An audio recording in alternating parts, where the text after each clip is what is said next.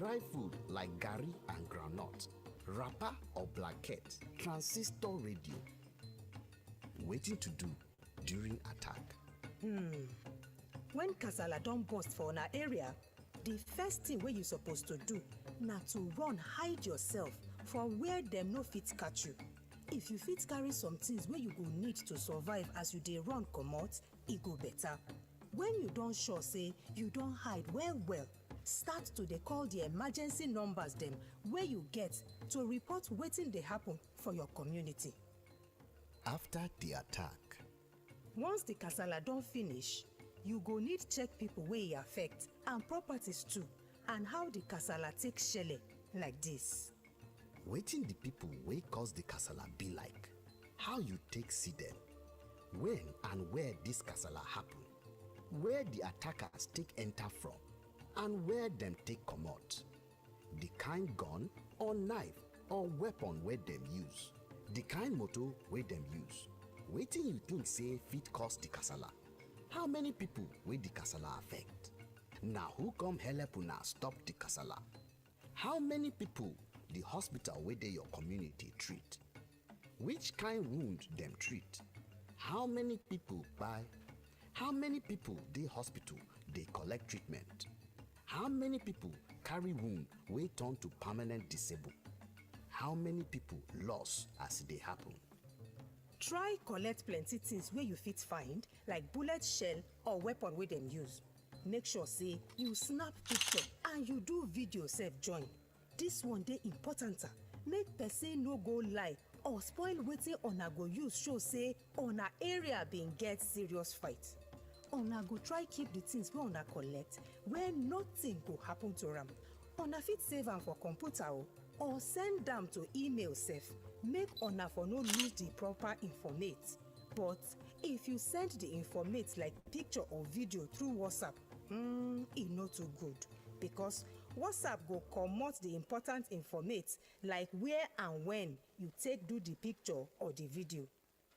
If you don do all these things, you don do better to help police and lawyer people dem find who attack una community.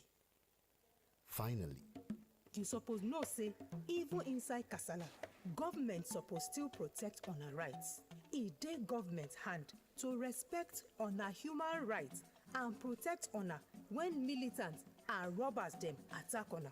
All these things suppose happen if una hand dey inside the matter sha.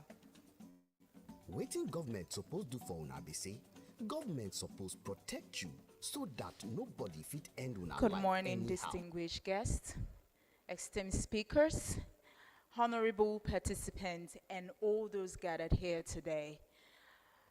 I would like you to check on your tags. Please check on your tags. Please, you can scan the barcode there for the agenda for today's event. And all the day's events, the agenda is there. So you just you check here and scan through your barcode. Thank you. Okay, my name is Lisa V. Carson. I'm a media practitioner, MC, and presenter. I stand before you with great respect, acknowledging and observing all existing protocol.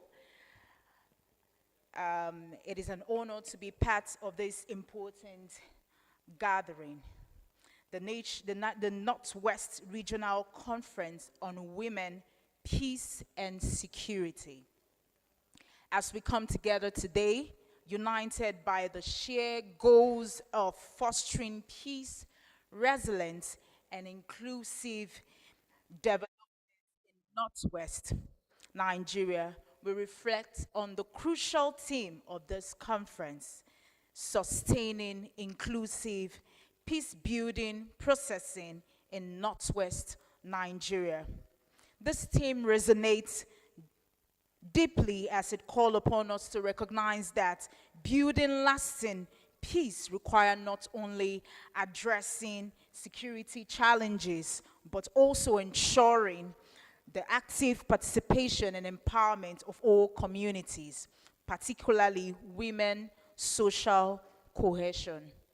Ladies and gentlemen, join me as we stand. Let's rise up for the national anthem. Thank you.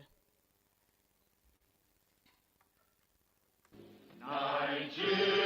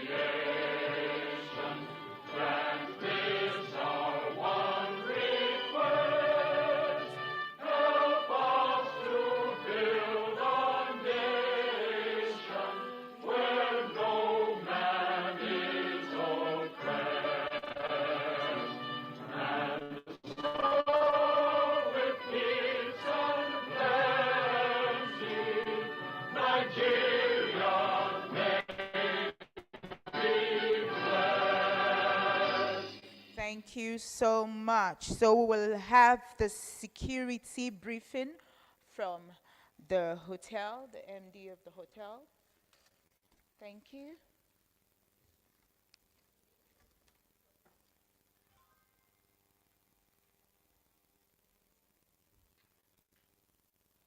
Good morning, participants. You are welcome to Abuja Continental Hotel. Saleh Mohammed is my name. I'm the hotel safety manager.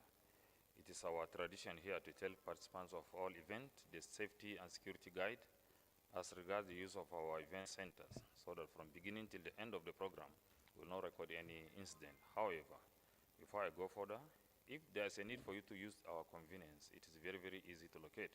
If you just walk out through this door, just go straight, you see the convenience.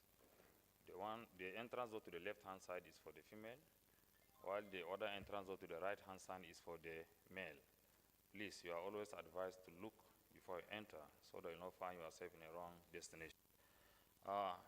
In case it is time for prayer and you would like to pray, please, there's no place for ablution in this convenience. So you are to just walk out through the same door, turn to the left. As you proceed straight down there, you see one entrance door that's showing even a direction of another toilet. That's the convenience. If you enter the lobby, both for the male and the female, there's a provision for where you can do ablution. Please be guided so that we will not enter a place that will not have a space for ablution. Then aside that, today is not scheduled for a fire drill.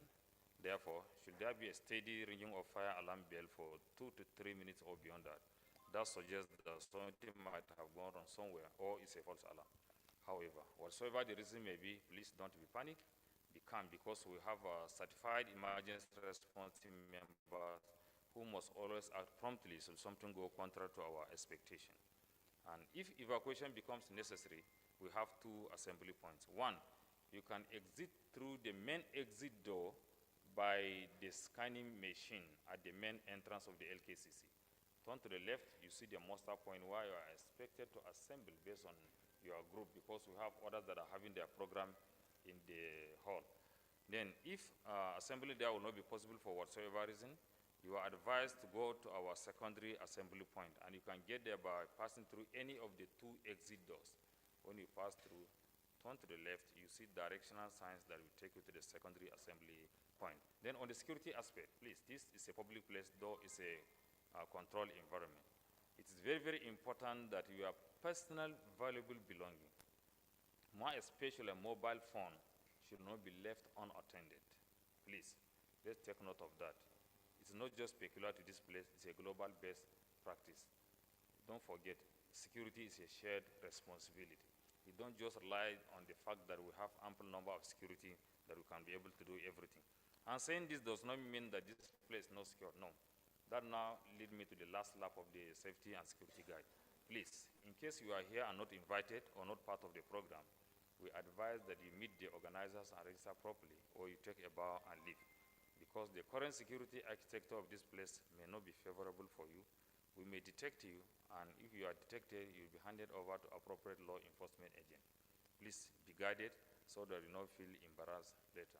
So without wasting your time, on behalf of the management, I wish you a successful program. Thank you so much. Thank you so much, sir, for the briefing. Okay, so we'll be having breaks later. Before, as we begin and begin properly, we would like to recognize our distinguished guests today for this great event. Help me welcome Abiodu Bayowu, Executive Director, Global Rights. A round of applause. Please, you can wave. You can wave. Okay, so we have the head of Cooperation, Europe Union Delegation to Nigeria and ECOWAS, Massimo Di Luca. A round of applause. I think he's not here. So we have the Deputy High Commissioner, British High Commission, Gil Lever, OBE. Mrs. A round of applause, please. And here we have the Bishop of Catholic Diocese of Sokoto and founder of Kuka Center, His Lordship, Most Reverend Dr. Matthew Hassan Kuka. A round of applause. Please wave. You're here, wave. Okay, he's not here with us now. Okay, so the Inspector General of Police, Nigerian Police Force, will be represented by ACP Zainab Bello Tifi. A round of applause, please. Let me see. Welcome, ma. Welcome. And we have Senior Human Rights Advisor, Office of the Union, Resident Humanitarian Coordinator. We have the person of Ajwa Kufo Osuo. Okay, a round of applause, please. Representing His Eminence, the Sultan of Sokoto, Sa'in Ki Goli, please, sorry if I didn't get that correctly, Alhaji Muhammadu Jabi Kilgori. A round of applause. I'm sorry if I didn't get that correctly. When you get on stage, you will correct that. Thank you. Okay, so moving forward, we have the State Commander, NSCDC Kaduna, Commandant Shafwa Abdulamu. A round of applause, please. From Kano, yes. A round of applause, please. And we also have the State Commandant, NSCDC Sokoto, Commandant Usman Alfredira.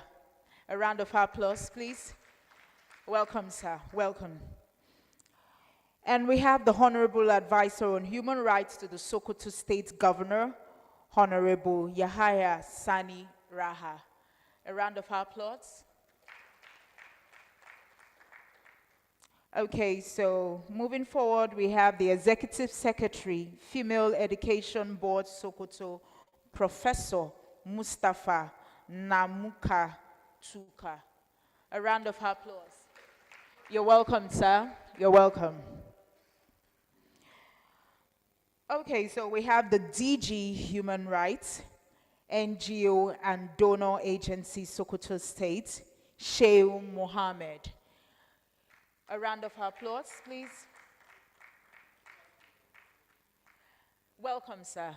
We welcome you.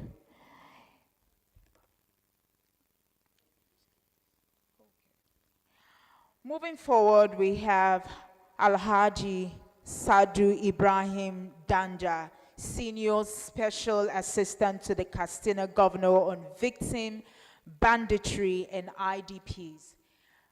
A round of applause, please. You're welcome, sir. You're welcome. And we have the DG, sorry, I've said that. And we have the Sakun Yaku Gaji, Ahmed Alhaji Sani Umar Jabi. We've spoken that, oh, sorry, sorry. Okay, we have the Akimi Bumo Zazwa. I'm sorry if I didn't get that correctly. Alhaji Bala Tajini Muhammad. I'm sorry, sir, if I didn't get that. You're welcome, sir. Okay. So we have the Damadamin of Castina, Usman. I'm sorry, Usman Nago. You're welcome, sir. You're welcome. So we have the Daganchi Kawo, Alhaji Kabiru Kaba. You're welcome, sir. You're welcome. So let's have the leadership of the community dialogue, community in Ikawo, Natsita, Gagi, Kware, and Zonkwa. Please, let's appreciate you. Let's appreciate you. And the Center Manager of Sexual Assault Referral Center across NorthWest State and FCT. Please, may we have you here. You can wave if you're here. You can give a wave. You're welcome. I can see your hands. You're welcome. And we have the leadership of the implementing partners on the project, Kuka Center Isawali. Isawali, I'm sorry for that. Isawali, please, a round of applause. Let's recognize you, please. Thank you. I can see that wave. Thank you. And Empowering Initiative and Human Rights Advancement and Protective Alternative, RAPA. I think I got that correctly. The President, Joint National Association of Persons with Disability, Jonapad Ahmed Abdullahi Usman Aliyu. Please, may we recognize you, please. A round of applause. Please, may we recognize you. You're welcome, sir. You're welcome. The center, the country director, founder, executive director, and CEOs of organizations here present, we want to say a big welcome to this great program, and to the members of the press. We welcome you to this program, the cameramen, the members of the press, and to everyone present here, we want to say a big welcome to you. So moving forward,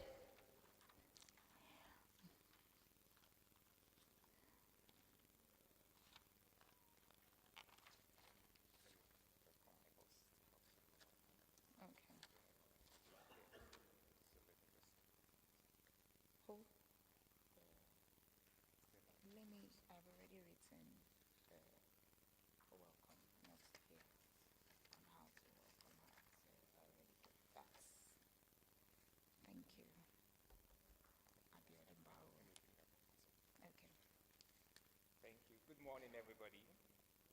Good morning. Sorry, just 2 minutes. Good morning. Glad to see everyone here, and thank you for joining us today. Thank you for being part of this, as always.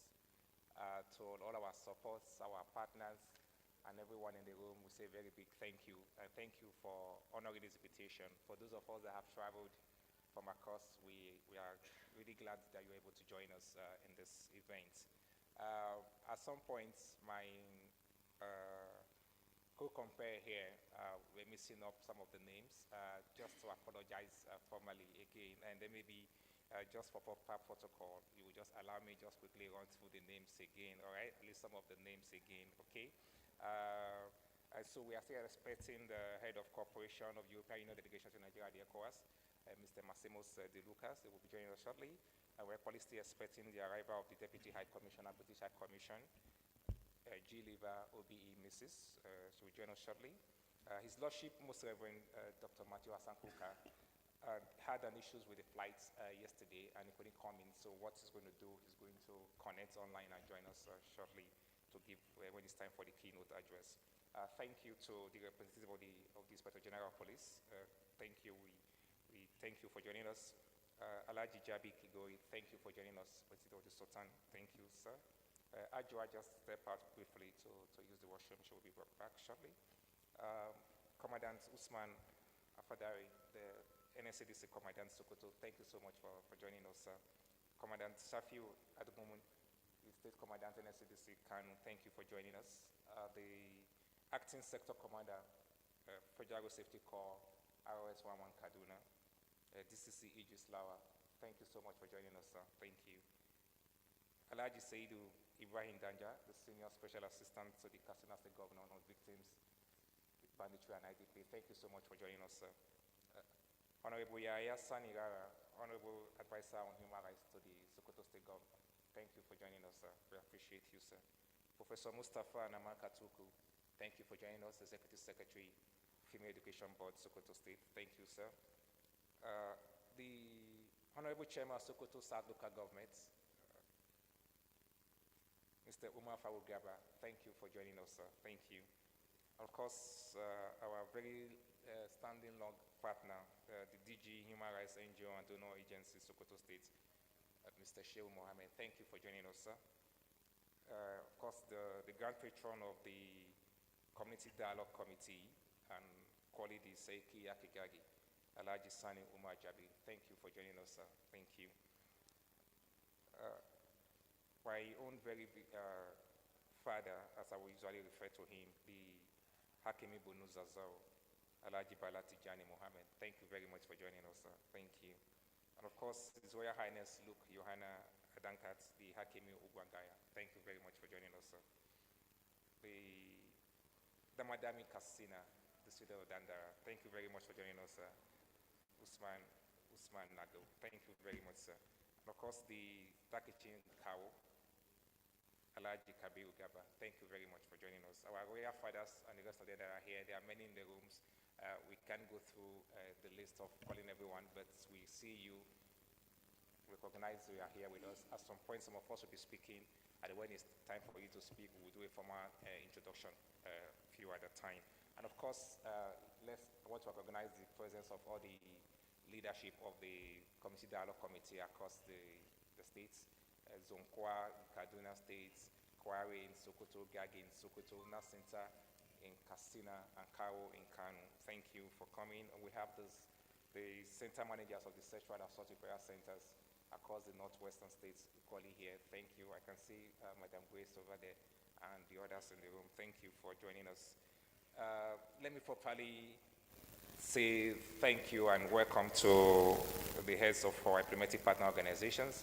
I can see Haja Amina Hanga in the room, the Executive Director of Isawali Environment Initiative. Thank you, ma'am, for coming. And of course, the Women's Rights Advancement and Protection Alternative, WAPA, thank you for joining us. The Director of the Kuka Center is equally on his way. When it comes, it's time for him to speak, we'll introduce him formally. My big auntie in the room, Dr. Lydia Umar, Mama, thank you so much for joining us, the Executive Director of Gender. Has been with us from the very day this project started, and she has been with us all through and still providing guidance. The Permanent Commissioner of Kaduna State Peace Commission, Madam Rebecca Sakojon, thank you so much, ma'am, for joining us. We have other dignitaries, other VIPs in the room. As I said, if we have to go through all the list here, we will spend the hour still recognizing everybody. As I said, as we progress, we'll do the recognition as we progress, all right? So thank you so very much. I see the representative of the Katsina State Commandant of NSCDC, Deputy Commandant. You're welcome, sir. This one that is you're welcome. Thank you, and all of us in the room. So please, we say a very big welcome to you. But it is not my place to do the welcoming, to the formal welcoming. I will, at this time, bring on the Executive Director of Global Rights. Volume, please. Voice.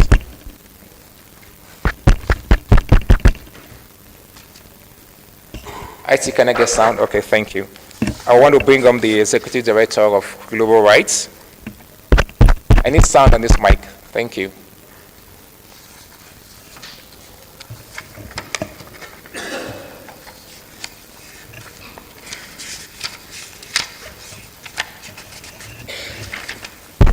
All right, thank you.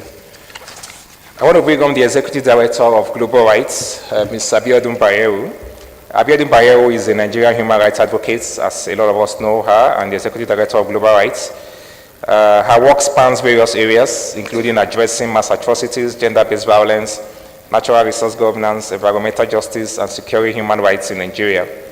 Bayeru is known for her efforts to improve human security and for her contributions to legislative reforms that address these issues in Nigeria. She has also been involved in various campaigns, dialogues, and programs aimed at advancing social justice and empowering marginalized communities. Before joining Global Rights, Abiodun Bayeru worked with various organizations, including the Negotiation and Conflict Management Group, the O'Neill Institute for Global and National Health Law, the Center for African Policy and Peace Strategy, and the American Center for International Labor Solidarity.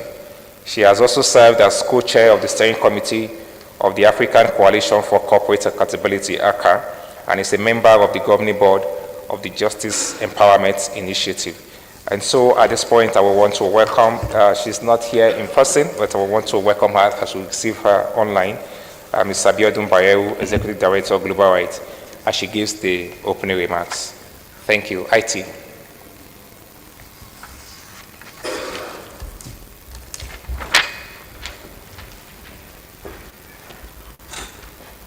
Mrs. Gil Lever, Deputy High Commissioner, British High Commission. Mr. Massimo De Luca, Head of Cooperation European Union Delegation to Nigeria and ECOWAS. His Lordship, Most Reverend Dr. Hassan Matthew Kuka, Bishop of Catholic Diocese of Sokoto and founder of the Kuka Center. The Inspector General of Police, Nigerian Police Force, ably represented by ACP Zainab Bello Tifi. Adua Kufo Owusu, Senior Human Rights Advisor, Office of the UN Resident and Humanitarian Coordinator. Royal Fathers from Sokoto, from Kano, Katsina, and Kaduna states. The leadership of our implementing partners organization, Kuka Center, the Isawali Empowerment Initiative, and the Women's Rights Advancement Protection Alternative, RAPA. Community members from Kano, Kaduna, Katsina, Sokoto, and Abuja. Civil society partners here present. Our friends from the media, distinguished guests, ladies and gentlemen. It gives me immense pleasure to welcome you once again to the second Northwest Regional Conference on Women, Peace and Security, convened in the month in which we celebrate International Women's Month. This conference could not be more timely. Today, we are convening for three reasons. One, to deliberate on the security crisis that is threatening the peace and unity of our great country, Nigeria. Two, to examine the role social cohesion plays in peace building. Three, to celebrate inclusion, the women and the men who make the semblance of peace and security that we have in Nigeria possible. The security crisis in Northwest Nigeria has grown over the past 10 years. Ravaged by multiple forms of violence, the region has struggled to hold its core together and reclaim the peace for which it was once known. Each of us in this room has grappled with trying to understand the aggravating factors and sought answers to end crisis. That is why we are partners seated together in this room again. At Global Rights, we're quick to recognize the imbalance in interventions to restore peace in the region. We recognize that the voices of a critical mass of actors were missing from participatory governance and peace-building initiatives. We recognize that women were the missing link in building sustainable peace in the region, given the critical role that they play in their communities. Their absence from the table is costing us peace. And like Cynthia Enlow, we ask, where are the women? And so for the past 2 years, Global Rights has implemented a pilot project in Northwest Nigeria, deploying strategies for increasing the active engagement of women in participatory governance, community peace-building initiatives to promote security and good governance in the region. We recognize that the lack of platforms for inclusive communication, the disenfranchisement of critical stakeholders, in particular women and minority identity groups, and the failure to implement an accessible early warning, early response system for vulnerable communities were a major part of the problem, and our project sought to address this. The first phase of the projects were implemented in the first year in Zonkwa community in Kaduna and Gaji communities in Sokoto State, and they were so successful that we could only deepen and expand to phase 2 to include Kano and Katsina states. And as you will see today, the intervention was again a success. We have succeeded because the communities have been at the driver's seat of this initiative from the get-go, from the design to the implementation to the evaluation systems. Communities were at the driver's seat, particularly the community development committees that took a life of their own, and the lessons from them immediately opened new frontiers to peace building. For example, the leadership participation of women enabled the realization that one of the elephants in the room inhibiting peace building is gender-based violence, which in reality should not be a surprise, but it was an unspoken problem. This led to setting up the gender-based violence response teams of the CDCs, which have been effective in strengthening women's resilience and participation in strengthening social cohesion. Again, they found the drug abuse among the young population, an obvious epidemic, has also been a contributing aggravator to insecurity in the region. Again, women in the CDC sought to the plate and also sought to address this menace. The disenfranchisement of disabled people in the public square also came to the fore through this intervention. The increased participation has only enhanced the early warning, early response system, and because it is more inclusive, it has become more effective. But beyond time-bound projects, the best part of our intervention is how this has become an organic movement. Poster child for inclusive peace building in northern Nigeria. Given its efficacy, we must seek to sustain it. This brings us to the theme for this year's conference: sustaining inclusive peace building processes in northwest Nigeria.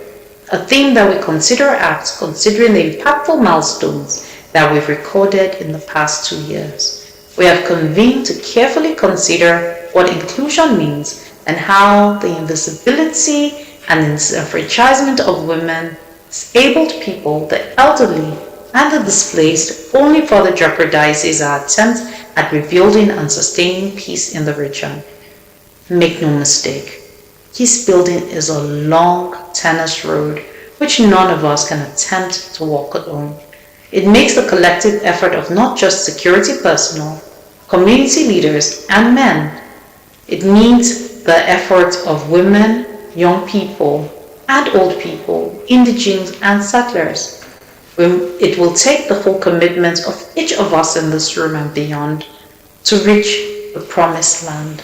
So, ladies and gentlemen, I invite your active leadership participation. Let's have open and honest conversations. Let's celebrate our successes. Let's tackle the intractable challenges which we're still confronted with. Let's craft solutions that are sustainable and are suitable to our local realities. Again, thank you for taking the time to join us over the course of the next 2 days. I'm optimistic that this convening will bring us a step closer to the cusp of peaceful and prosperous Nigeria. one in which peace and justice reigns. God bless you. God bless the Federal Republic of Nigeria. And happy Women's Month. Thank you, Ms. Abe, for that keynote speech. We really appreciate you. Thank you. Okay, so we are moving to our goodwill remark. We will come back for our welcome remark. So we're moving into our goodwill remark, and our first speaker is the Sir In Kagir Sultan Council Sokoto. Let's give a round of applause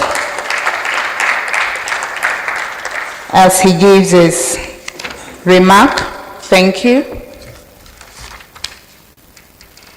A round of applause, please. Good morning, ladies and gentlemen. I stand on the existing protocol. Please. On behalf of the Sultan Council Sokoto, I want to appreciate the support of the Global Rights Initiative to our communities. Their support creates strong enabling environment for women in Sokoto State. Their support also helps our traditional leaders to become watchdogs in early warning, identification, and community resilience to extreme violence environment. For the interfaith and social inclusive in the state, in Sokoto State.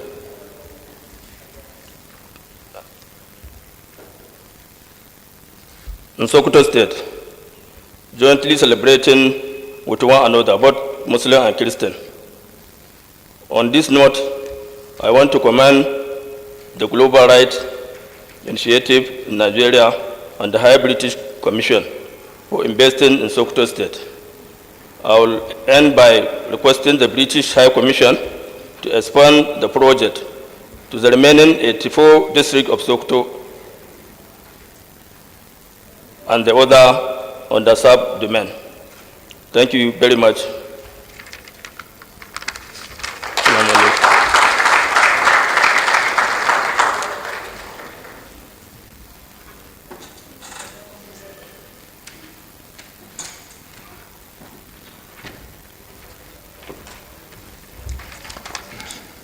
Thank you, sir. Thank you. And I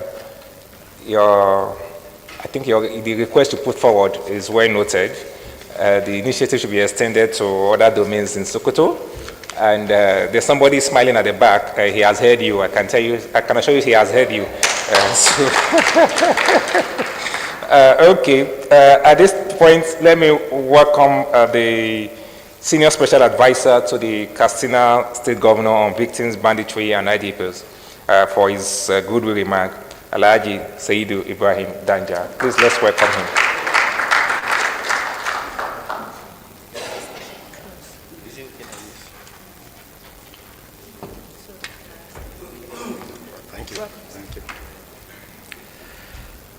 أعوذ بالله من الشيطان الرجيم بسم الله الرحمن الرحيم. In the name of Allah, the Beneficent, the Merciful, He alone we worship, and from Him alone we ask for help. The representative of the Matthew Kuka Foundation,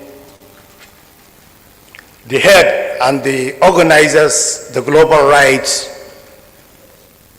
Foundation, the representative of the Isawali Foundation,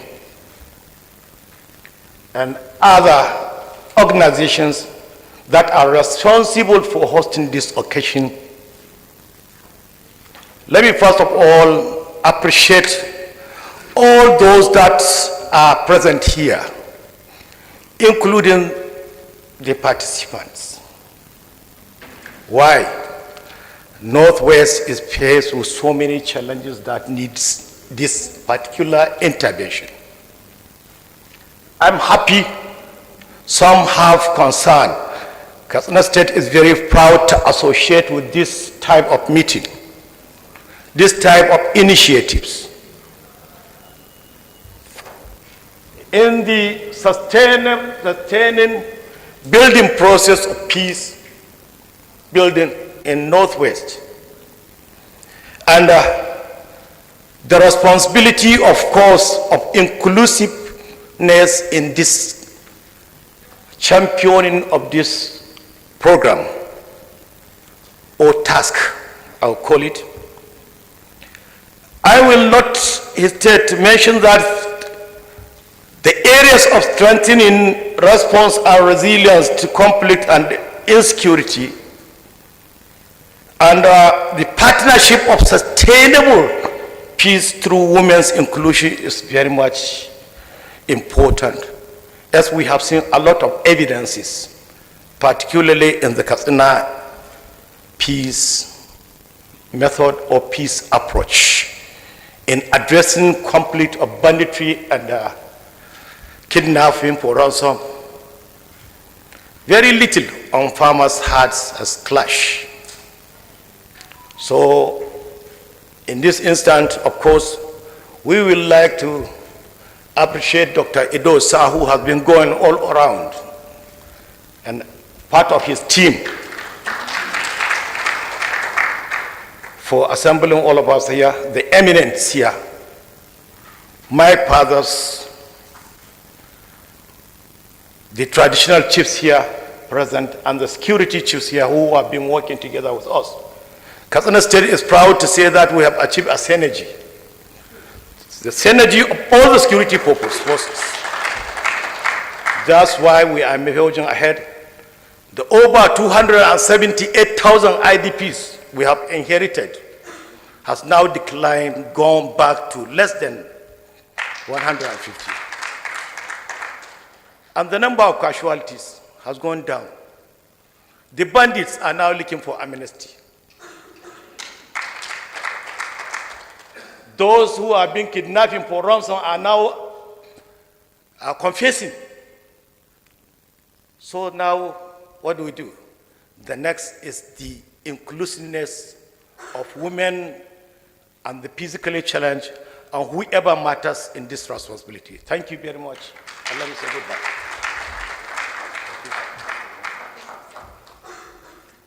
Thank you. Please let's put the hands together again for Alhaji Said Ibrahim Danja. Thank you. Just to equally acknowledge the Director of Planning, Research and Statistics, Ministry of Women Affairs Sokoto, who is here representing the Honorable Commissioner for Women Affairs Sokoto, Mr. Abubakar Umar Naba. Thank you. Welcome. So at this time, I want to welcome, for a goodwill remark, the Honorable Advisor to the Sokoto State Governor on Human Rights, Honorable Yahya Sani Rara. Please let's welcome him as he comes forward.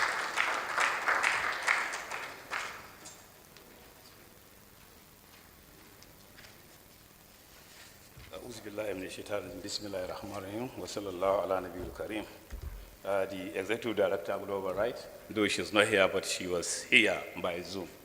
The representative of His Eminence, the Sultan of Sokoto, that the Sir Enkel Gori, who was also ably represented by one of his traditional title holder, our royal fathers, permitting me to stand on the established, well-existing protocol, because no much time to identify, even if we were together, it's not that I know all of you here. Mine is commendation to the effort of Global Right for organizing this Northwest Regional Conference on Women, Peace and Security. Also commend the effort of my friend Edosa, as how he has been going around to bear this Northwestern region to see that the Global Right is stand on it, on collaborating this and what have you. Also, I have to commend His Excellency, that's my governor, the Executive Governor of Sokoto State, Dr. Alhaji Ahmed Aliyu Sokoto PhD, FCNA, for taking a bold step in improving security in the state. Last year, His Excellency, the Governor of Sokoto State, inaugurated a community guard personnel across the 23 local government of the state. after giving them a 6-month training by military personnel, also provide them with 244 motorcycles in order to ease their jobs across the 23 local government area. Also donated 140 Toyota Hilux van to all the security agencies in the state. This as complement to support the security issues. Also with monthly cash allocation in each and every month. The same thing, all the effort made by His Excellency is to see that he secured the good people of Sokoto State, and agreed is what we have seen. It has drastically down now the insecurity. Our IDPs are now going back to their respective destination, unlike previous time. Also in human rights, in human rights department of the Sokoto State, under my leadership, will closely work with the global right in all ramifications and the state government support. Lastly, I call on the participants to listen attentively and repeat from the presenters. I wish you safe deliberation. Thank you. Thank you very much, Honorable Advisor. People are giving goodwill remark, and in the process, telling our people at the UKFCDO that more needs to be done, and then telling the other partners in the room that more needs to be done. Well, thank you very much for pointing out those ones. So I want to bring on the Director of Planning, Research and Statistics, Ministry of Women Affairs, Sokoto State, to give a good remark, Mr. Abubakar Umar Naba. Please, let's welcome him.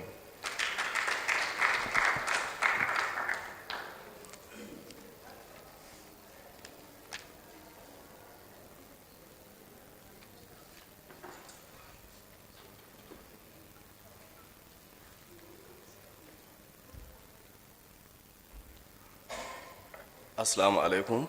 Good morning, all.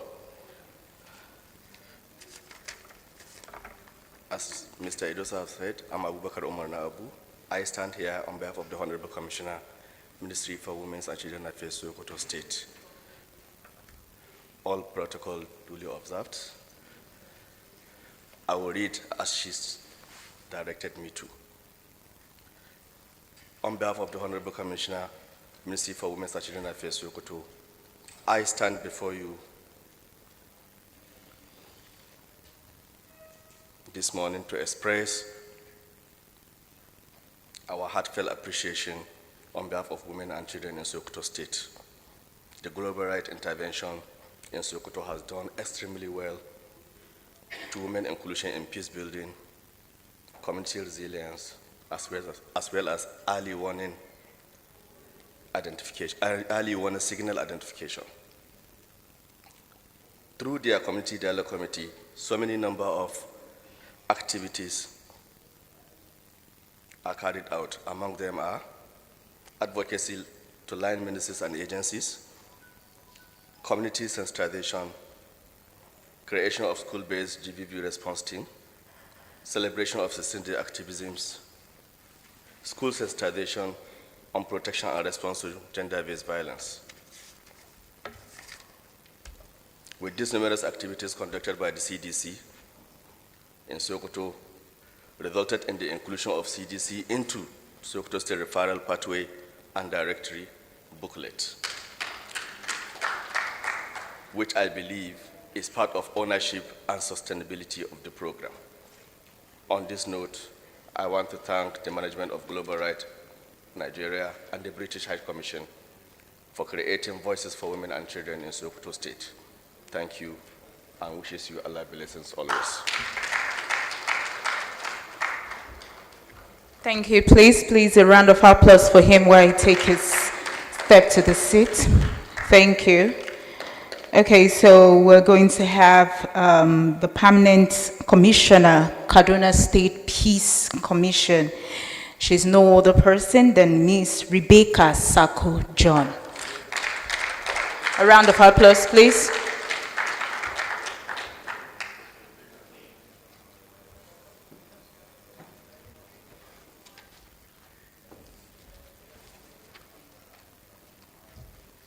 Thank you very much. the Executive Director of Global Rights, permit me to stand on the already established protocol. The Kaduna State Peace Commission and the good people of Kaduna State want to appreciate the efforts of Global Rights, Kuka Center, Isawali Empowerment Initiative, and RAPA, supported by UK Aid, Foreign and Commonwealth Office, for the impactful initiatives being implemented in the focal states in promoting peace building, social justice, and inclusion of marginalized groups. Over the years, Kaduna State Peace Commission has been engaging with communities, institutions, civil society organizations, development, and peace-building stakeholders to promote peace and harmonious coexistence through dialogues, setting up of conflict early warning, early response systems, training of people to be mediators in resolving conflicts, and other initiatives. Our vision is for a peaceful and inclusive state for all residents. And this, we are happy that Global Rights chose Kaduna State to be one of its focal states. As we stand together in the face of rising criminality, especially kidnapping for ransom, attacks overnight, insecurity, and violent extremism in the Northwest, Kaduna State Peace Commission affirms its commitment in sustaining inclusive peace-building processes and using non-kinetic approach in addressing these challenges. We recognize that peace is not just the absence of conflict, but a state of being that requires active engagement and participation from all members of the society. Consequently, the Kaduna State Peace Commission, along with other stakeholders, initiated the review process to the development and adoption of the Kaduna State Action Plan 2 on the United Nations Security Council Resolution 1325 on women, peace, and security. Kaduna State Peace Commission was also the facilitator of the process leading to the domestication of the UN Security Council Resolution 2250 that promotes inclusion of youth into the peace-building arena. What remains now is the implementation process which has started. This shows our commitment in ensuring that everybody is brought into the peace architecture, especially women, youth, and persons with disability. We commend the efforts of this project in engaging traditional institutions, religious, and community members who have worked tirelessly to promoting peace and understanding and the empowerment of women in our region. Let us focus more on identifying strategies for collectively addressing these emerging challenges of criminality and insecurity to strengthen our local peace architectures and creating a more peaceful and inclusive society where everyone has a voice and a role to play. We will continue to work with all stakeholders to address the root causes of conflict and to promote social cohesion, human rights, and to scale up efforts that have already been made by organizations under this project, because we know that funding is not forever. They always have an end time. And the adoption of working with people at the community level is to ensure that the efforts are sustained and scaled down to other communities. Let us all stand together in our pursuit for peace and prosperity for all. May our collective efforts bring a brighter future for our children and our communities. I wish us all fruitful deliberations. Thank you. Thank you, Ma. I took this. Peace is a statement of being. That I took personally. Okay, so moving forward, we have the representing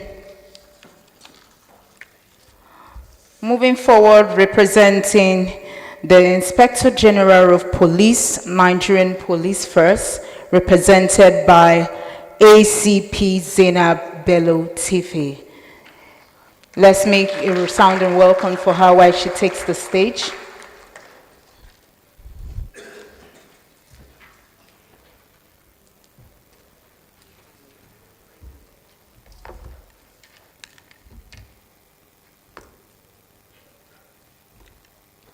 Good morning.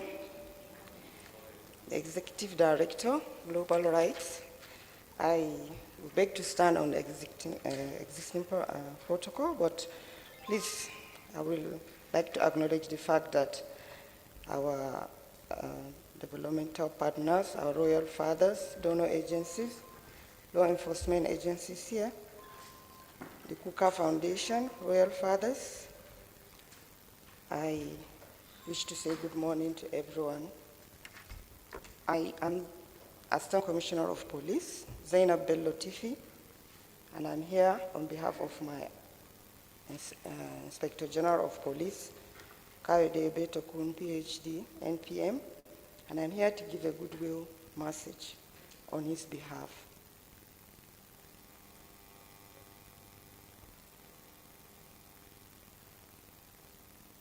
Please bear with me, just hold on.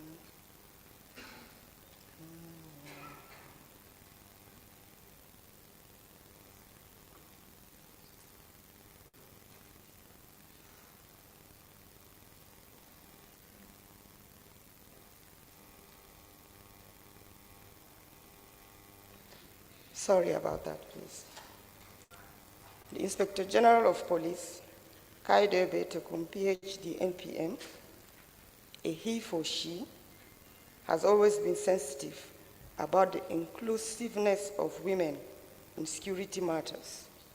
For according to him, without women involvement, there will be no lasting peace and security, especially in our local communities, and especially in the northeastern part of Nigeria and the country as a whole.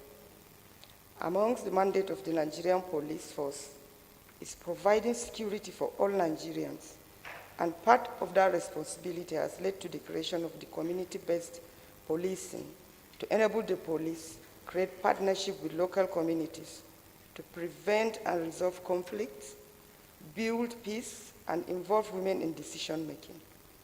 The Inspector General of Police has also created gender desk officers in all states command and extended it to all divisional headquarters. This is to allow women feel free to report gender-based violence to their fellow female officers who can understand them better. The Inspector General of Police has also been gender sensitive and open to work with any organization working towards that direction. The Nigerian Police Force commends global rights advocates for sustainable justice.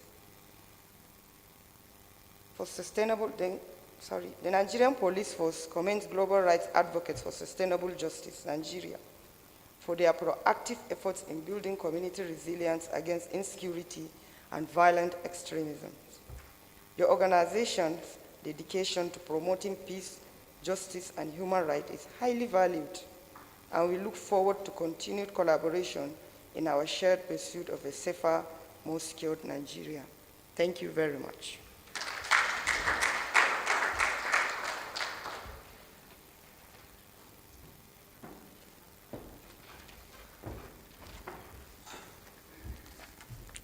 Thank you, Ma. A round of applause for her. Thank you. Moving forward, we are inviting for her goodwill remark, Peace and Development Office, Office of the UN Coordinator representing the UN, Kehinde Osotimihe. A round of applause while she comes to the stage.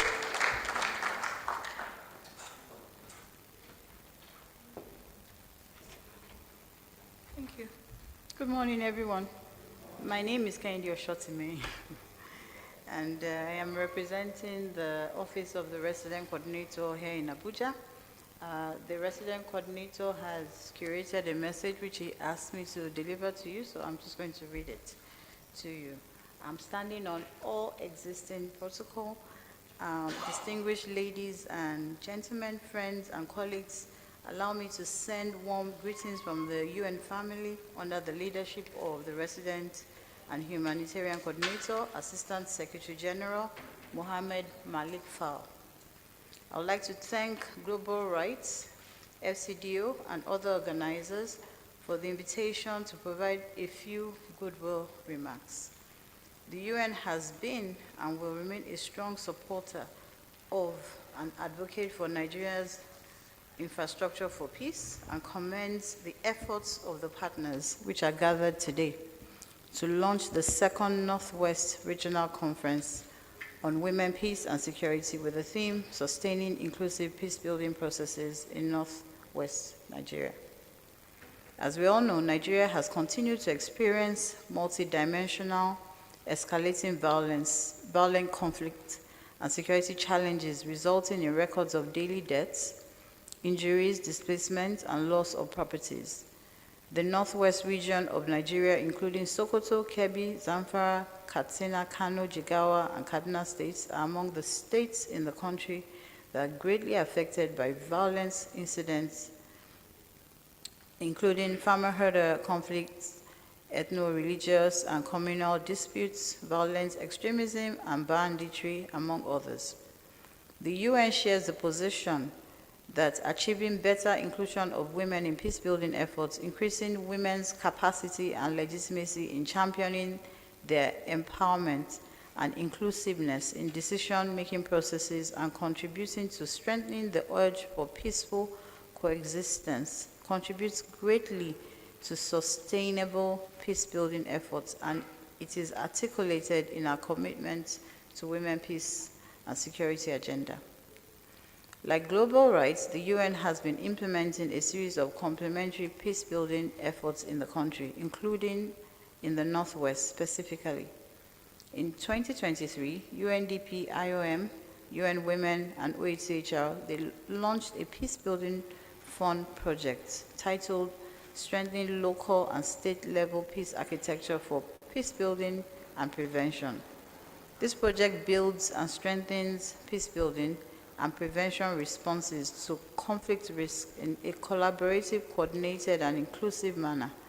Community-wide trauma, healing, and psychosocial support provided to victims of violence in affected local government areas in Kaduna and Katsina states, and ensures that communities have increased access to livelihood opportunities. We believe that through strengthening existing infrastructure for peace, providing safe spaces for inclusive intra- and inter-community dialogue, enhancing the resilience of communities directly affected by conflict through the provision of psychosocial support, providing oversight and accountability through human rights monitoring, and increasing access to sustainable livelihoods, we will be able to reinforce non-military responses to conflict and insecurity. It is our hope that through the discussions and deliberations over the next 2 days, that we will identify areas for strengthening and enriching Nigeria's infrastructure for peace in the country, including deepening our knowledge on the root causes of conflict and strengthening the linkages between the federal, the state, and local level efforts on peace building and prevention. In closing, allow me to note that the timeliness of this initiative cannot be understated. As we all know, member states recently concluded the Summits of the Future in New York in September last year and adopted a Pact for the Future. The Pact has a number of requirements for peace and security, in addition to 4 other key areas of digital innovation, global governance, youth, and climate.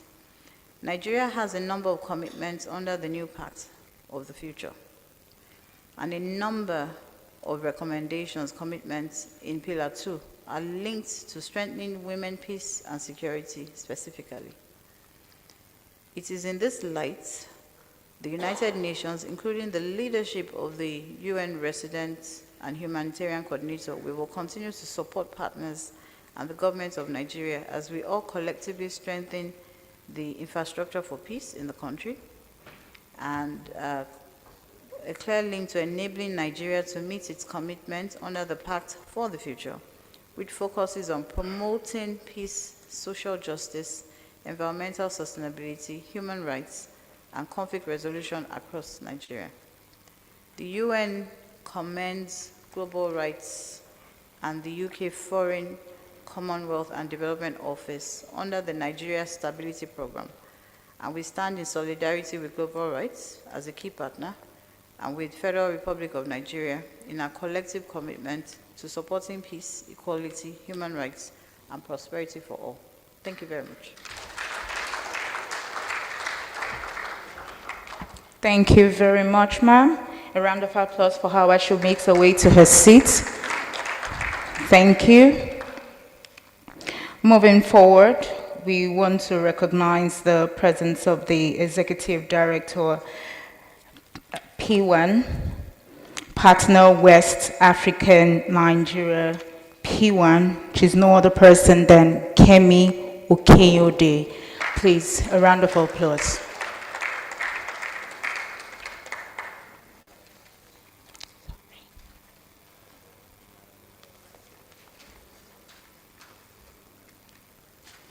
Please, a round of applause for her. Thank you.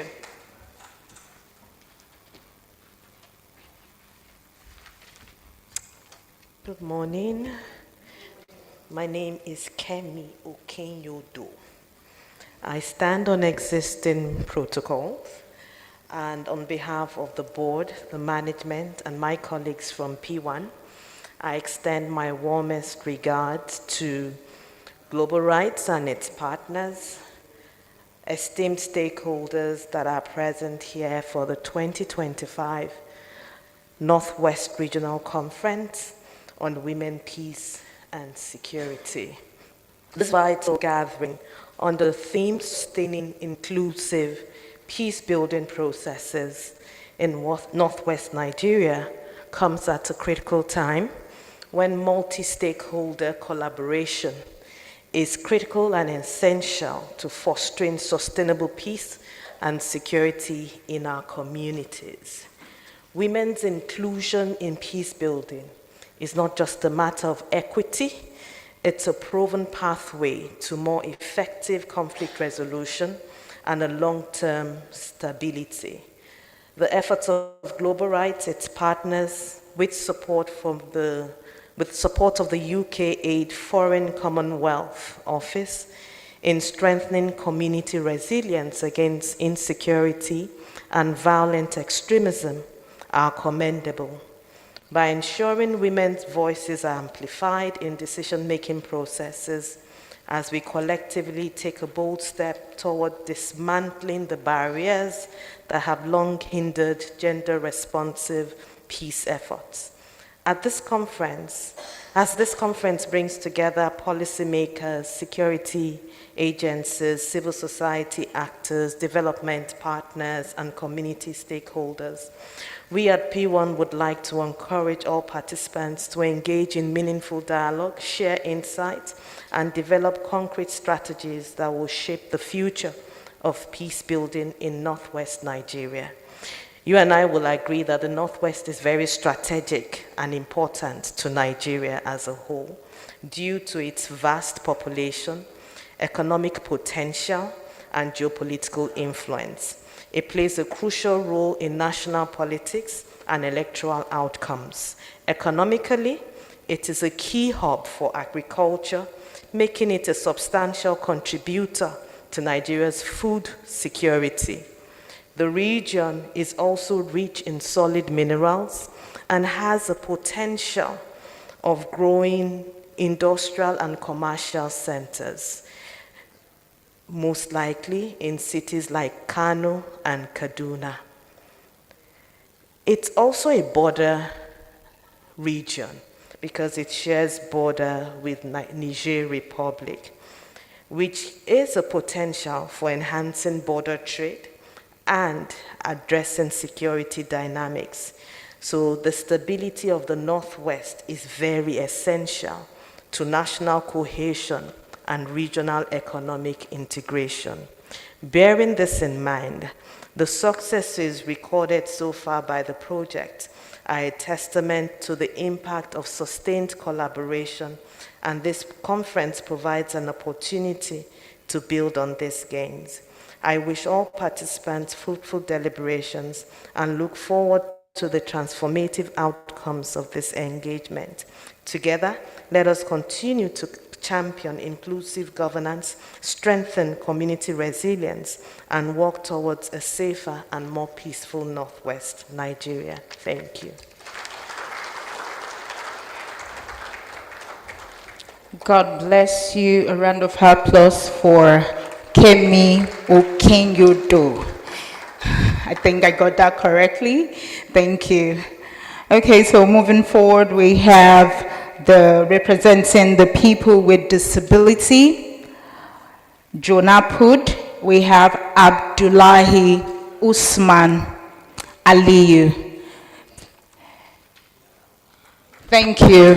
Please a round of applause for him while he makes his way to the stage. A round of applause for him.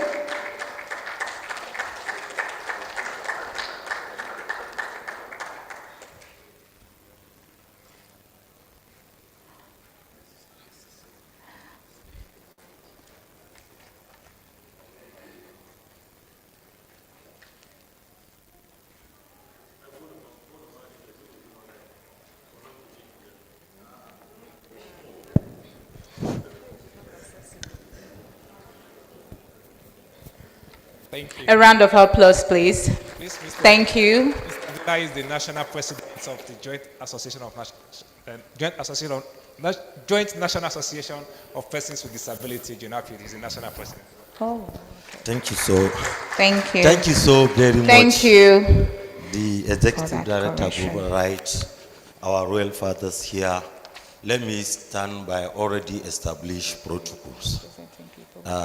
First of all, I want to appreciate the organizers of this program, because the organization is inclusive, because they invite persons with disability to come and say their mouth. Unfortunately, the space is not inclusive, because I cannot stand where my colleagues stand to express their need.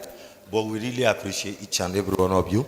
As I rightly said, we want to appreciate the organizers and the supporters of this particular program, because this program is very important, talking about the security. Unfortunately, whenever people are discussing about the issue of security, they do forget over 15% population of the community. That is the persons with disability. According to the World Health Organization, in this country, any country like this, Nigeria, 15% of the population has one disability or the other. Definitely, you will see a lot of time when people are discussing issue of security, they do forget more than 15% of their population.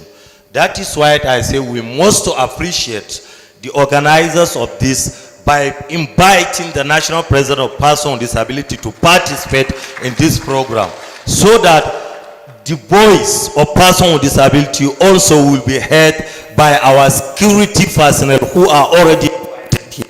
So we really appreciate, and we want the security personnel to know that there is more than 15% of persons with disability in the northwestern part of this country who are always be victim of one thing or the other in terms of the security. At times, one person with disability have been victim. Some people will not even mention person with disability as a human being. For instance, they will say, maybe we understand that we have 15 people who are victim plus one group.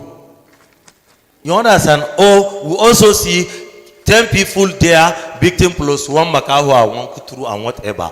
To show that some people, when they are speaking, They even speak person with disability as if they are not human beings. So I want the security personnel who are here to put in their pocket that more than 15% of the population of all the states they are representing are persons with disability, and they are facing a lot of challenges in terms of security. This program are talking about the women. Women with disability are facing two jeopardies. If you are a woman, we know maybe the women in this country are feeling that they are discriminating, they are not carrying out, they are lagging behind. But if you are a woman with disability, your own is double. Number one, you are a woman. Number two, you are a woman with disability. Thank you so very much. I wish all a successful. God bless you and thank you so much, the President's Joint National Association of Persons with Disability. A round of applause for him. Thank you. So moving forward, we want to welcome a great lady. God bless you, ma'am. I can see you smiling over there already. God bless you. She is the British diplomat currently serving as the British Deputy High Commissioner in Abuja, Nigeria. Her extensive career with the UK's Foreign, Commonwealth and Development Office, FCDO, has seen her in diverse roles across the globe, including posting in Romania, India, Japan, and the Deputy Head of Commission in Juba, South Sudan. In the UK, Grill-Lever has held significant positions such as Head of Overseas Health and Welfare, Deputy Head of the Southeast Asian Department, and Head of Peacekeeping Team in the UN Department. Her dedication during the COVID-19 pandemic was recognized with the award of the Order of the British Empire, OBE, in 2021 for her services to health, welfare, and British nationals. Beyond her diplomatic duty, she is an advocate for women's rights and empowerment, an avid long-distance open water swimmer. She has also contributed to the voluntary sector by establishing child drowning prevention program and raising funds for women and children projects in Vietnam. Let's make welcome Grill-Lever as she steps to the stage for her welcome address. A round of applause for her, please.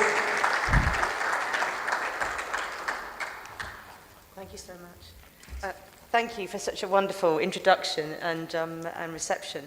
I'm really pleased to be here. But whenever you hear your sort of achievements read out, I always think, well, there are so many other people in this room with experience and achievements and talent that I don't have. So it's always very humbling to be before you.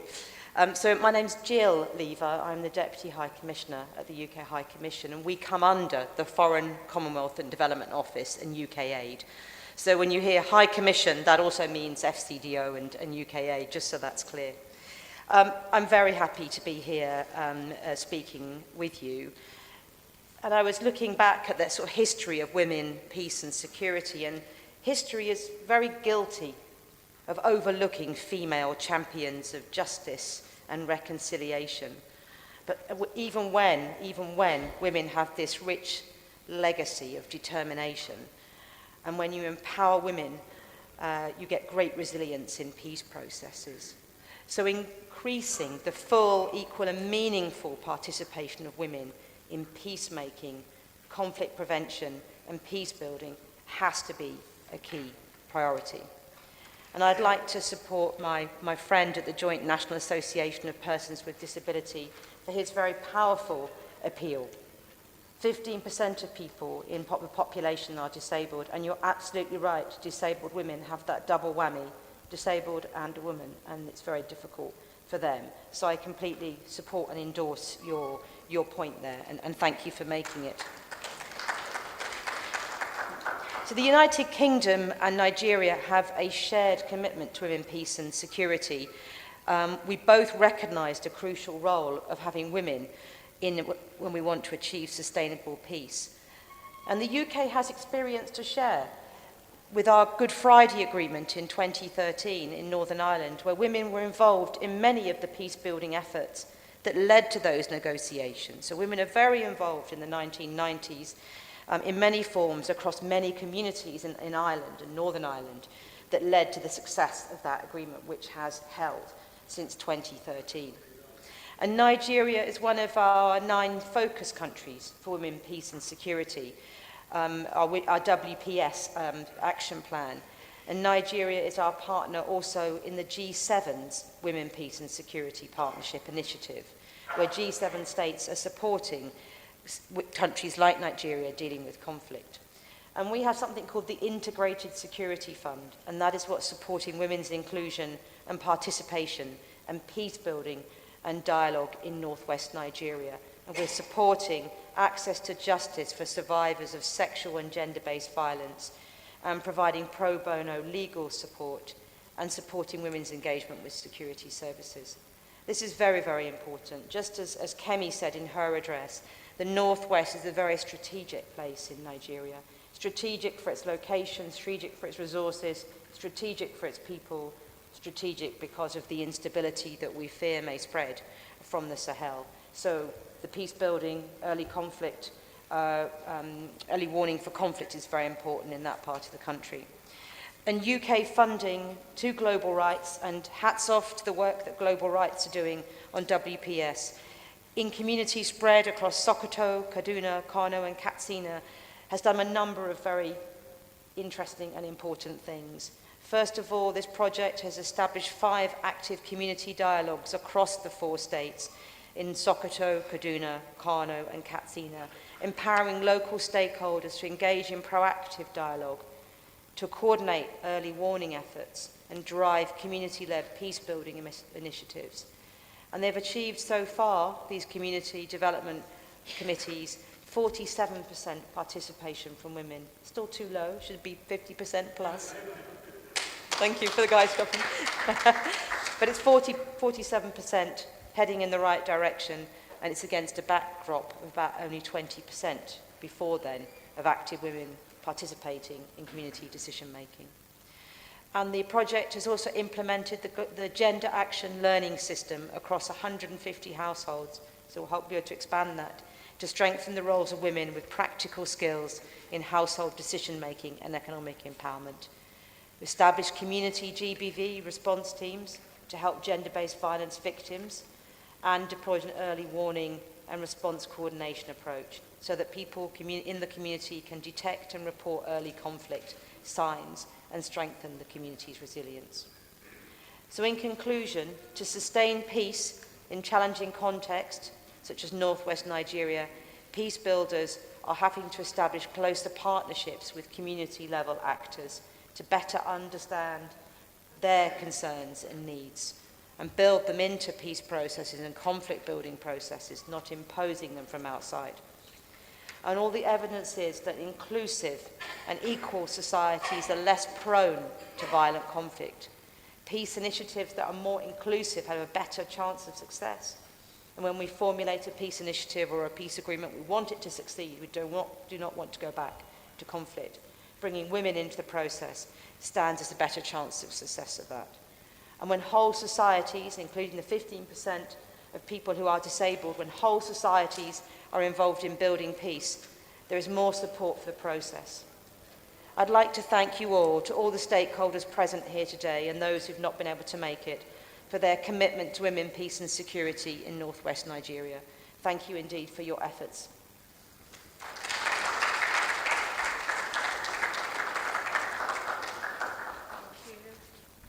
Thank you. A round of applause for Ms. Gail Lever, who is the Deputy High Commissioner, British High Commission. We appreciate you. We appreciate you, ma'am. A round of applause for her. Moving forward, we're diving into the keynote address, and Today we have strengthening responses and resilience to conflict and insecurity in Northwest through inclusion.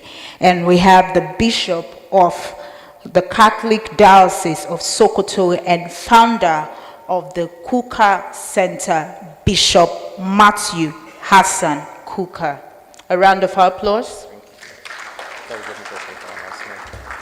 Thank you very much.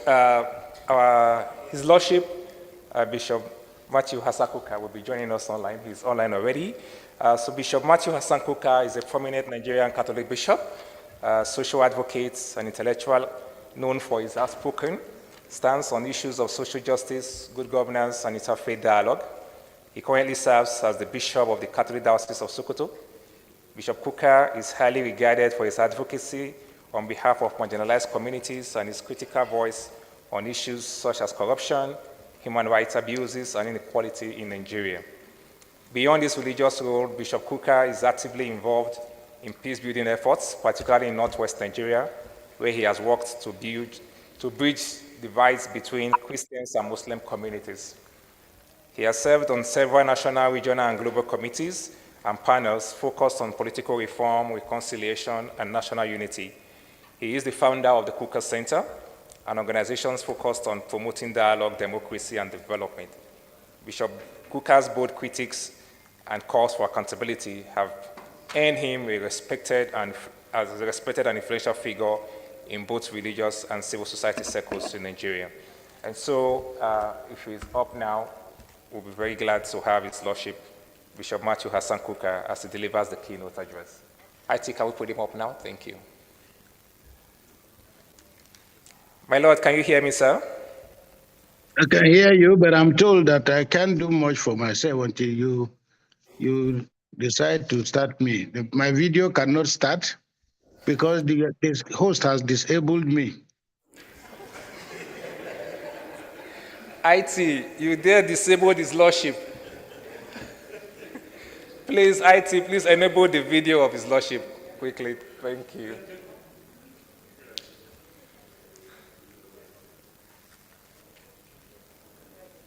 Okay. My Lord, can you try put on your video now?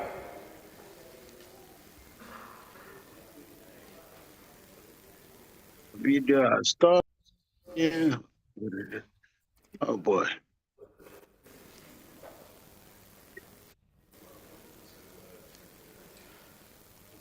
I'm trying to put okay, my video should be on now. Yes, we can see you now, sir. Thank you very much, sir.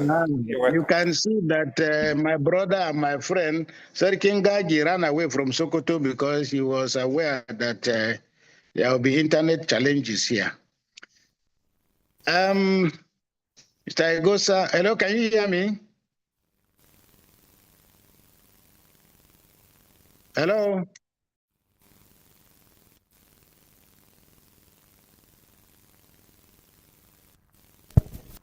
Yes, my Lord, we can hear you, sir. You can hear me? Yes, sir. All right, so a very good morning from Sokoto, and thank you so very much for your patience, and thank you for indulging me. First of all, I'm very sorry that I'm unable to be with you physically, and I start by congratulating my friends, my Muslim brothers, who started their Ramadan 2 days or so ago. But of course, the way God works, we Christians are starting our fasting on Wednesday, which is the reason why I'm unable to be physically in Abuja. Let me thank you so very much for repeating this conversation over and over and over with such precision and consistency. I think this is really the way it ought to be. And let us not run the risk of thinking that, we have come again and we are repeating the same conversation. I therefore want to thank you and thank your organization, Global Rights, for focusing on what has become one of the greatest threats to human existence, namely the gradual, consistent, and persistent diminution of the lives of citizens across the world. We are no longer dealing just with the atrocities committed by Boko Haram and other organizations, but we are now seeing the collapse of the global order. What happened in Gaza is the result of people with fantastic education, the result of people who have achieved a level of development that the rest of us can only aspire to. So it is important for us to understand that the world is literally now on fire. And that is why it is also quite significant that we need to develop a greater sense of urgency in putting out our own fires. Last year, we had this conversation in Sokoto, and I was physically present, as I said, and I was really mightily pleased to hear the spectacular effort being made, the cooperation and the collaboration among our people, because this is really, in the final analysis, what it ought to be. Our lack of cooperation, our lack of collaboration, the tendency for us to fall victims to the temptations of thinking that we are Christians or Muslims, men or women, children and elders and so on, and that we have people with political differences, or that we have differences that cannot be managed. These are the dangerous cracks that the political class and others have continued to exploit. So I add my voice to the advocacy of global rights to insist that we must all stand together, because if we don't stand together, we'll fall differently. So once again, I just want to encourage you. We have a special focus on women, and this is largely because tragically the world, and even more so Africa, is coming reluctantly. We're literally being dragged into having a conversation about the significance, the importance, and the urgency of taking women very seriously. Our female children are still the victims of daily rape. They're still the victims of lack of education, not because they don't want to go to school. I remember time has passed, but the memories are still fresh. When a young girl up here in northern Nigeria, because she wanted to go to school so desperately, this girl will probably have been in her 40s now, because this incident happened a long time ago. When she was forcefully married to an old man, she ran away to join her friend to go to school. The father sent her back. She ran away again because her friend had continued school. And finally, as we know, the old man she was forcefully married to got up one day, took an axe, cut off her leg, and told her to now go to school. We live with these gory realities, but we still must insist. We'll have no civilization, human beings will have no civilization without a significant role and place for women. We live in Africa, and there are so many horrible and very bad cultural practices that have become predominant, which we must abandon. Many of these bad practices, inhuman practices, are coming back through the back door of religion. And people are exploiting these sentiments to say that women have no place in the public space. And yet, as I often say to my parishioners, what is very significant about women is just to see what happens in the home. While, for example, if a husband is sick, his wife cannot go to work because his wife must stay at home and look after her husband, and the office will understand. If the children are sick, the woman must stay at home. The husband will go to work. She has to stay at home and look after the children. But when the woman is sick, the husband cannot go to work in Nigeria and say, I couldn't come to work yesterday because my wife is sick. Nigerians will ask you, are you crazy?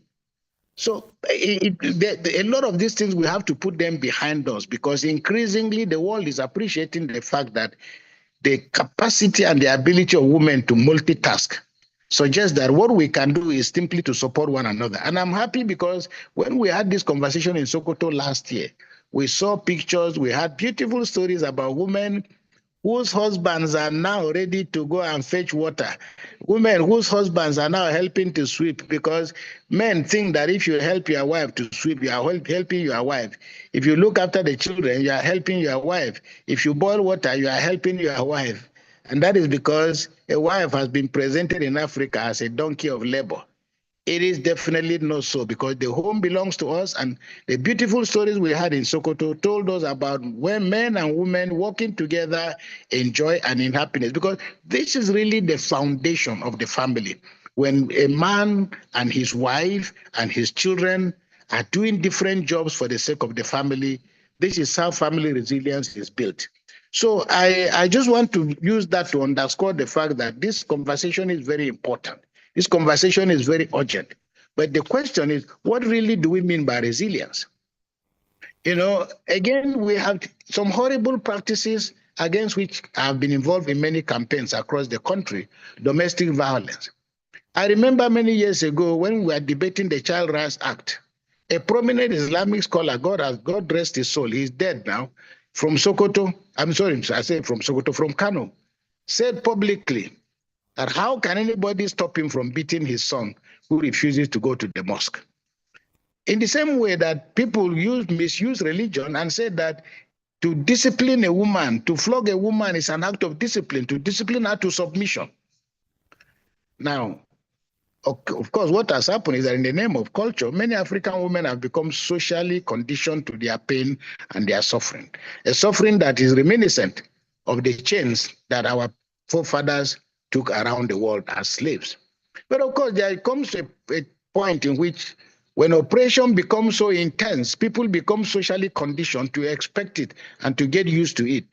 So a woman who is constantly being beaten by her husband, sometimes if a week passes and 2 weeks pass and the husband has not beaten her, she'll be wondering what is really happening.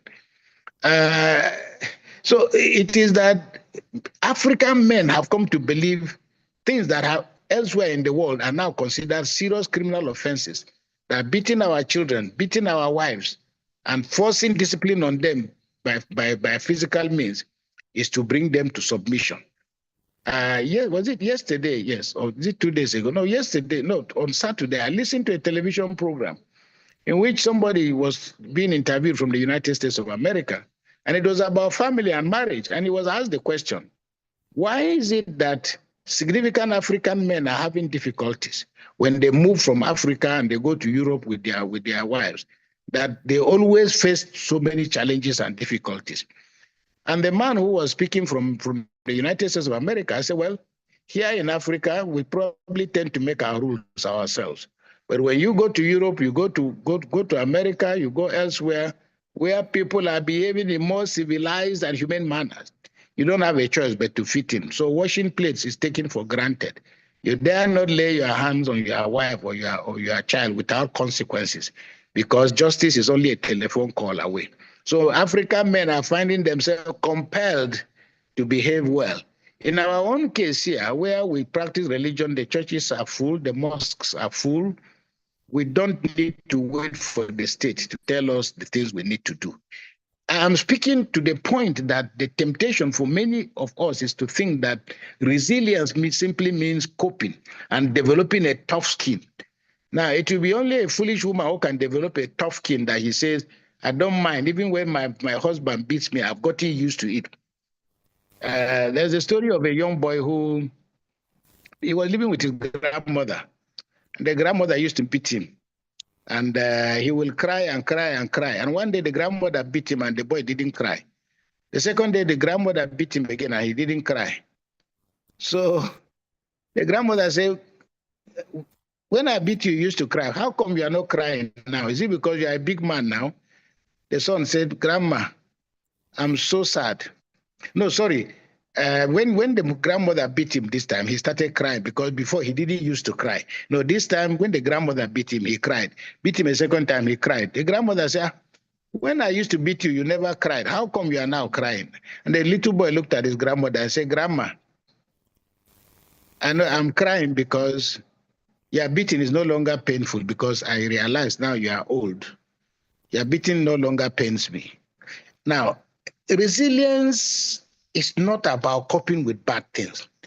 Resilience is about drawing from the internal power and energy that we have to redefine ourselves. And there has to come a time when we must say we are not, this is who we are. So resilience is about the inner capacity, not only to withstand suffering, but to also confront suffering in a way and manner that defies what the person who is perpetrating this against you seeks to achieve. For example, those who do athletics, I mean, I cannot run 3 kilometers without stopping. I'll probably just collapse. But I see young men and young women in their 20s, even in their late teens, who are able to run 20 kilometers or 24 kilometers, this cross country as we call it. And I don't know, how do they get the energy? Where do they get the energy from? What do they eat? But I realize from listening to experts that in sports, In athletics, there is what is called a second wind. And a second wind is what comes to you when you start running and you get tired and you refuse to stop and you continue. Your internal physical system has a way of bringing power back, energy back to you. I haven't tried it, but I think that dealing with resilience is about digging deeper. And it doesn't make us accept the things that we think we just can't do anything about. But it helps us to reposition ourselves and to ask ourselves about who are we? What have we done to make ourselves so collectively vulnerable? And I think this is where the work that is being done to confront the atrocities in northern Nigeria, the work that is helping families, the work that is helping women to renew themselves, to strengthen themselves, to find strength beyond divisions, but to find common strength in the fact that we are all women. Because there might be certain peculiarities, quite all right, but a woman is a woman. And women, whether they are Christian, Muslim, or no religion at all, are dealing with basically the same problems. How to cope with whether wayward children or wayward husbands. Now, those skills are not necessarily tied to our culture or religion. As we talk to one another, as we exchange conversations and exchange stories, we become much stronger.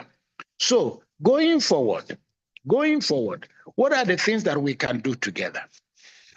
As non-state actors or as ordinary civilians, the truth of the matter is that it has become clear to us that the problems we face in Nigeria now, the violence that has been deployed into our society now, will not be resolved by the military, will not be resolved by politicians.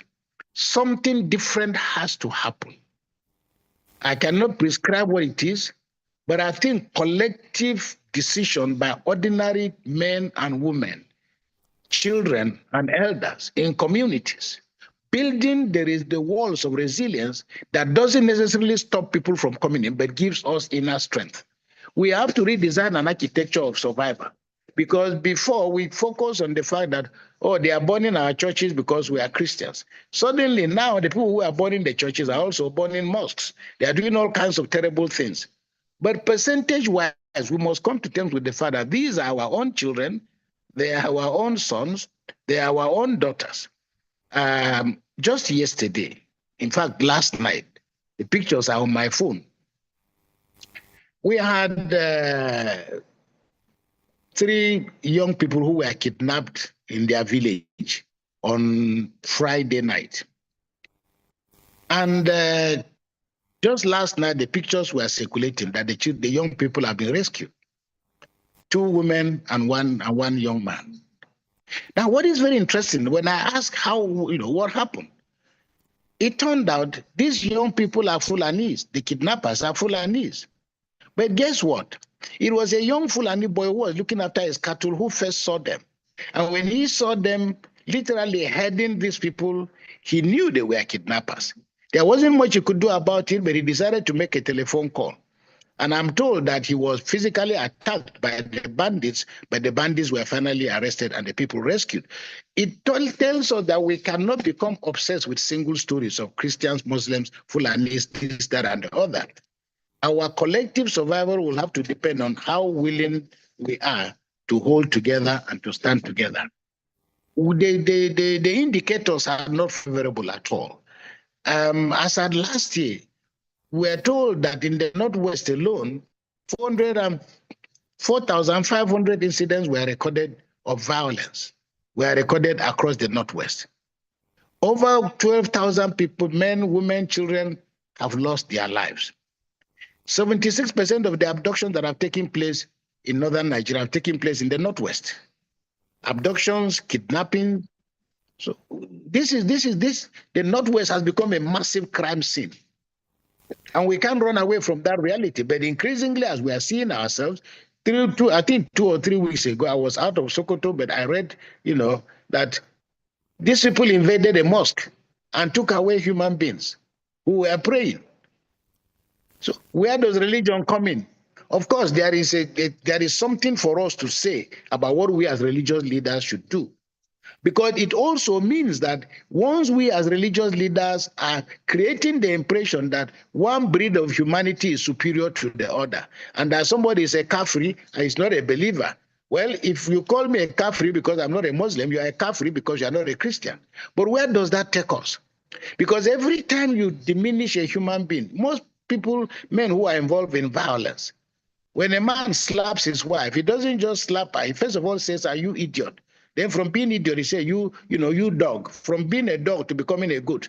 So, and once you create those images, when you hit a human being and you have already called the person a kafiri or a non-believer or a dog, just as it happened in Rwanda. By the time they started calling human beings who happen to be Tutsis cockroaches, it became easy because when you then kill a human being, you are not killing a human being, you are killing a cockroach. So collectively, we must seek to restore dignity to one another and appreciate the fact that we are all children of different mothers, but children nonetheless. So by way of conclusion, let me point out a few things that I think we should start doing and doing very quickly. The first, which we are already trying to work on at the Kuka Center. In fact, we started working on this project some years back, which is to take very seriously the whole question of memory. One of the horrible things that is not happening in this country is that Nigerians are dying in numbers. They will tell you 10, 20 people were killed from this village, 10 people were killed in this village, 40 people. But these people don't die by numbers. They die as human beings. Each and every one of them created in the image and likeness of God. So the first thing I think we should start doing and doing very well is a documentation of those who are losing their lives unnecessarily at the level of communities. Okay, so that when the next generation comes, it will have an idea. It will not be speculating about who died and who. So we are working on a project. So far, we've done, I think, 4 different communities across Nigeria. By the grace of God, sometime during this year, we'll be going to Jos and going to Benue and hopefully Zamfara and Bayelsa, where we have done documentation of the violence, the spades of violence that took place in those communities. And we want to erect monuments so that we can convince communities across this country to start erecting monuments and memorials. Look, if you come to Sokoto here and you go to the, you go to the graveyard, I can speak of the Christian graveyard, you will see monuments. You will see that many of the graves have sunk. But the graves that are still looking well kept with marble are the graves of those Nigerians who died under the British flag. Okay? The British government made sure that it looked after them and buried them well. So the British and the Americans, Europe has developed an incredible capacity to appreciate the fact that bad news can be recorded and must be treasured as a lesson, for the past. So that is one thing I think we should do. And communities they don't necessarily have to wait for global rights or any organization to come and give us money to do this. No, it doesn't have to be so. The second point is the need for us to identify among ourselves and in our communities what are the things that can bring us together. So on our own, it doesn't have to be global rights. We can put a little bit of money together and sink a well, dig a borehole with collections of resources from Christians and Muslims and so on, so that when we are fetching water here, we know that something is bringing us together as a community. We need to find spaces, whether it's for children playing football, to be able to, in that community, continue with life, not because of it, in spite of all the crises that they are facing. And we need to find safe areas where people can literally be themselves and start building the capacity and the ability for us to properly integrate. These are not things we should wait for the federal government to come or state government to come and do for us, because governments are busy stealing money and appropriating money and not concerned about our survival and our welfare. There are things we must begin to do for ourselves. Our children must find the courage to play together, to sing together, to walk together, to talk together, and to do the kind of things that children elsewhere are taking for granted. We are not one massive refugee camp. We are not a massive IDP, but we could become an IDP if we decide that we are going to suffer differently. So resilience has to be about us doing the kind of things that we do as human beings, irrespective of who we are. And what again is there for me to say? It's just to say that at the end, we also need to scale up our sense of advocacy, because increasingly, our politicians seem to be concerned with just grabbing and holding on to power as opposed to dealing with the issues that are responsible for our collective survival. Finally, now is Ramadan, and soon it will be Lent. I hear some governors are saying they are setting aside 2 billion naira, 3 billion naira to feed the hungry. But truth be told, hunger in Nigeria is not something that happens for 30 days or for 40 days, as the case may be. There are many people who are living under the umbrella of what I call the Ramadan or the Lent syndrome. That is that hunger is their lot. So they're not only going to be hungry during Ramadan. By Ramadan is only helping us, the elite, who have 3 square meals a day, and some of us have 5 meals a day, or many more than that. Ramadan just gives you an opportunity to have a little taste of what majority of Nigerians are living with. That is why we are called the hunger capital of the world. So we must do much more than just symbolically creating these gestures, because after Ramadan, we are going to go back. After Lent, we are going to go back to our life of conspicuous consumption. So God is not deceived. We must work together to make sure that we develop the capacity to share the resources, to share the opportunities that God has given to us, because it is only then that we can build a wall of resilience of such quality that we as human beings can stand strong, whether it is raining or whether it is sun, whether it is day or whether it is night. Once again, I register my deep gratitude to you for your patience, EGOSA for your persistence, and Global Rights for all the good work you continue to do. Please count on me. May God bless you, and I wish you a very wonderful proceeding. God bless you, and thank you for your patience.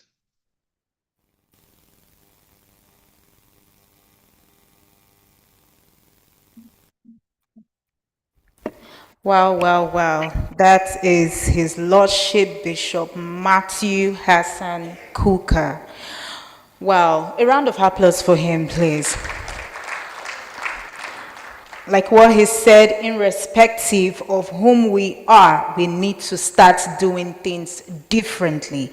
We must seek to restore dignity to one another. And men and women need to work together. It is the foundation of the family. Resilience is drawing from internal power you have. A round of applause for him, please. So I want to thank the Deaf Women Association of Nigeria. I want to say a big thank you to Patience 18. Thank you for being here with me on stage, and thank you, Blessing Ini. Thank you for being here with me on stage. And again, we have Ayodikbo Bayoko. Thank you so much. We appreciate you for being here on stage with me. And moving forward to our keynotes, we want to bring in a Nigerian journalist, poet, and storyteller, currently serving as the managing editor at Home Angels, a media platform dedicated to reporting on conflict, humanitarian, and development issue in Nigeria. Her work primarily focuses on human cost of terrorism and insurgency, particularly how they affect transitional justice replacement, migration, and women's issue. Before transiting into journalism, she was recognized for her poetry and storytelling. Her journalistic endeavors has earned her several accolades, including being a 2023 Pulitzer Center grantee and a 2023 International Women Media Foundation IWMF awardee. Through her dedication to storytelling and investigative journalism, she continues to amplify the voices of marginalized communities affected by conflict and displacement in Nigeria. Let's make welcome Ms. Hawa Shafi Hunu. Miss Nuhu, you're welcome. Please a round of applause for Miss Nuhu.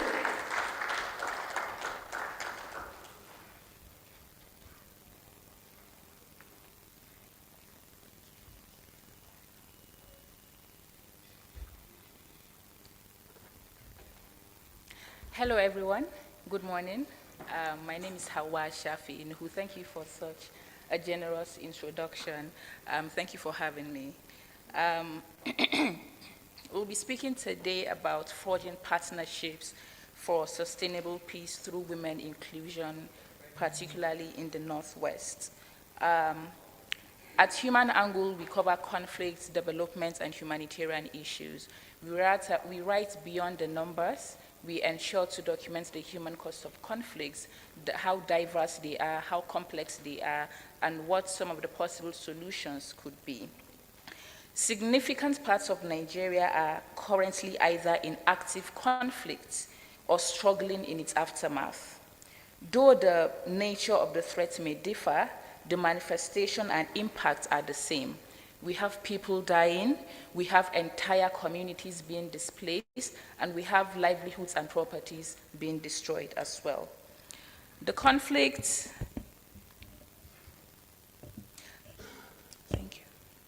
The conflict in northwest Nigeria is as complex as it is troubling. However, it is also less studied, with less humanitarian attention devoted to it than in the northeast. The non-state actors are more economically motivated than they are ideologically inspired. Worsening the kidnapping for ransom economy and further endangering lives. Last year at Human Angle, we documented at least 238 cases of kidnapping in Zamfara alone. A lot of these cases were recorded in places like Anka, Gusau, the capital city, Birnin Magaji, and a few others. Ransom was demanded for most of these cases, with up to 40 million naira being paid for one single kidnapping incident. There were many other cases like that. But beyond this kidnapping for ransom incident, there are also cases of brutality against livestock. During attacks, villagers have told us that the assailants sometimes set fire to food items they see and even animals. And then there is the ethnic tension that has occasionally given rise to reprisal attacks targeting internally displaced persons of the Fulani tribe. What I'm trying to say is that the dimensions of the conflict in the northwest of Nigeria are wide-ranging and not even nearly completely comprehensible. This means that when considering approaches to containing and combating the issue, we cannot afford to ignore a key component of our society, women. The world has made such rapid technological advancements over centuries, but the issue of women's inclusion, especially in war and peace-building matters, remain a distant dream. But a lot becomes possible when we include women. We cannot move forward as a society if only one gender of that society is actively involved in peace-building initiatives. Women deserve as much stake as men do. The simple acknowledgement of this fact can completely change the way we interact with peace-building activities. But as we talk about the need to forge partnership for sustainable peace through women's inclusion, we also need to talk about intersectionality and community-based approaches. Otherwise, that inclusion would be flawed. All women are deserving of a stake. They could be educated women, they could be stubborn women, they could be well-behaved women, they could be women with minimal skills and experience, they could be women with significant skills and experience. They do not have to have the fancy degrees that all of us in this room have access to. They do not have to speak the English language as much as we all here do. They deserve as much visibility. So women's inclusion should also include women in rural areas who do not have access to the tools that everyone in this room has access to. We need women who are skilled in grassroots mobilization and who know how to organize.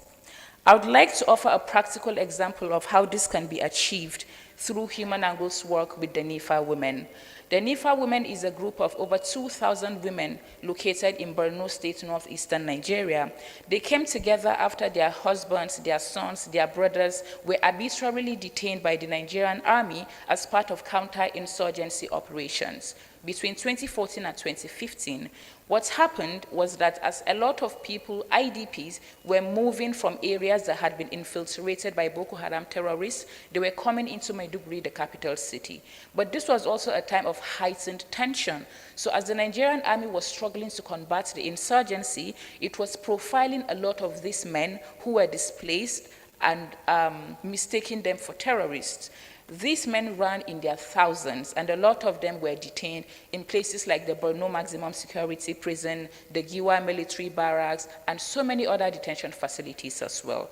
So these women kept collaborating, kept amplifying the fact that their men were innocent, but they were not recording a lot of success. Again, these are internally displaced women.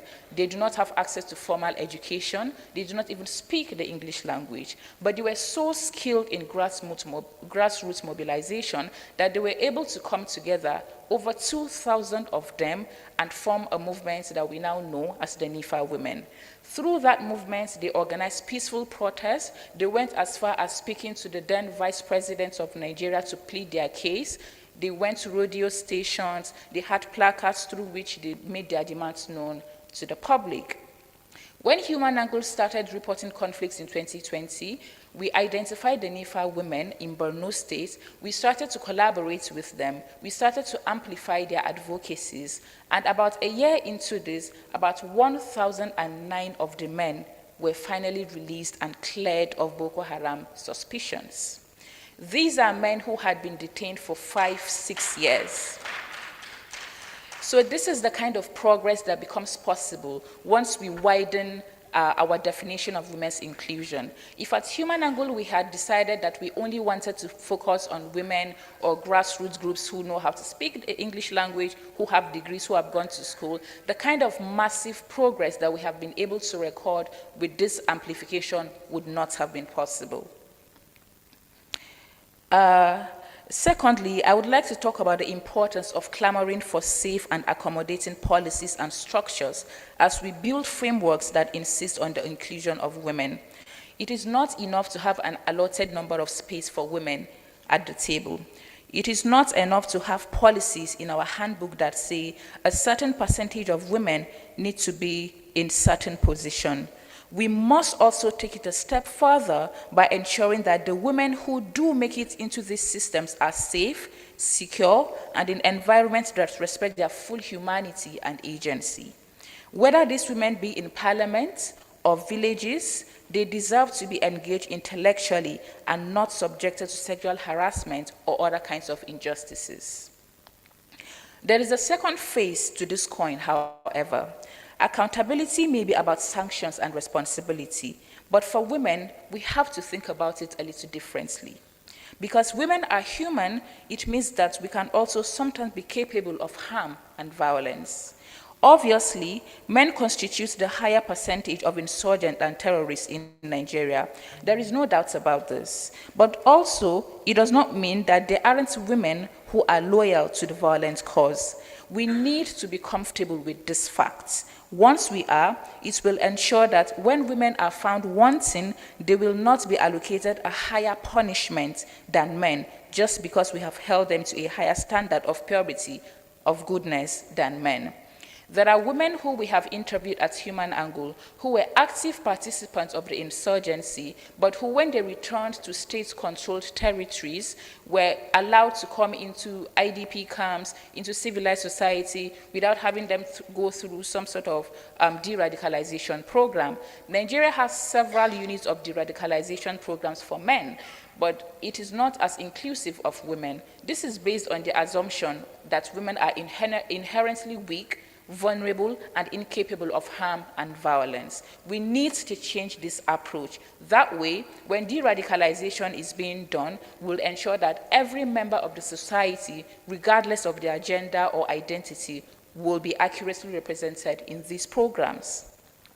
Now, Nigeria is witnessing a growing number of ungoverned spaces, areas where state institutions are weak or absent, where security is fragile and where the rule of law struggles to hold.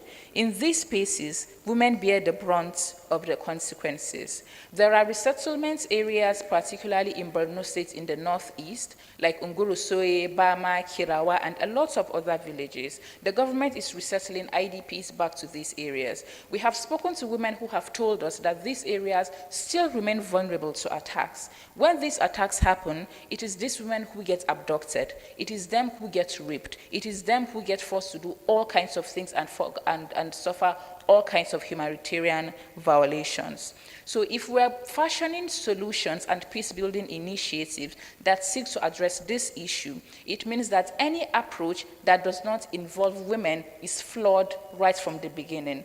There are certain nuances that people may not be able to understand, that other people who do not have a shared identity with the victims may not be able to understand. And this is going to reveal a large gap in the ways that we approach peace-building initiatives. Without state protection, women are enduring unprecedented levels of violence, displacement, and economic hardship. They are more vulnerable to gender-based violence, including kidnapping, sexual exploitation, and forced marriages at the hands of armed groups and criminal gangs.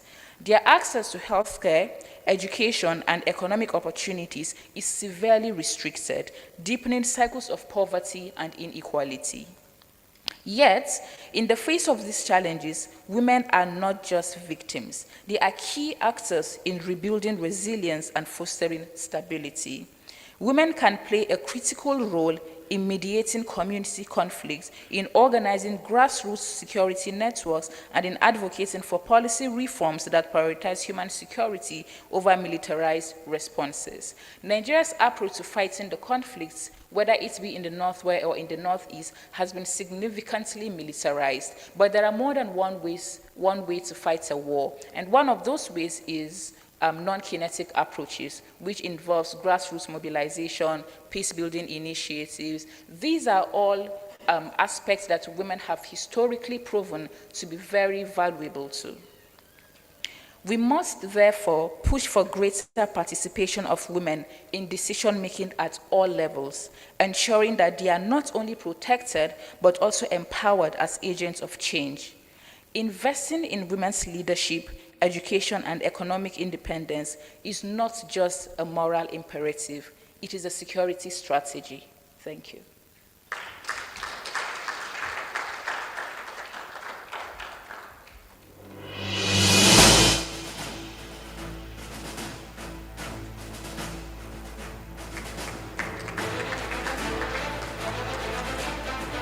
Wow, let's give a round of applause for her. Any approach that does not represent women as sees as flaws. That was very good. Thank you so much, Ma, for that. A round of applause for her. Okay, now we go on our tea break. And we go for a short tea break. And because of the Ramadan, we have already packaged the tea break and the lunch for Muslim brothers and sisters. You know, we love you. Yeah, so we've already packaged that for you. So it will be presented to you while you take your seat, and the rest of us can actually step out to have a tea break. Thank you.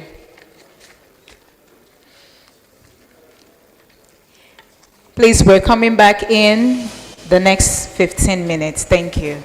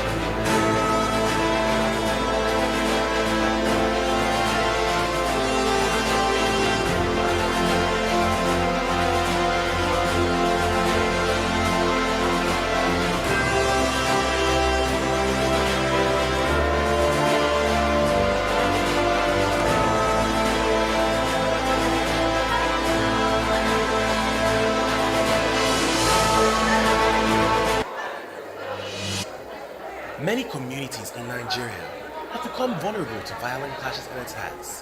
What's worse is that it is difficult to seek justice because they cannot quantify or prove the degree of losses sustained.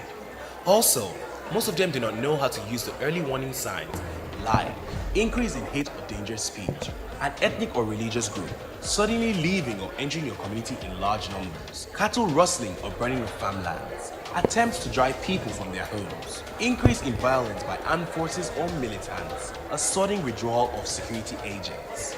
All sound familiar? If your community has suffered violence in recent years, or you sense of imminent danger, then your community can be referred to being vulnerable to violence or atrocities. What are atrocities, you may ask?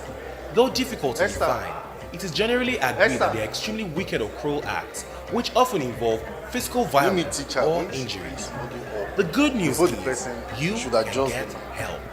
What many people do not realize is that violence rarely happens suddenly. There is usually a build-up of tension and hostility that suggests it is likely to occur. That is why it is important to build an effective community-based early warning system to prevent atrocities.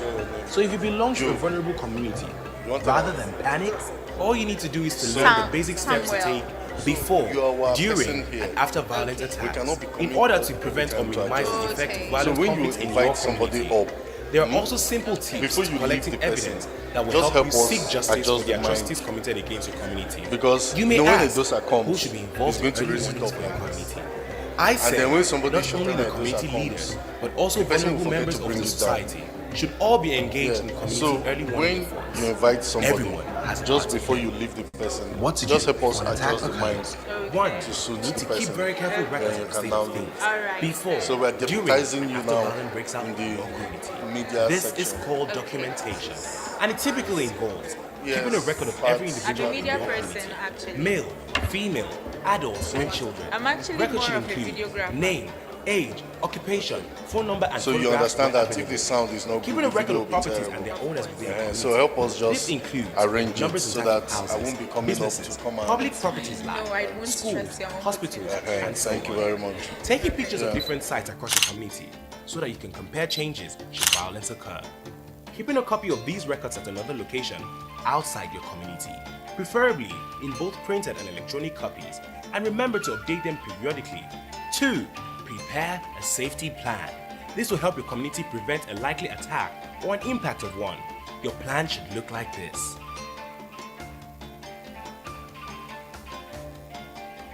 During peace times, meet with the key security officials in charge of your district. For example, the DPO in charge of police in your area, or the head of civil defense, or the head of military command station near you, to discuss how best to communicate early warning signs, sensitive information, and threats of violence. If for some reason you do not trust these security agencies in your community, get in touch with your supervisors and make sure to share the same information with them or a neutral body like the National Human Rights Commission or the Human Rights NGO for them to follow up. Also, keep an updated list of telephone numbers of key persons, security agencies, NGOs so that they can help you in case of an attack. Ensure that the head of every household has the emergency numbers and knows who to call if they sense an upcoming attack. In addition, encourage each family to develop a plan of how and when to flee and where to meet should they become separated in a crisis. Everyone should also prepare a survival kit. A survival kit should be as light as possible, containing only essential items like a phone with a recharge card, power banks, keg of water, essential drugs and disinfectants, dry instant foods, blankets or wrappers, a transistor radio, and so on. What to do during an attack? In the event that a violent attack occurs in your community, the most important thing to do is to try to get yourself to safety. If you can grab your survival kit as you make your way out of the vicinity, then, once you have found a safe place to hide, start calling the emergency numbers you have saved to report the situation. After an attack. Once the attack is over, you will need to take a register of affected persons and properties. Then, write a detailed account of how the attack occurred by taking note of description of attackers as much as possible. When and where did the attack take place? The attacker's entry and exit point. The type of weapons used.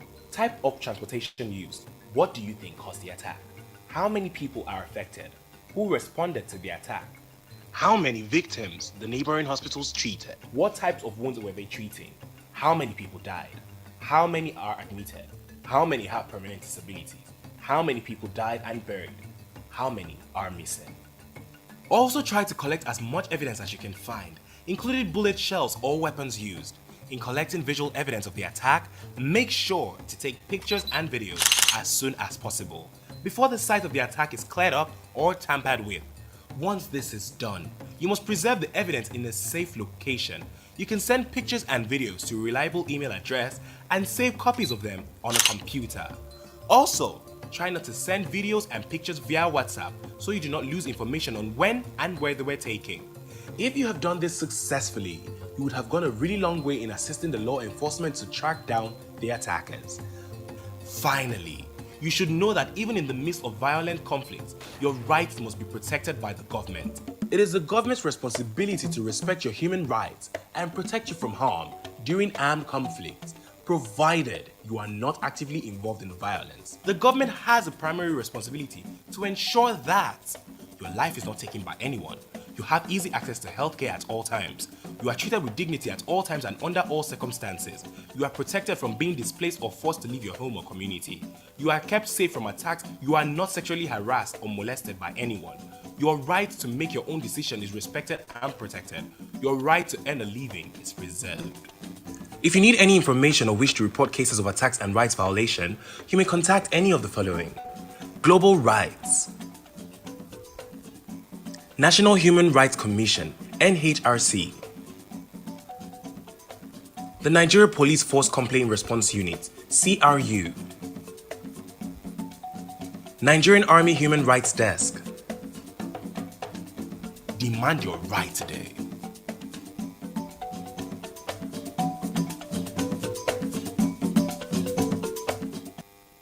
Al'ummomi da yawa a Najeriya sun tsinci kansu cikin tashin hankali da rikice-rikice. Menene mafi muni? Yana da wahala su nemi adalci saboda ba za su iya ƙididdiga yawan asarar da aka tafka musu ba. Hakanan, mafi yawansu ba su san yadda ake amfani da alamun gargaɗin farko ba, kamar su ƙaruwan ƙiyayya, habaici ko magana mai haɗari, wata gangamin ƙabila ko ƙungiyar addini da ke barin al'umma ko shigowa cikinta, sace shanaye ko ƙona gonaki, yunkurin korar mutane daga muhallinsu, tsangwama daga jami'an tsaro ko 'yan banga, janye jami'an tsaro kwatsam, kamar zance ko? Idan al'ummarku sun taɓa afkawa cikin tashin hankali a shekaran da suka shuɗe, ko kuma kuna fargabar akwai haɗari, za a iya wa al'ummarku laƙabi da waɗanda zalunci ko rikici zai iya shafa a kowane lokaci. Tambaya a nan, menene zalunci? Ko da yake akwai wahalar bayani, amma an yarda cewa zalunci tsantsan mugunta ne da rashin imani waɗanda galibi suka shafi tashin hankali, cin zarafi ko rauni. Labari mai daɗi shine za ku iya samun taimako. Abinda mutane da yawa ba su sani ba shine tashin hankali baya faruwa kwatsam ba zato ba tsammani. Akwai wasu alamu na rashin jituwa wanda ke nuna yiwuwar hakan zai faru. Wannan shine dalilin da yasa yana da mahimmanci a gina ingantaccen tsarin faɗakarwa al'umma game da hana aukuwar fitina. Don haka, idan kun kasance cikin wata al'umma mai fuskantar tashin hankali, maimakon tsoro, duk abin da ya kamata ku yi shine ku koyi matakan farko da za ku ɗauka kafin harin, lokacin harin da kuma bayan harin, don hanawa ko rage tasirin rikice-rikice a cikin al'ummarku. Akwai kuma shawarwari masu sauƙi waɗanda za su tattara hujjoji da za su taimaka muku wajen neman adalci game da kisan kiyashi da ake yi wa al'ummar. Wane ne ya cancanta a sanarwa gargaɗin farko al'ummanku? Ba wai kawai shugabannin al'umma ba, har ma da mamba na al'umma gami da iyaye, matasa, ya kamata duka su tsundum cikin faɗakarwa a al'umma. Kowa yana da rawar da zai taka. Abin da za a yi kamun aukuwar harin. Na ɗaya, kuna buƙatar ajiye kundi game da yanayin abubuwa kafin harin, lokacin harin da kuma bayan ɓarkewar rikici a cikin yankinku. Ana kiran wannan da kundi na al'umma.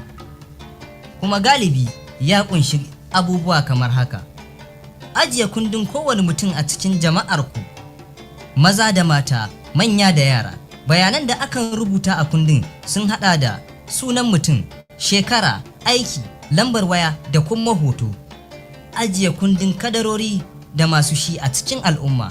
Waɗannan sun haɗa da lamba da nau'o'in gidaje, kasuwanni, kayan jama'a kamar makarantu, asibitoci da sauransu. Ɗaukar hotunan ɓangare daban-daban a faɗin unguwar da wuraren ƙasa saboda ku iya kwatanta canje-canje idan rikici ya faru. Adana kwafin waɗannan bayanan a wani wuri daban a wajen alƙaryarku. Zai fi dacewa a cikin kwafi da kwafi na lantarki wato photocopy da kuma ɓoye sa a yanar gizo. Sannan ku tuna da sabunta su lokaci bayan lokaci. Na gaba, kuna buƙatan shirye shirin kare kanku. Wannan zai taimaka wa al'umma wajen hana yiwuwar kawo hari ko tasirin hare-haren. Shirinku su haɗa da taswira, jadawali ko kuma zane-zane. Yayin zaman lumana, ku sadu da manyan jami'an tsaro waɗanda ke kula da yankinku. Alal misali, DPO mai kula da caji office na anguwanku, shugaban rundunar tsaro na civil defense ko kuma shugaban rundunar soji da ke kusa da ku. Don tattauna yadda ya fi dacewa gano alamomin gargaɗi na farko da kuma bayanan sirri game da barazanar tashin hankali. Idan saboda wasu dalilai ba ku yadda da hukumar tsaron yankinku ba, tuntuɓi masu kula da su kuma ku tabbatar da cewa kun yi musayar bayani iri ɗaya tare da su akan wata ƙungiya ta tsaka-tsaki kamar su ƙungiyar kare haƙƙin ɗan adam na ƙasa ko kuma ƙungiyar kare haƙƙin ɗan adam masu zaman kansu domin su bi muku kadi. Hakanan, a adana jerin lambobin wayar tarho na manyan mutane, hukumomin tsaro da ƙungiyoyi masu zaman kansu. Waɗannan za su iya taimaka muku yayin da aka kawo muku hari. Tabbatar da cewa shugaban kowane gida yana da lambobin gaggawa kuma ya san wanda zai kira idan sun ji za a kawo hari. Bugu da ƙari, ƙarfafa kowane iyali su tsara tsarin yadda za su gudu da kuma inda za su haɗu idan ya zama na an kawo musu hari. Kowa ya kamata ya shirya kayan tsira kamar su waya tare da kati, fitila mai batir, goran ruwa, magunguna masu muhimmanci da kuma maganin kashe ƙwayoyin cuta. Busasshen abinci wanda ake iya sarrafa shi nan take, bargo mayafi, ƙaramin rediyo na jin labaru. Abin da za ku yi a lokacin da aka kawo hari. A yayin da aka kawo muku hari a cikin al'ummarku, mafi mahimmancin abin da ya kamata ku yi shine ƙoƙarin samun kanku cikin tsaro. Idan za ku iya ɗaukan kayan tsiranku da kuka ajiye domin tserewa daga yankin, a yi maza a ɗauka domin zai taimaka. Sannan da zarar an sami mafaka mai kyau, fara kiran lambobin gaggawa waɗanda aka ajiye don ba da rahoton halin da ake ciki. Da zarar an gama kai harin, kuna buƙatar ku yi rajistar mutanen da abin ya shafa da kuma dukiyoyinsu, sannan ku yi cikakken bayanin yadda abin ya faru ta hanyar lura da bayanin kai harin gwargwadon iko, yaushe kuma a ina aka kai harin, hanyar da maharar suka shigo da kuma hanyar da suka fita, nau'in makaman da aka yi amfani da su, nau'ikan sufurin da maharar suka yi amfani da su, abin da kuke tsammanin shi ya haifar da harin, mutum nawa abin ya shafa, waɗanda suka tare maharar, mutane nawa asibitin makwabta suka yi wa jinya, wani irin raunuka suka ji, mutane nawa suka mutu, mutane nawa ne a asibiti, guda nawa ne aka nakasa na har abada, mutane nawa suka mutu aka binne su, guda nawa ne suka bata. Hakanan yi ƙoƙarin tattaro hujjoji da yawa kamar yadda za ku iya samu gami da gidan harsasai ko makaman da aka yi amfani da su.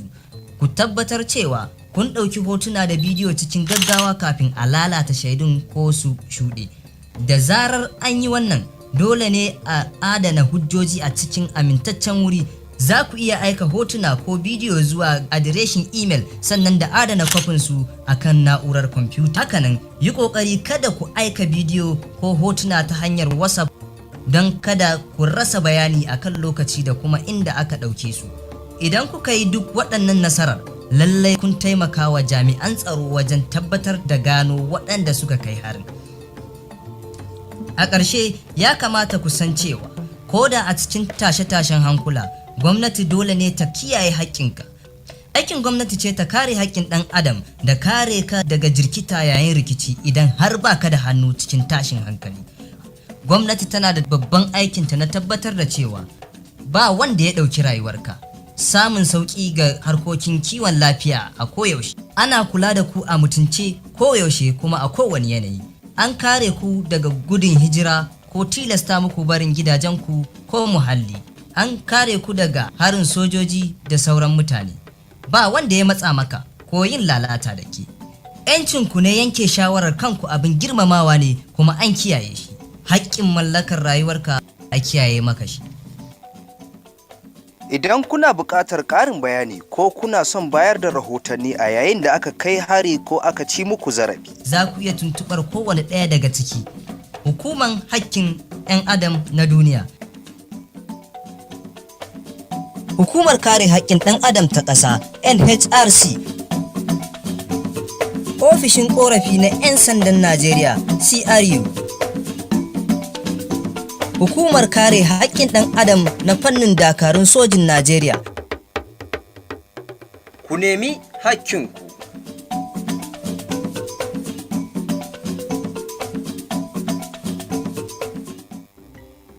Plenty area for Naija don dey exposed to strong kasala. Wetin spoil am be say e dey hard to help people because dem fit no even sabi wetin and who dem don lost and who dem suppose find. Most of dem sef no sabi as dem go take detect warning signs wey go tell dem say kasala wan burst for area. The signs fit be when hate and danger talk dey grow. If plenty people wey una no sabi come dey show face for una area anyhow. If thief come plenty for the area wey dem dey steal cow or even dey burn farm. If they find way to drive people comot from dem domot. Kata like wahala dey rise from soldier, police or area boys. Or when oga police dem just waka comot for una area. Shey una understand everything wey we dey explain? If e never too tey when una community don fight, abi you dey feel say kasala wey serious fit burst, na that time we fit talk say your community dey exposed to violent atrocities. Yeah. Wetin be atrocities sef? Atrocities dey hard to explain, but we fit talk say na very wicked and violent acts wey sometimes dey carry fight and wound join body. Kidnapping and anyhow killing join become atrocities. The good news be say una fit find help. Wetin plenty people no sabi be say kasala no dey just show boom like that. E dey carry plenty tension and bitterness waka before e fit happen. Na why e dey important to build confirm early warning sign for community make this kind kasala no just burst. If you dey for area wey e be like say na every time kasala dey happen, no too fear. Wetin you go do na to sabi some kind things wey you fit do before the kasala, as the kasala dey hot, and even when matter don finish, to make sure say e no happen again or to help cool the temper. Yes, so e get some small things wey you fit do when you wan collect evidence wey fit help you find justice for the wickedness wey dem don commit for una community.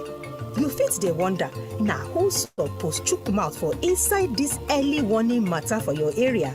Haha, I go talk say no be only leaders for una area alone o, even other people dem for the area, even you sef suppose fit chook hand enter inside the early warning efforts.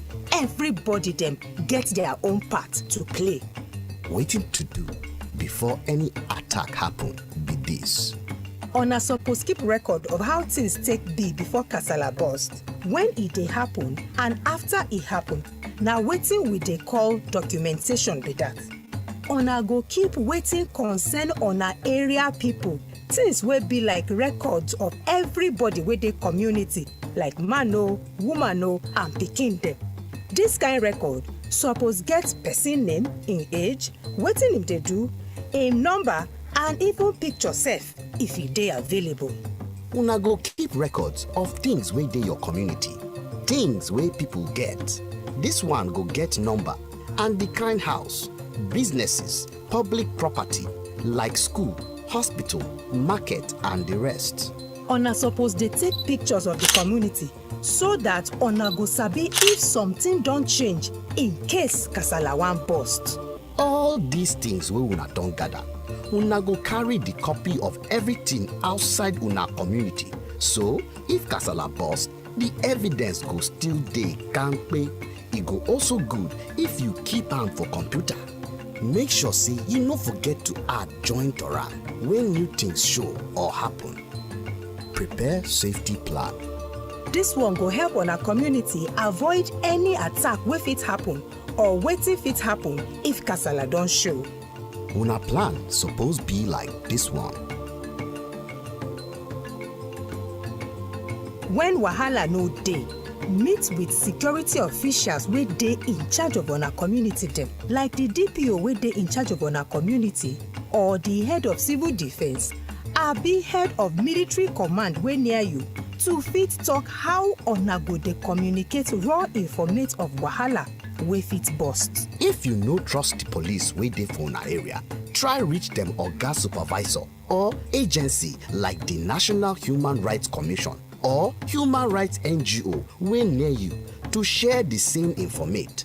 Make sure say you get telephone numbers of the people wey you go call, security agencies and NGOs, so that dem go fit help una when problem dey. Make sure say una head of house or family get the emergency number for hand and make them know who to call if them hear any urukere of any attack wey wan come.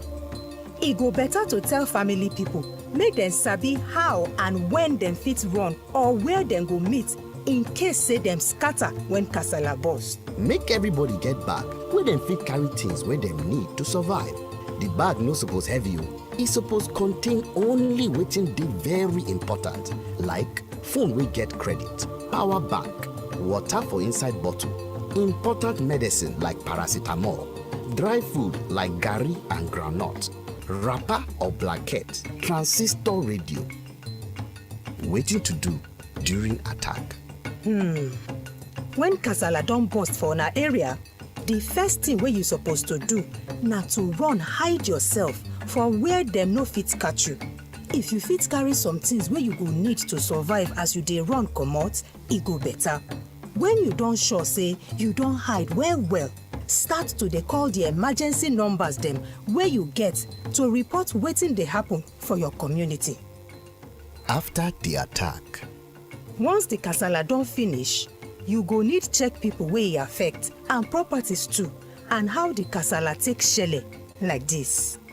Wetin the people wey cause the kasala be like, how you take see them, when and where this kasala happen, where the attackers take enter from, and where them take comot, the kind gun or knife or weapon wey them use, the kind motor wey them use, wetin you think say fit cause the kasala, how many people wey the kasala affect, na who come help una stop the kasala, how many people the hospital wey dey your community treat, which kind wound them treat, how many people kpai, how many people dey hospital dey collect treatment, how many people carry wound wey turn to permanent disable, how many people lost as e dey happen. Try collect plenty things wey you fit find, like bullet shell or weapon wey dem use. Make sure say you snap picture and you do video sef join. This one dey important, make person no go lie or spoil wetin una go use show say una area bin get serious fight. Una go try keep the things wey una collect where nothing go happen to am. Una fit save am for computer or send am to email sef, make una for no lose the proper informate.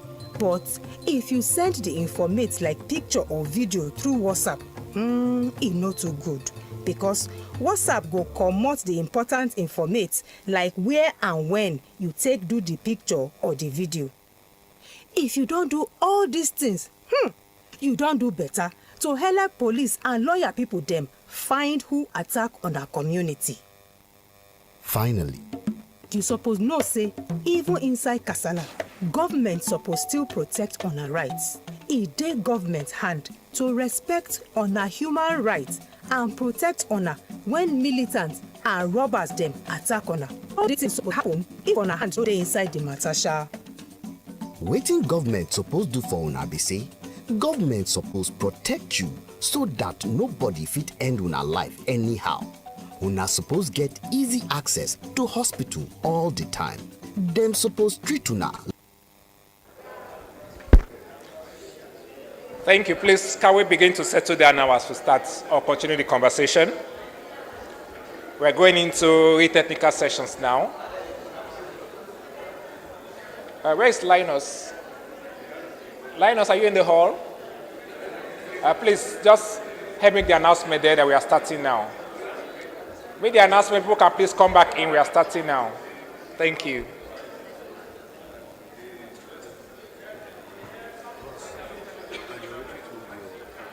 When you invite somebody up, just yes, sir. Thank you, sir. Can we dive into the panel section? No, we take this one first. Okay. We take it first, then we'll go to panel. This is for just about 30 minutes. So. Sorry? I said his own is just about 30 minutes. Take him before we go to the panel. Okay.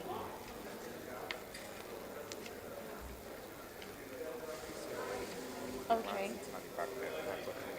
Oh, okay.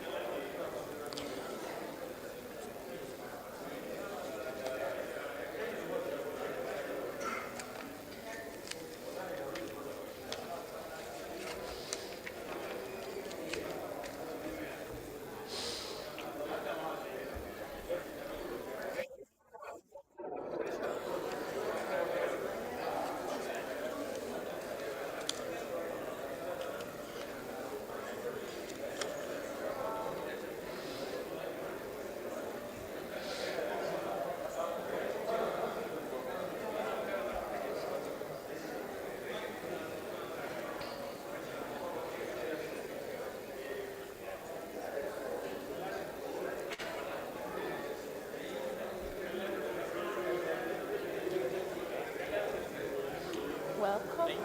Okay, so the camera guy was like, he could not capture you. Okay. So he just needs you closer to the speaker. He's working on this camera. They're working on both cameras, the one at this side.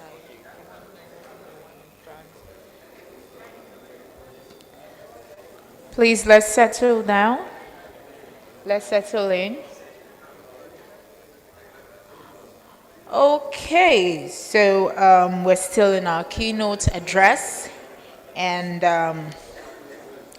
I want to bring to you a Nigerian scholar, policy analyst, and conflict resolution expert specializing in international relations and strategy studies. He is an associate professor at the Center of Peace and Security Studies, Modibo Adamawa University of Technology in Yola, Adamawa State, Nigeria.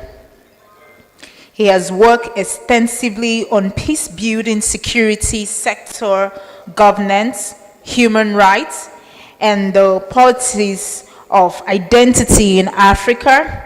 His research and advocacy focus on conflicts prevention, countering without extremism,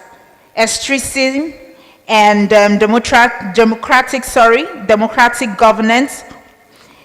Extensive experience and dedication continue to influence peace building and security policies in Nigeria and beyond. He is no other person than Professor Chris M.A. Kwaja.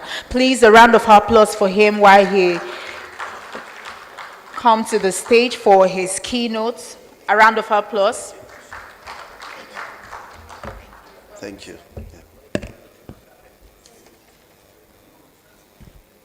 Your Royal Highnesses, distinguished participants, good afternoon.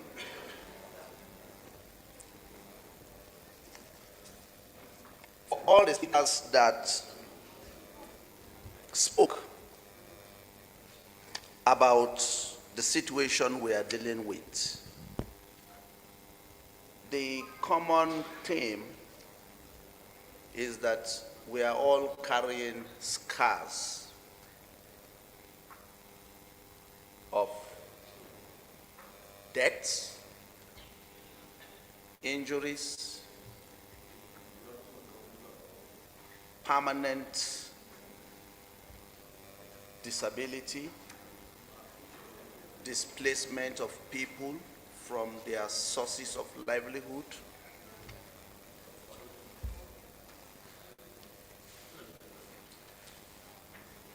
neglect of communities by government, the increased weakening of community cohesion, the increased weakening of the role of traditional rulers, religious leaders, and by extension, community leaders, who over time have proven to be the face of justice, the face of community harmony, the face of mediation, and the face of equity in our societies. When the native authorities system was operational in Nigeria, the chiefs were saddled with the responsibility of providing public safety, mediating in conflicts.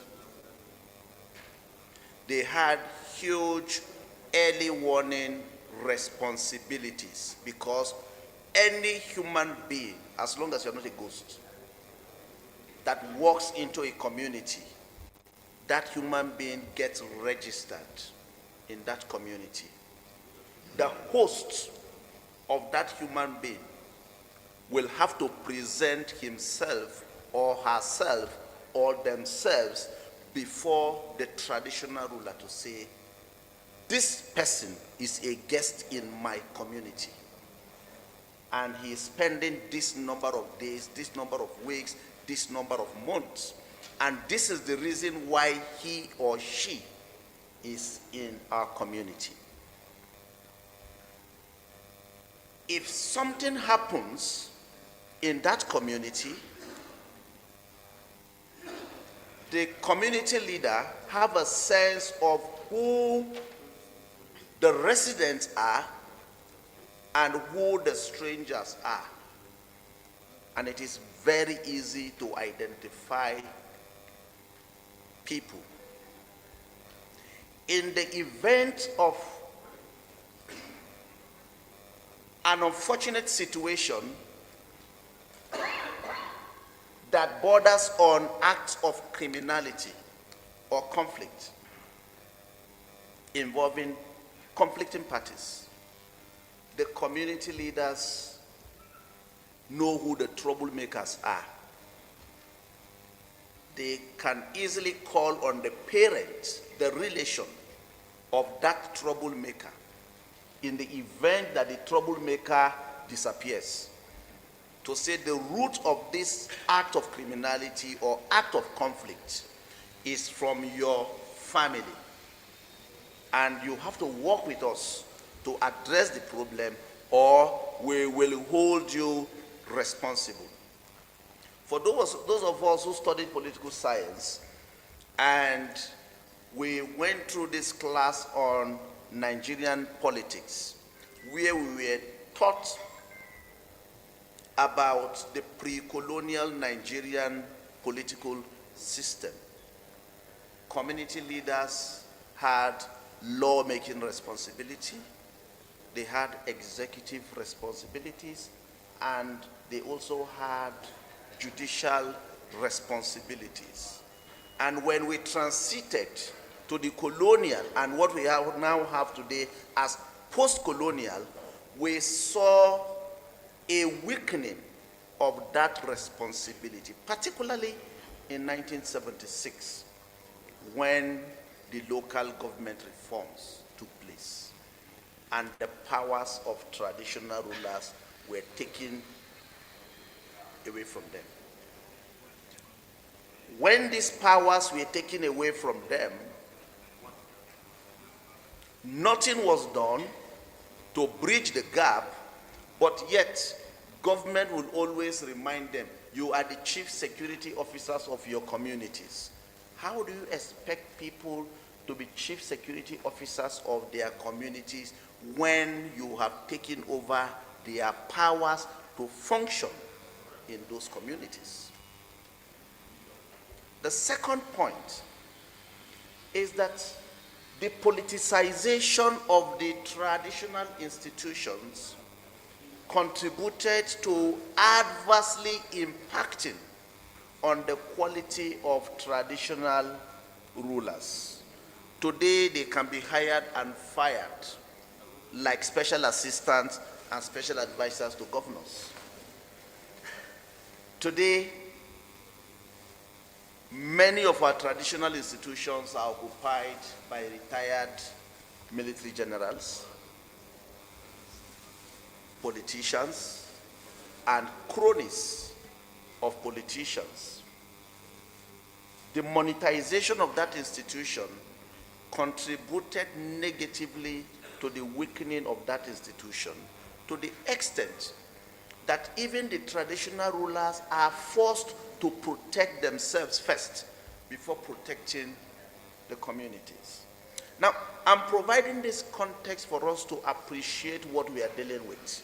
When people say the Northwest is experiencing insecurity, and we begin to reel out causes and reasons why insecurity is the way it is because there is a fundamental issue that borders on the nature of our society and how government's complicity in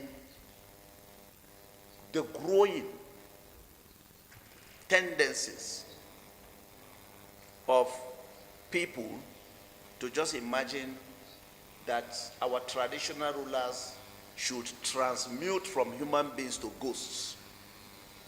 Because what we're expecting them to do increasingly is for them to be magicians, to solve problems, forgetting that they have blood like me and you. That's the situation we are dealing with. The Nigerian Constitution is very clear that the primary duty of the Nigerian state is the protection of citizens and the provision of welfare. The police is the most important institution when it comes to public safety, followed by the civil defense, then the military. The report we have today is that the police in Nigeria is about 360,000. To protect citizens, 200 million. And do the arithmetics regarding the economics of policing. It means you have one policeman to about 2,000 citizens. As powerful as the AK-47 is, it has only how many bullets? If you load it, 30 rounds. And that man is to protect 2,000 people. How many will he kill? And this policeman has a family to feed. And he must be alive to feed them. Close your eyes and imagine the government house of Sokoto right now, the government house of Katsina, Kano, Kebbi, and Kaduna. How many policemen and women do we have in each of these government houses right now? They are in hundreds. If a governor is traveling, the convoy for that trip alone is more than 20 armed police personnel, just for one person. When you begin to take out VIP protection and all manner of services that the police is saddled with, you discover that in actual fact, we have less than 100,000 police personnel. And many of them are not armed because the weapons they need to use are already being used to protect VIPs. Now that's the story of policing. And yet, you expect the police and civil defense to confront bandits that are not just holding AK-47, but they are even wearing a whole chain of it. They can withstand firepower for 1 hour, non-stop. That's how powerful bandits are. And you are giving a policeman AK-47 and he must account for each bullet. The bandits don't account for their own. And you want that person to go and protect communities. That's the story of policing. We campaign every 4 years as a ritual to change politicians. And the promise is the same. The manifestos are the same. That they are going to provide us with food, good road, electricity, shelter, good education. Unfortunately, a few days ago, some of the states announced compulsory holiday for children to sit at home under the guise of Ramadan. And I was asking some of them that I know, if you ask children to be at home because of Ramadan, how come workers are going to work? Because if you shut down that part, money will not come into government coffers. So there's a whole political economy around that policy. These are future leaders. Other states are preparing for JAM, NECO, and WAEC. These ones are at home. Unfortunately, those who took the decision to do this, ask them, where are your children schooling? They're in Abuja, UK, Germany, and the United States. They are not part of these children that are at home. These are the new set of angry young men and women that tomorrow will take up arms against the state because the state failed them. The point about state failure, to provide and to protect. And what state failure to protect and provide has done is that it has created conditions for young men and women to embrace violence as their own currency for engaging government. Because the only language that government understands is violence. I was opportune to be in government, and I've seen how it works, where you can only be called to a negotiation table if you are violent. Those that are peaceful are not engaged. They say, now, Masuri Gimam, the Suza Mozauna. You give them money. And once you do that, it becomes what? An industry. Because even politicians create this kind of characters and use them to negotiate. And we see that during campaigns, when they are sharing money for campaigns, they keep for talks special because they know that talks have a role to play. And that's why even when you create jobs for some of the talks, they will not accept it because the money they will get from talking is far better than the money you are going to give them when they go to work every month. That's the story we are dealing with in the Northwest. People talk about mining, artisanal mining, and I ask, how much are these young men getting from that mining that we just assume that the root cause of the conflict is artisanal mining? How much do they get? They get it raw. they don't know the industries.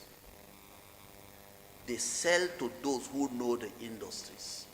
So if we are to follow the trend, we are supposed to look out for those who know where the industries are, because they are the ones who empower these men to go and dig from the soil and sell to them raw. Adam Soshomole made a point in the National Assembly that to the best of his own knowledge and information at his disposal, some military officers retired have been fingered to be part of that. Whether true or false, the point is that our elites are neck deep in the problem of the Northwest. And if we don't begin to see it in that context and look at how best to deal with it, we will continue to be storytellers. And our parents here will continue to be the face of government, always suspending or deposing them over what they did not create and over what they can't solve. Because that's the story. As ugly as it is. I'm placing this point on the table for us to appreciate the enormity of the situation we are dealing with. In Plateau, over 10 years ago, the Commissioner of Police said, the day he was leaving office as Commissioner of Police, he said, since I got to Plateau, I did not receive a dime from our headquarters to manage the office. I relied on the state government.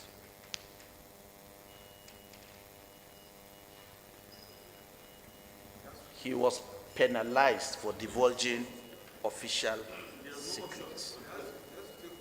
It took the National Assembly to reverse the decision of the hierarchy of the Nigerian police force.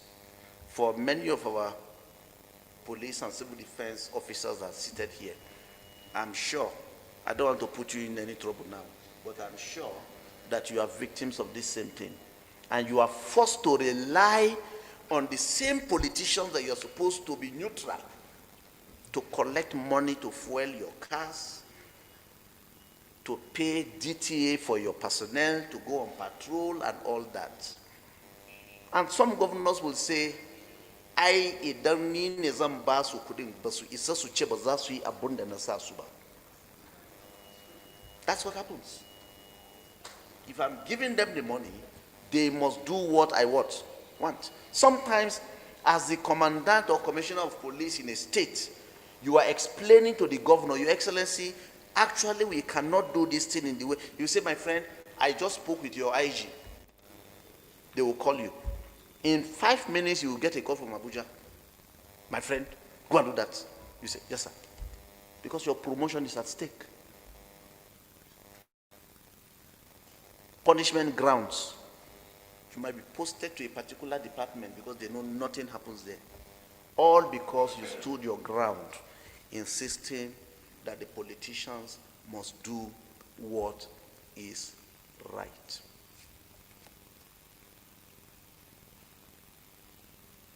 And lastly, we are also dealing with a politicized criminal justice system. The issue today is Muadua Kotu. Let's meet in court. Don't allow them to rig you. Rig them. Let's go to court. Before now, the story is one in which we say lawyers have been bought over. Then we graduated into buying judges.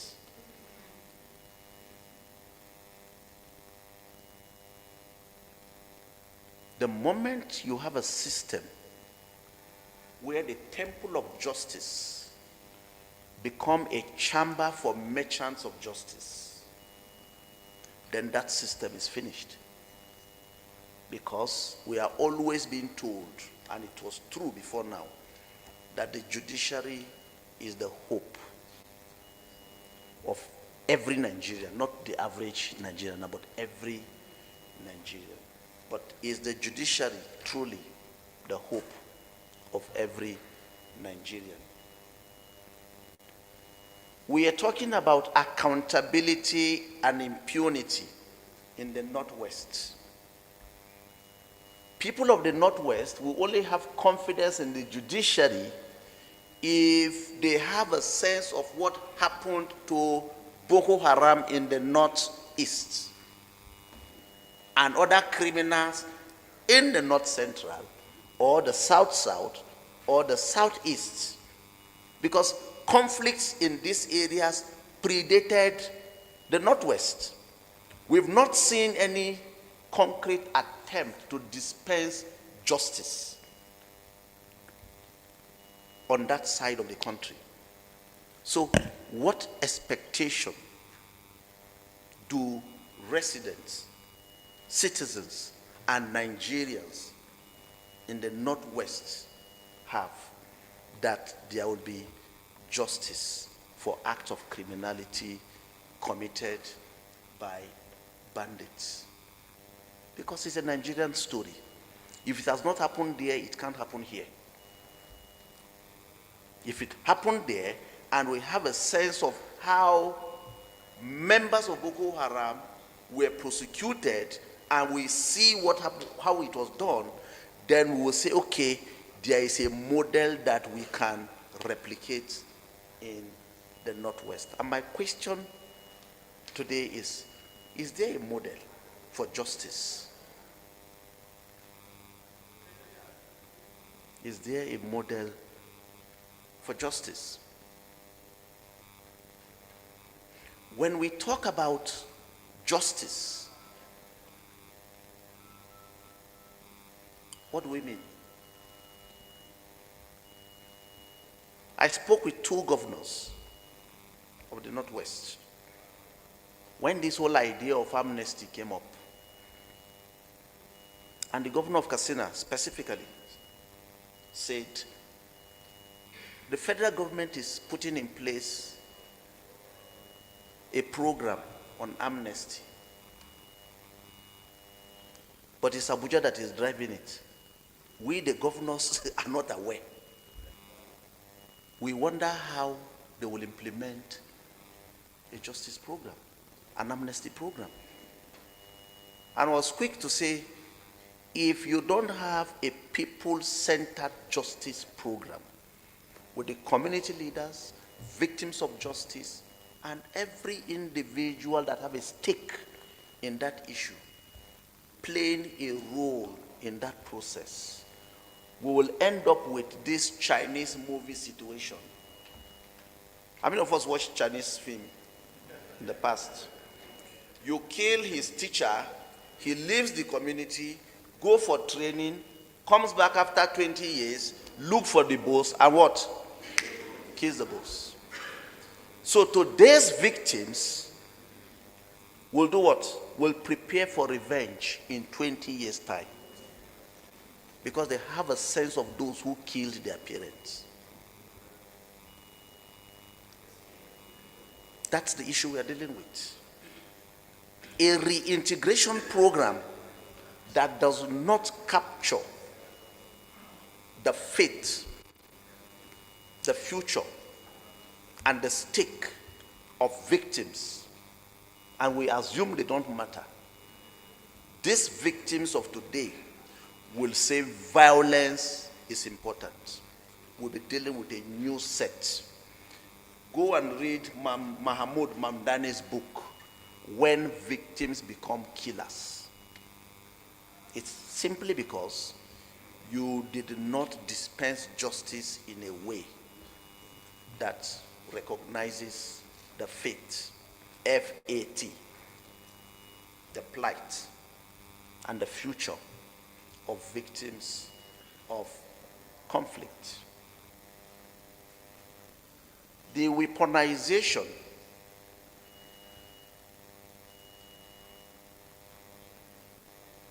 of sex women and girls used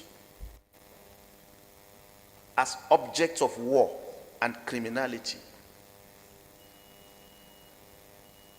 is one issue that has not been given the kind of attention that it requires. It requires a more deeper conversation around how a traumatized mother, woman, and girl will live with the scar of rape. And you expect that to be normal.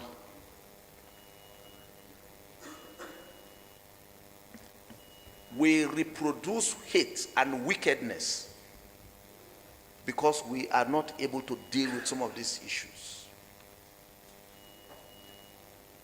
With the flashes of faces of people that perpetrated these heinous crimes, many of these women and girls live with these experiences. And today some of them will hate men, generally. And what happens to her as a mother to take care of children? It means it's not just about the bodily harm that has happened to these women, the psychic injury and how that will define the future of these women is an important issue that we need to deal with. Going forward, what are some of the key pathways that we should reflect on? I'm not providing solutions, but I am providing insights and context to what we should reflect on. And the first is about the loss of capacity on the part of the state to control the instrument of coercion and force. 20 years ago, the issue is one in which we discuss government as the only one that has sole monopoly over the control of what? Weapons in this country. But today, we are dealing with two sets of non-state actors that have access to these weapons. Criminals on one hand, and those who claim to be fighting criminals on the other hand, vigilantes. When you read about civilian joint task force in the Northeast, they were celebrated for protecting communities, but the story changed at some point. They started using the same weapons against communities.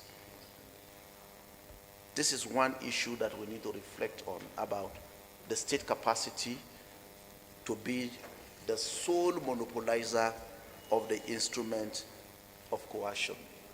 The second is that participatory governance in the context of how we draft or craft policies around peace and security in the Northwest should be anchored on how we are able to deal with trust deficits. Do citizens trust government? When the governors speak, we hear, don't mind them. Yankariani, Monsansu, Basusu Ibangana Stefi. Let them just talk and go. We know them. They are liars. At the heart of this conversation is our determination to what? Rebuild trust. Mental health and psychosocial support. Mental health and psychosocial support. My time is for 1 hour. It's on the agenda, 1 hour. So, if I was to speak less than 1 hour, you should have informed me. So, mental health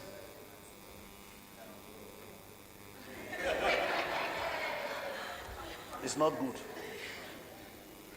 Don't put me on edge or I will stop and go back. Yeah. mental health and psychosocial care, not just for the victims. One of the governors of the Northwest said, we are also traumatized. That every day we wake up, we get cases of deaths, attacks, and all that, and we're expected to be normal. That we're also not normal. And I'm raising this because it's a major issue that we must deal with when it comes to putting in place structures of governance that should make peace and security work. The third point is about civilian harm mitigation. The Northwest have had series of experiences of whether deliberate or accidental air-to-surface attacks by our Air Force.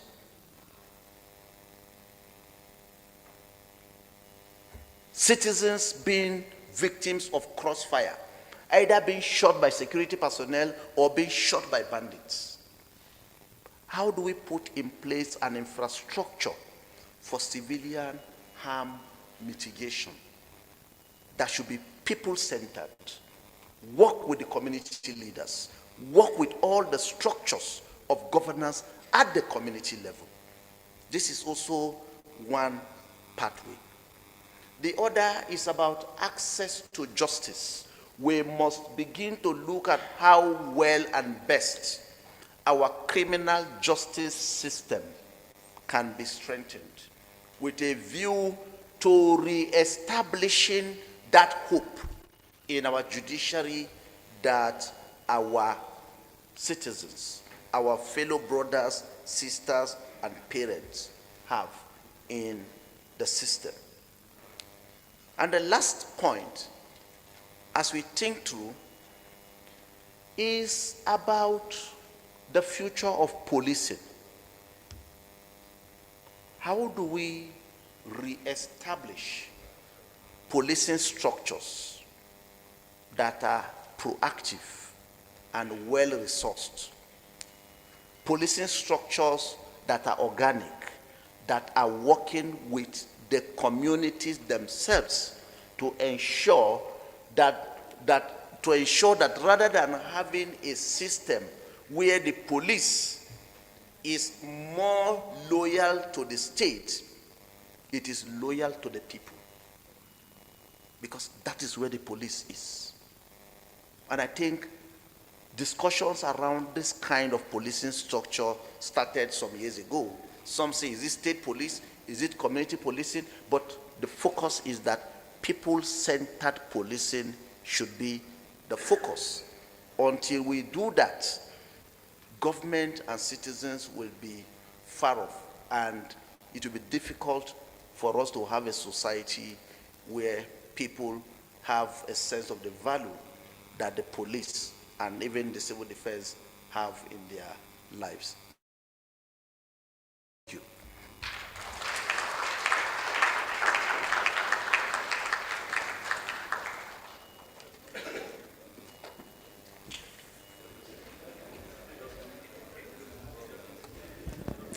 Thank you so much, Professor. And at this point, I would want to say everyone should just be on their feet. Give a round of applause for yourselves. Just be on your feet and give a round of applause for yourself, for all the security agencies, for everyone that have fought crime in our society, that have worked for peace. Give a resounding round of applause for yourselves. Everyone here, you are great. Give a round of applause for yourself. A round of applause for yourself. You are great. And at this point, I would want you to, I know we've had our tea break, I want you to shake hands with everyone beside you. You can go around and shake hands. Greet your neighbors. Greet your friends, your brothers. You have the opportunity to do that right now. All right. I can see the smiles. Okay, so I know we all have questions and answers. We all have questions to throw out through the speakers. Please, we will come back to that after the panel section. So I would like to welcome Ms. Kimberly Nwachukwu, the Program Manager, Nigerian Info. Ms. Kimberly.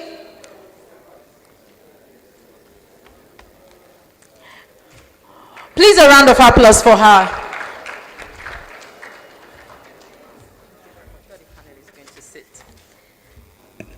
Good afternoon, ladies and gentlemen. And Ramadan Mubarak to our Muslim brothers and sisters fasting. My name is Kimberly Nwachukwu. I'm the program manager for Nigeria Info FM here in the Federal Capital. And I will be moderating the panel coming up next. It's called Building Resilience Against Extreme Violence Through Inclusion. And the fact that we're having this conference to really look at inclusivity in the Northwestern region shows the need for us to look at that inclusive aspect, carrying women, carrying persons with disability along in all of our planning. I always say that if you only bring men to the table to have conversation around peace and security, I don't know how the First World War and the Second World War started, aside from the textbooks, but it felt like men were in the forefront. So to kind of get the kind of peace and lasting peace, not a graveyard peace that we want, we need to see how inclusive we are by all the participants. Women need to be involved and persons with disability. So we'll look at how to identify some of those actionable plans that are already in effect and how to improve on them, as we get also a better understanding of how inclusive strategies can build community resilience. And I have an amazing lineup of panelists who will join us for this conversation. This mic is not good. At one point, I thought maybe I was not tall enough. That's why I wanted to remove the podium, but just to allow for us to spread out the chairs. Okay, so while we're doing all of that, I will just stand at this corner and I would welcome our panelists.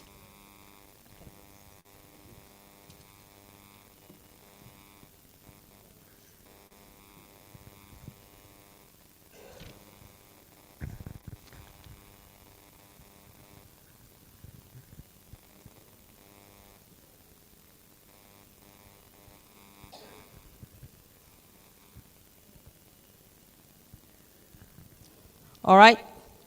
So while we're setting that up, let me just introduce our panelists. Please put a hand of applause for them as I call them forward. And while they're walking to the podium, I will just read a bit of their profile.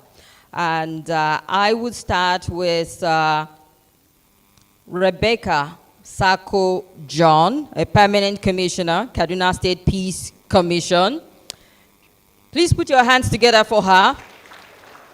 The permanent commissioner at the Kaduna State Peace Commission, an organization dedicated to promoting peaceful coexistence and resolving conflict within Kaduna State.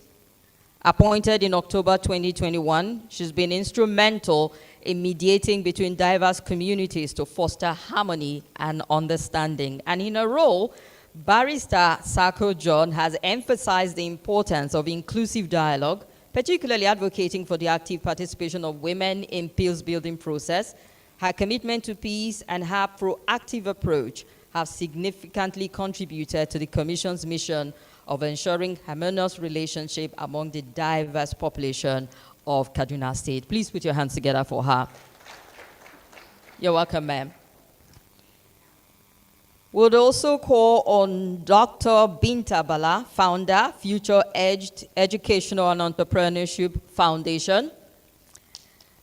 Dr. Binta Bala, like I mentioned, is the founder of Future Edged Educational and Entrepreneurship Foundation, an organization committed to empowering marginalized groups in Nigeria. Under her leadership, the foundation has implemented programs such as empowering visually and hearing impaired girls, focusing on providing educational and entrepreneurial opportunities to girls with disability. Dr. Bala's dedication to inclusivity and education has made a tremendous impact on the lives of many, fostering a more equitable society. Ladies and gentlemen, please put your hands together for her.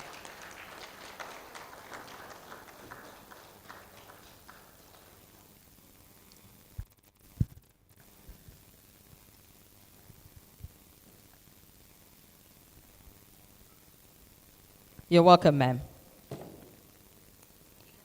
And I will call up next Dr. Halima Usman Abdullahi. She is the secretary of the Kawo Community Dialogue Committee in Kaduna State. In Kano State, I beg your pardon. Kawo, you know, maybe because I'm from Kaduna, I know there's a Kawo in Kaduna. All right.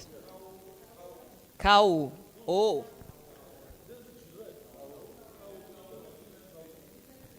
All right, so Kawo is correct then. Doctor, pardon me for that. So Dr. Halima is the secretary of the Kawo Community Dialogue Committee in Kano State. Now, through her position as the secretary, she's mobilized local stakeholders ranging from women and youth to traditional and religious leaders to drive proactive conflict resolution and inclusive dialogue. Please, let's put our hands together for her.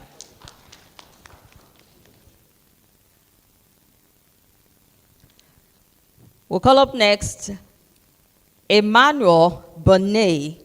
Is it Bonnet or Bonnet? I was thinking, is he a French gentleman? Mr. Emmanuel Bonnet is the executive director of the AIDS Foundation, a non-governmental dedicated to improving general wellness by encouraging healthy behavior. And under his leadership, AIDS Foundation has undertaken numerous projects focused on health promotion, community development, and social justice. Bonnett's commitment to these causes is evident through his active participation in campaigns and collaboration with other organizations and government bodies. In addition to his role at AIDS Foundation, he's the convener of Concerned Civil Society and Know Your Budget. Mr. Bonnet is recognized as an active citizen engaging in various initiatives aimed at societal increment. You're welcome, sir. Most definitely not French. Bonnet. All right. We would leave the name pronunciation for some other time, sir, but thank you very much. All right. Please help me welcome. I need to get this profile out. I know we have Royal Highnesses with us here.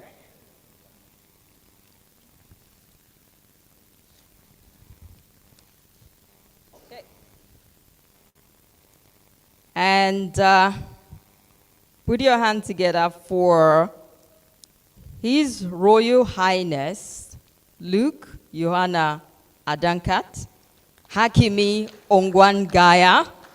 I hope I called that right. He's the Hakimi Ongwangaya and chairman of the Zonkwa CDC in Kaduna State. His leadership has been pivotal in mobilizing community stakeholders, bridging traditional authority with modern peace-building strategies, and advancing the role of women in local discussion. Please appreciate him.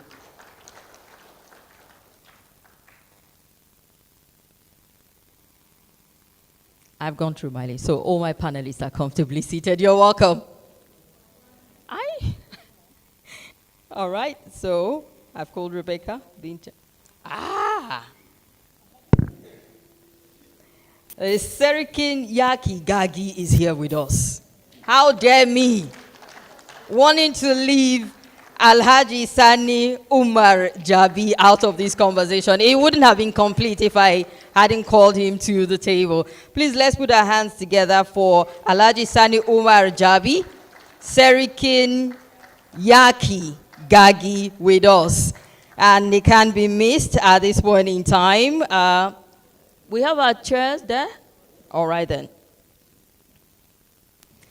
He is the district head of Gagi and the patron of the CDC. He's passionate about girls' education, gender-based violence prevention, and sustainable peace, and leverages his influence, traditional role to bridge cultural heritage with modern peacekeeping strategies. His leadership has been instrumental in championing the inclusion of women and girls in local decision process, driving community-led initiatives that promote resilience and collaborative conflict resolution in Gagi in Sokoto State. You're welcome, sir. Delighted to have you here.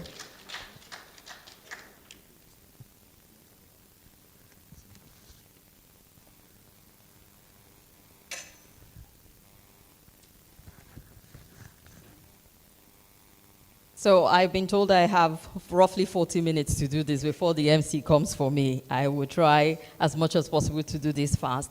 But let's start off with you, ma'am, being the permanent commissioner, Kaduna State Peace Commission, to getting from your line of work, the importance of, designing peace-building initiative that is inclusive.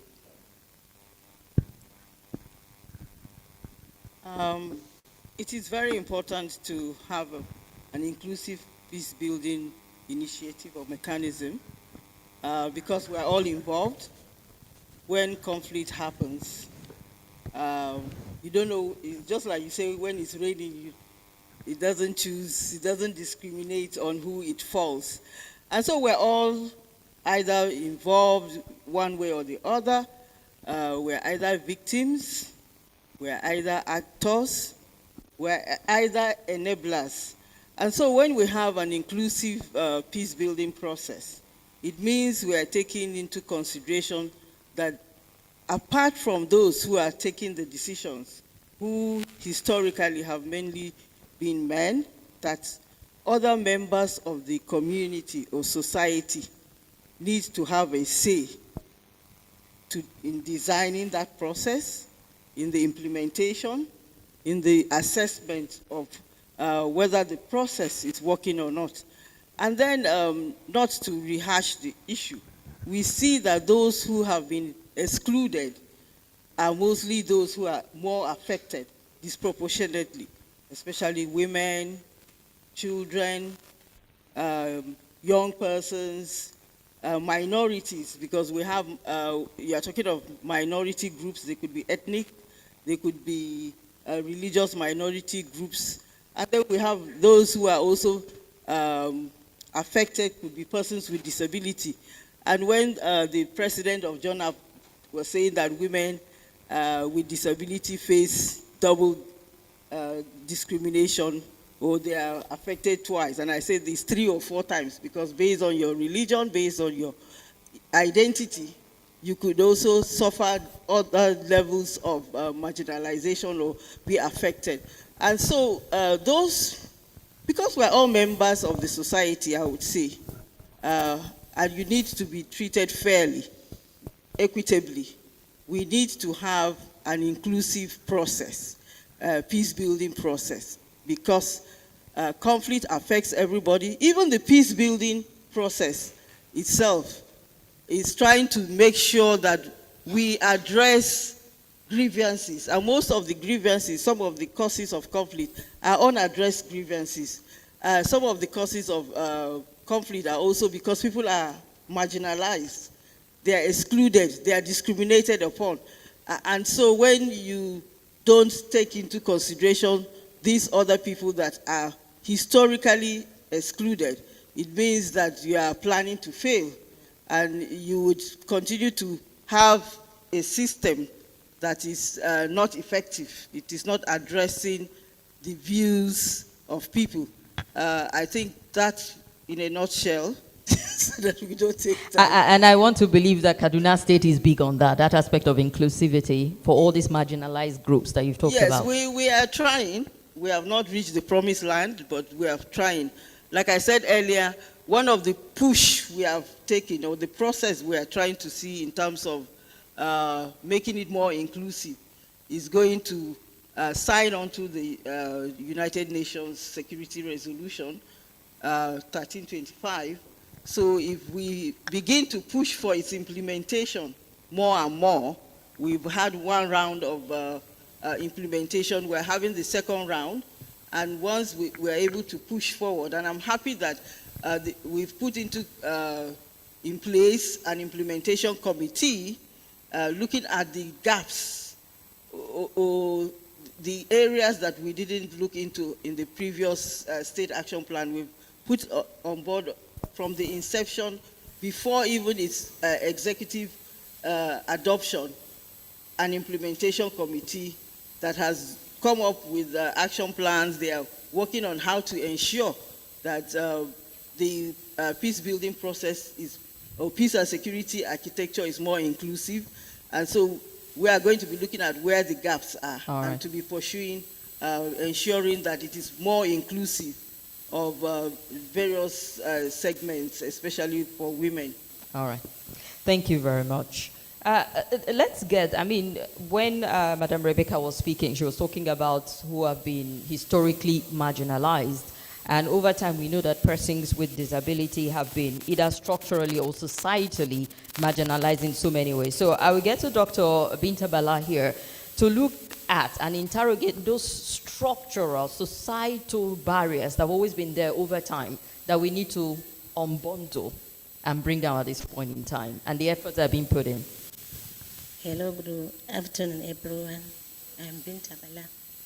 The social barriers that hinders people with disability, especially women, in participating in peace-building structure. Like, for example, the first barrier is the accessibility, physical accessibility. Look at the way I climb up this stage. I think it's the number one barrier. And my president, John Pep, he couldn't climb up because of that. Accessibility is not accessible for us. One. Then the second one is the representation in media. Women with disability are not much. The number of women with disability in media aspect, they are not much. So there are no large number of people to advocate for us. Had there been, there is a proper advocate, Global Rights will not hold this event without providing accessible way to come to the stage for us. But I'm sure it's a lesson they learned now. For their upcoming events, they will address this issue. Then for the structure too, we have mobility, that is the transportation. For example, if not because I am mobile, I can't come to this meeting. There are a lot of people with disability that doesn't have the means to come here. Even if they come, the environment maybe is not wheelchair friendly. It's not wheelchair accessible. There are some with a mobility disability. They cannot move freely. Yeah, this is another barrier. For the societal aspect, because we talk of the structure, for the societal aspect, is stigma and stereotype. Like now, as I am climbing up, if not because it's the gathering of elites, some will say, Kai, how will this guru climb up this? A stigma and a stereotype. Yeah, this is the major barrier we are facing in the community. Then there is this lack of abilityism. They will say, she cannot do it. She can't. So right from the beginning, they had just killed our passion. You understand? So if she can say, then she will end up looking. She cannot do anything. So this is another barrier. Then another barrier is the inclusion in a social gathering. Because through social gathering, we will voice out our problems. We will voice out what strategy need to be adopted to enhance our living, to enhance our peace in the society. Because in a society where there is no peace, I doubt if the society can give us a full opportunity to live freely. Then the last one is inability to access education. Our system of education is not inclusive. It's not 100. It's only in some cases that they are trying to make inclusive education in some of our schools. There is no inclusivity in the educational sector. I was going to ask, ma'am, so that means the National Disability Act has not even changed anything yet? Like in my state, Kano State, nothing changed. No inclusivity in education. Wow. All right, so there's still, like Madam said, there's still a lot of work to be done in this instance. Really. Thank you very much. You're welcome. Dr. Halima, I'm sure you would have interesting perspective from Sokoto State to share with us. But let's also interrogate how having women, the visibility of women's voices on this platform can actually influence all of the policy change that we require. Yeah, the inclusion of women, because we're looking at inclusivity here. How does bringing women and persons with disability to the table to making policy decisions, government programs around these issues, how does it change anything? Because some will tell you it doesn't matter if women are there or not, as long as these decisions are made. So what impact are women making, or will they make if they're carried along? Good afternoon, everyone. Thank you for having me on this panel today to discuss a critical issue that affects us all. People with disability are women like us. So before I proceed, I have to appreciate Global Right for work well done. It's part of their work that brought us here today, inclusion. Without the inclusion, we wouldn't have been here, but disabilities, and we were being carried out as one. So to start with, women are champions, regardless of your barrier, whether you are disabled, whether you are a normal being, we are all one, provided we are all women. So we contribute a lot. Women are caregivers, right from when the child is being in the womb. They observe, they study, they control the movement of a person. When they check, is he breathing?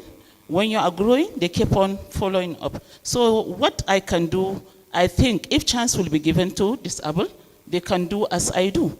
So with inclusion, we have to look into their status. We should know that we should do away with bias and prejudice so that we carry them alone.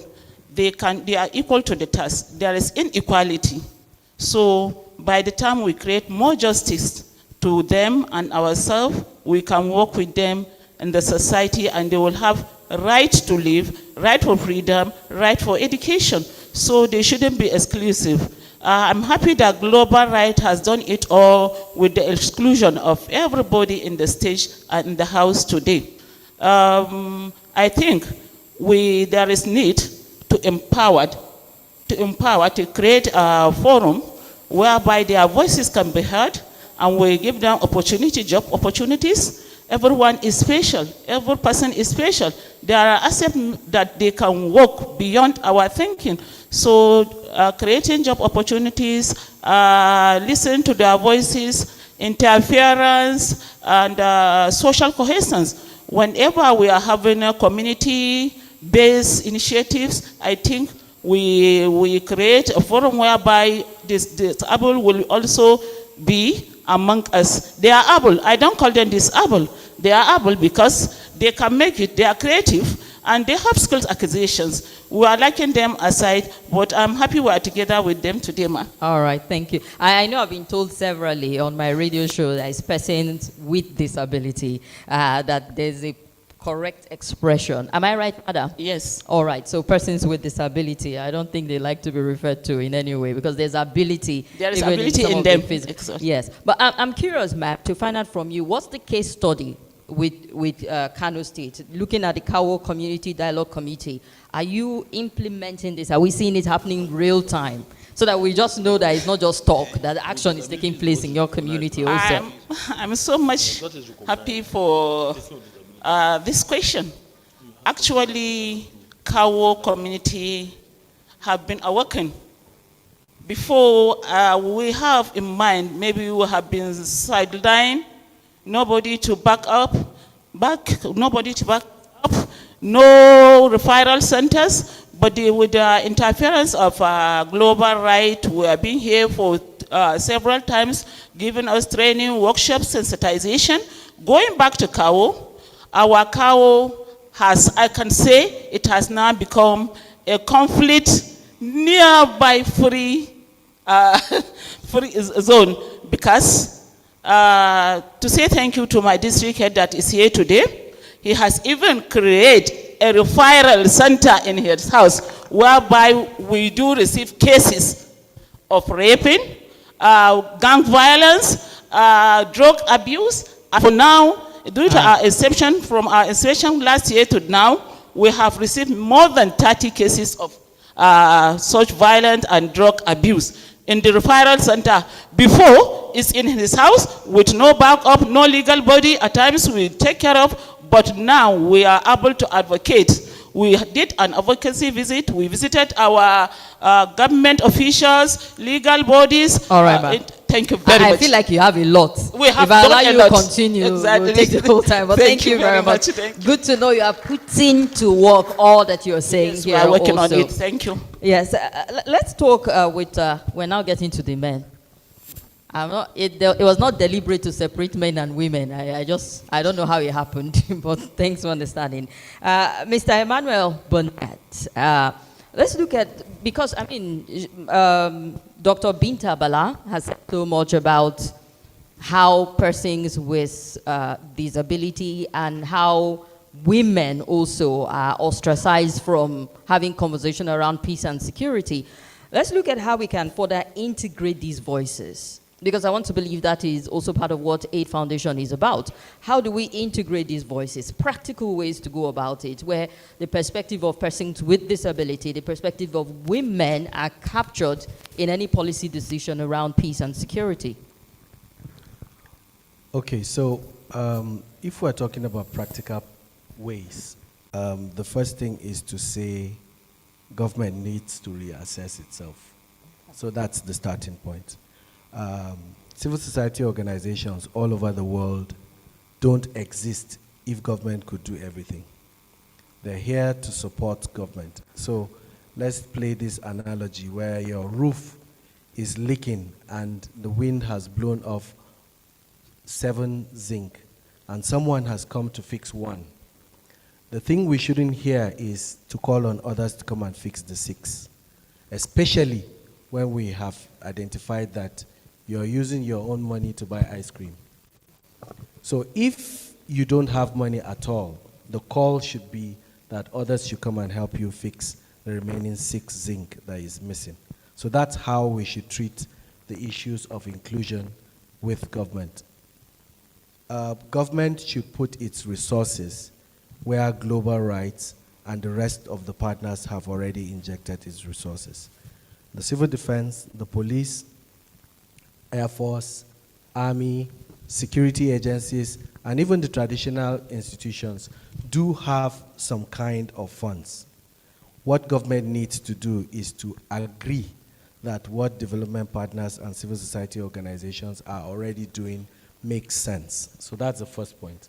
When they agree that it makes sense, then they should review all these other agencies that I'm talking about, look at their budgets, and begin to say, if global rights has gone to Sokoto, we shouldn't hear Sokoto asking for global rights to go to other communities.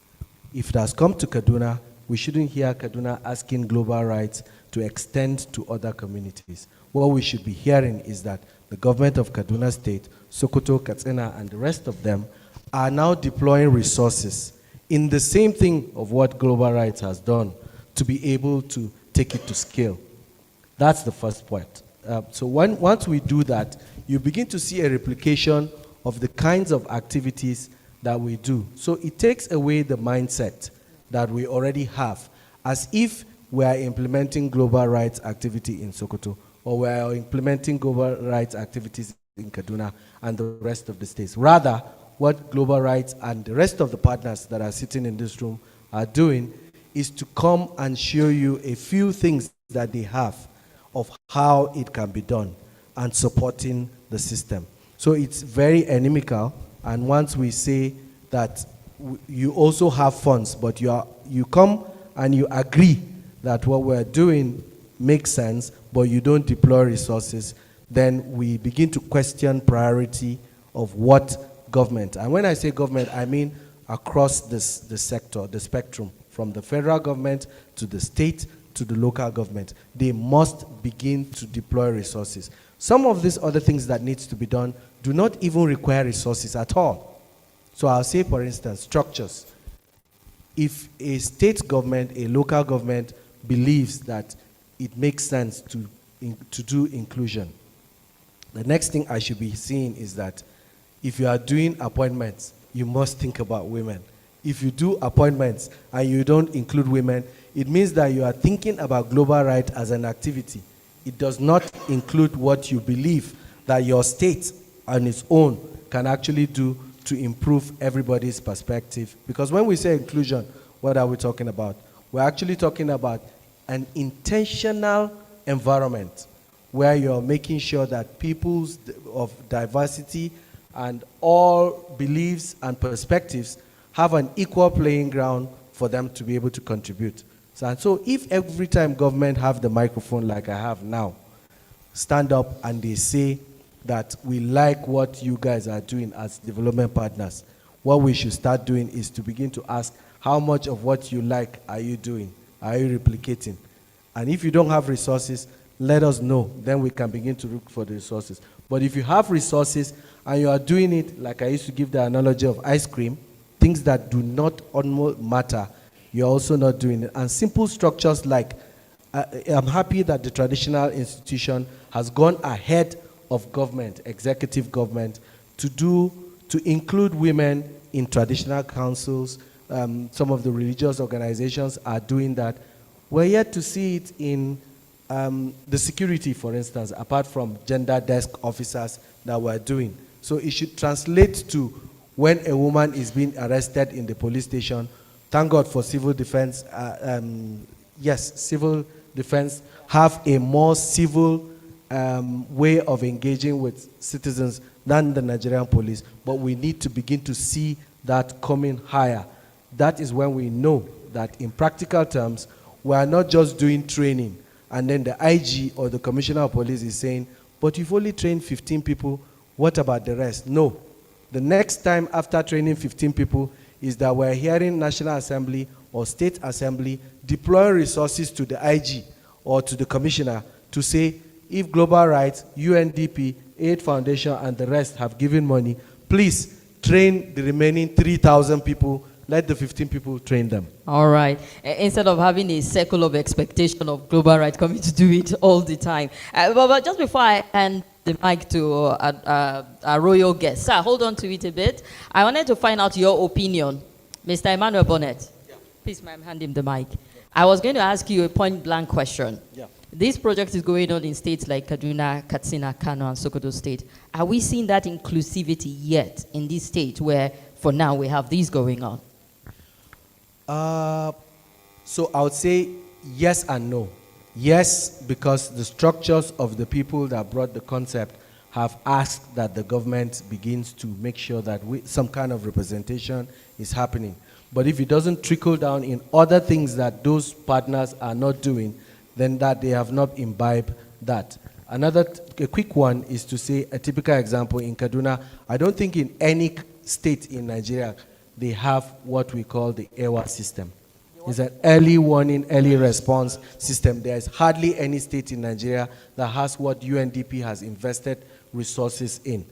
Yet, as I speak with you, in Kaduna, there's almost nothing going on with the EWA system because when they finished, nothing is happening. To me, point blank, I'll tell the government they are not interested in that. All right. Thank you very much.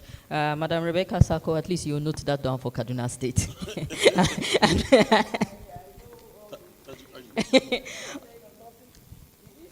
Oh, okay, maybe we'll give you time to respond. Let's get to our royal. About, then we'll give you time to respond to that. Just note it down. Let's get to hear from His Royal Highness Luke Johanna Adankat. Oh, okay. I've been told my voice is loud, but I'll make it louder. So, sir, we want to get from your perspective how community dialogue, interfaith forum, really, traditional institutions, even at the grassroots, how you are mobilizing to ensure inclusiveness of women, of persons with disability, carrying everybody along. We want like a clear example of what's happening even at your community level. Thank you. On this issue, this question, what we do as I'm talking as a district head, what happens or what is taking place in my domain as far as women inclusion is concerned. In my cabinet, I have women that we hold a council meeting with them. And these women, they have agents, that is women, in all the villages that coordinate activities of the CDC. So because of this interaction and constant town hall meetings, where we capture all our security agents, stakeholders like the women leaders, the people with stability, and all this set of people, and even the religious leaders. We also equip them for peace building. So in fact, because of this, we have received a relative peace in our area as far as Azango crisis is concerned. So we have received a lot of relative peace. What is bothering us is gender-based violence. Gender-based violence. We are receiving reports constantly on gender-based violence. And we have been collaborating with the security agents. And if it doesn't work, we have where we take them to, that is the human rights in Kafanchan, to handle that issue. But honestly speaking, things are working very, very well. What I will advise, what we are trying to do again is to key up with ministries and agencies in collaboration with these activities. Because as somebody said here, we are left alone, no assistance from anything. What I mean by assistance, to give us cooperation, that we can move forward. As far as CDC is concerned, we have been doing our own best. Just of recent, we have what we call a meeting, a town hall meeting, where we invited students on drugs abuse. These are the things we are facing there, because all the students and even the youths, they have key into that crime. And we are making all effort with the help of the security agents to see that things have changed. Well, it's good to know that you have women having this conversation also on the table. Many of them. Many of them. Yes. And you've confirmed that indeed we're seeing positive results as a result of these women. Yeah. Even though I'm concerned about the gender-based violence, is it increasing, or it has not been reported before? Which of them? Is it all of a sudden we're seeing increase in your community of gender-based violence, or before now? I wanted to find out, is it that the case of gender-based violence is increasing, or people are now talking about it? It's increasing. It's No, it's reducing. It's reducing? It's reducing. Okay. It's reducing. But no Yes. need to report it increase. It depends on the report. Okay. Yes. All right. It's reducing. Oh, that's reassuring. I was concerned when you say you're going to human rights, which is one of the right channels to go through. I say, how bad is it in the community there? Well, good to know that we're seeing results. Thank you very much, sir. Thank you. All right, so we'll get to hear from Alhaji Sani Umar Jabi. You did say it was increasing, not reducing. I was curious. Are you speaking from your perspective there? The more you create knowledge, yes, away issue that impaired reporting mechanisms the likelihood you have more reporting. There's a lot of issues being compromised at the grassroots. But the more you enlighten people on the way to report, you see significant improvement in reporting. But there's a lot of crime taking place, but people are silent. But the more you clear the channels of communication, you intimate to them, they know how to, they will break the idea of silence, keep reporting. That's Well, I quite agree with that. The fact that people, they're not silent, you can report this thing. It might sound like too many people are reporting, but it's better that it is reported and addressed than people are quiet about it. When we report the case, we take the case from the scene to police, there's one center, then also to justice.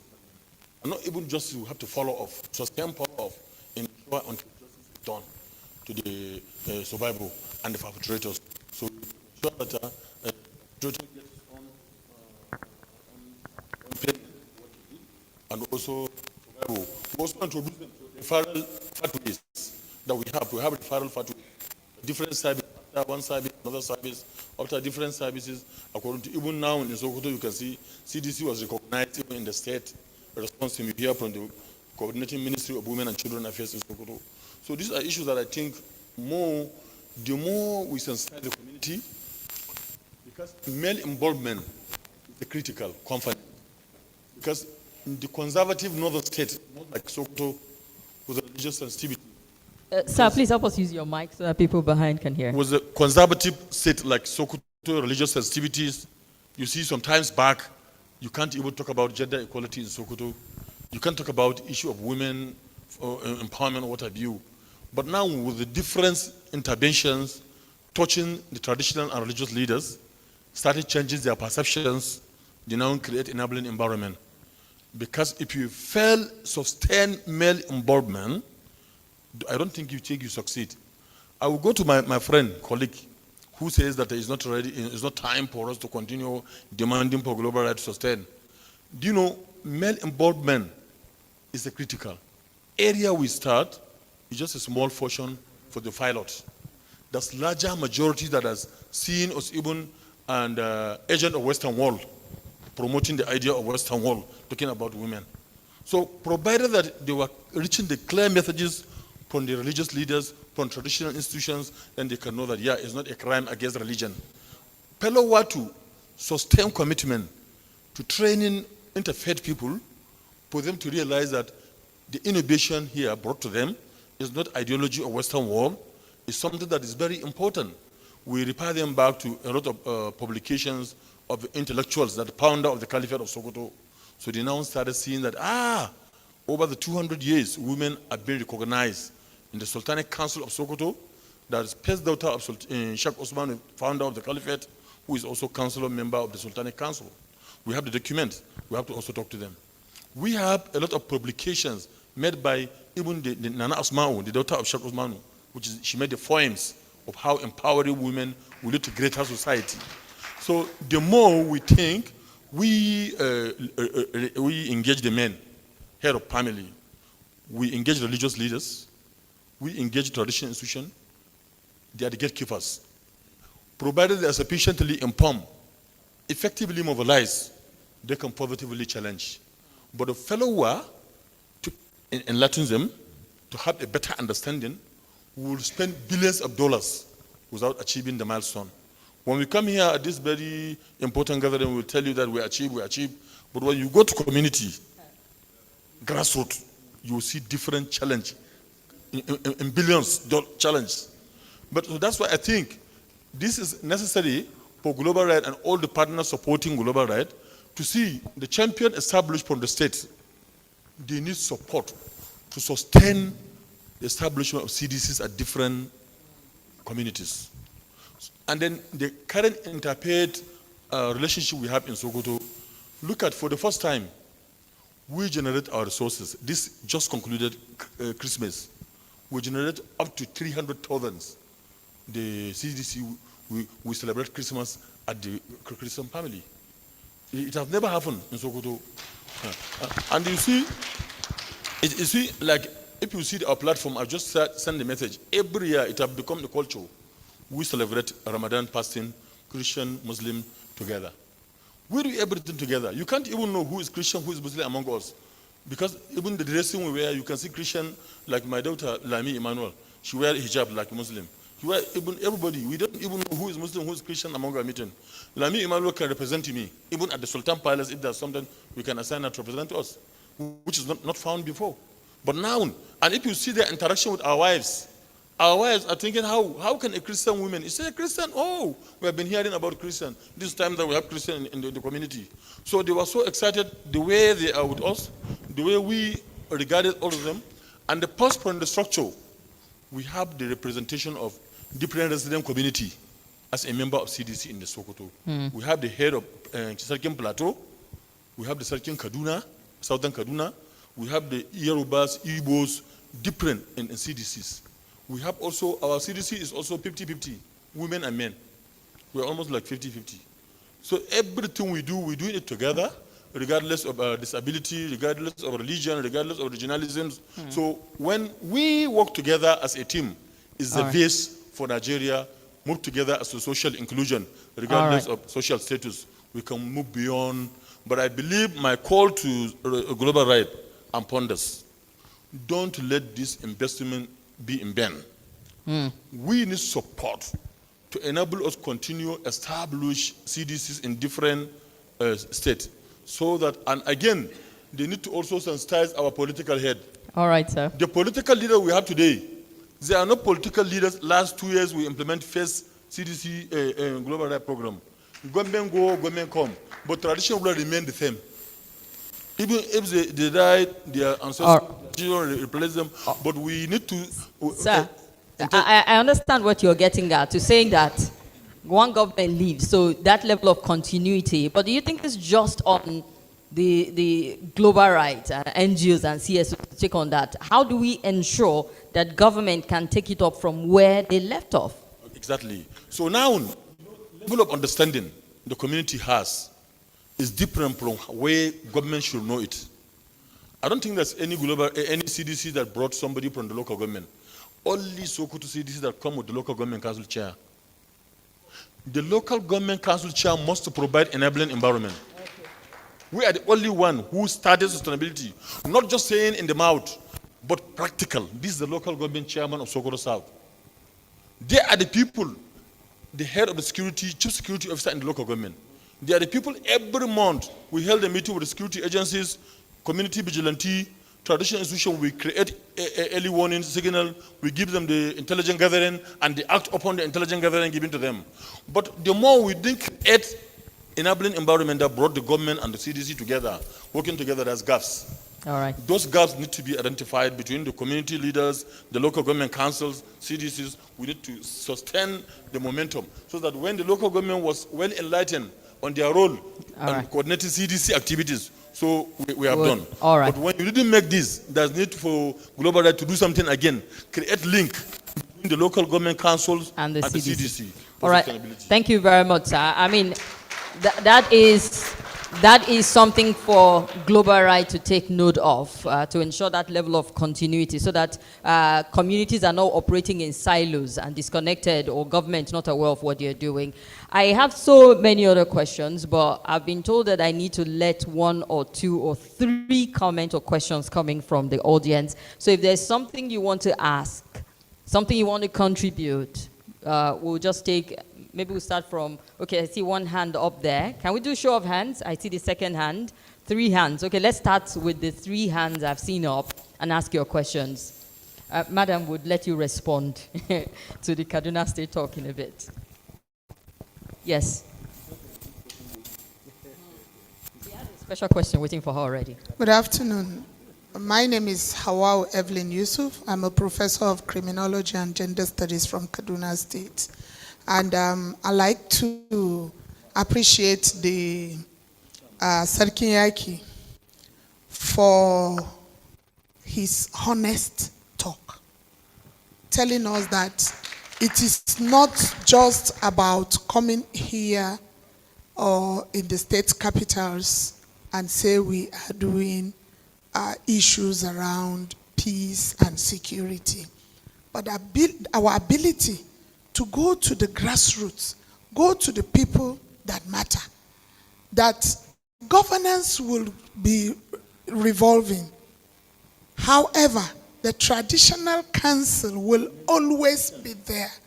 The need for us to empower the traditional councils in all our communities to be able to take care of this situation.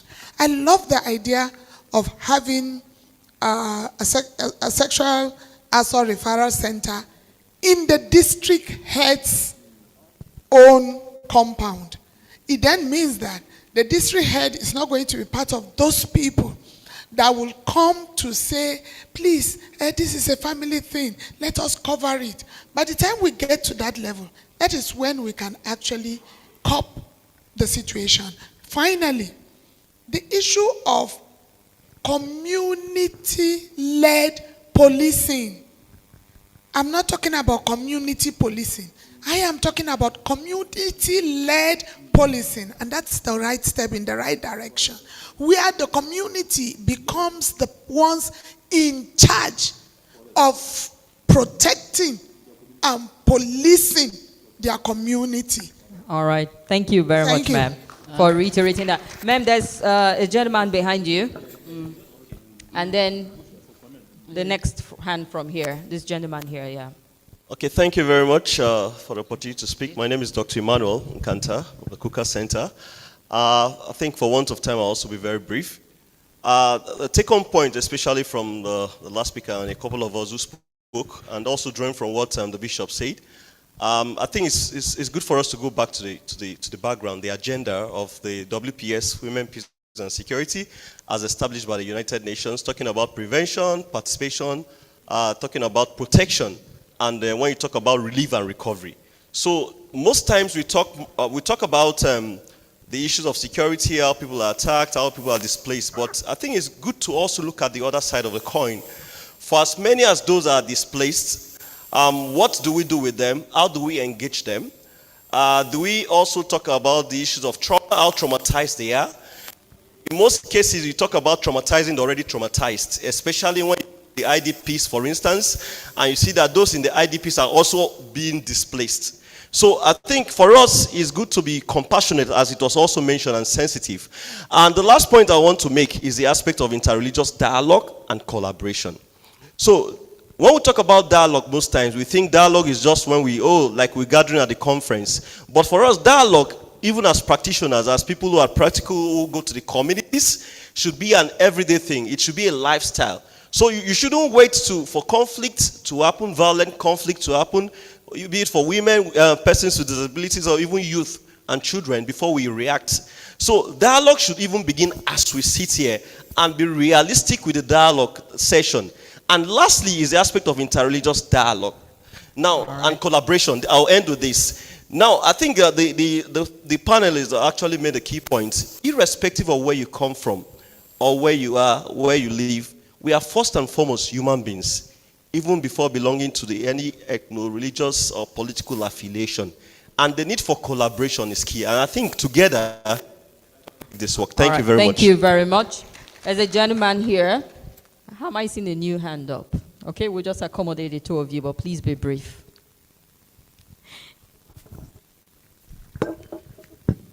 Assalamu alaikum wa rahmatullah.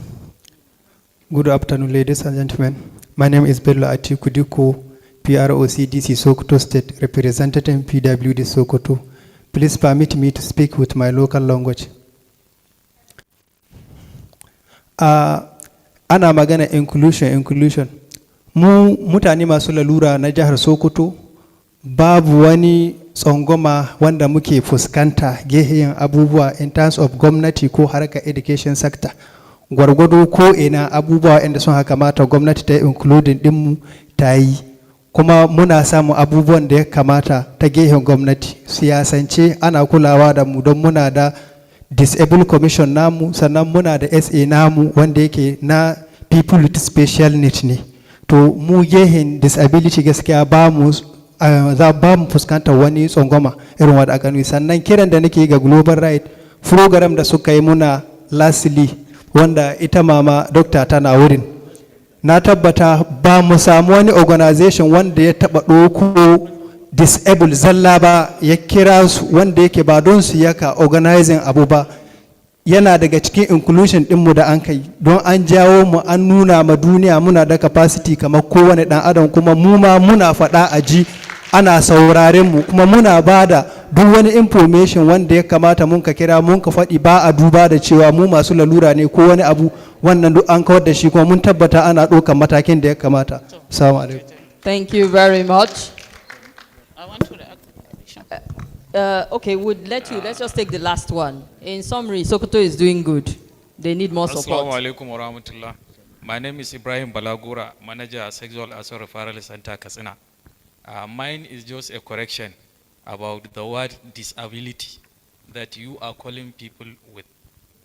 From the word disabled, I think we are drawing a kind of stigma from calling them as disabled people. I was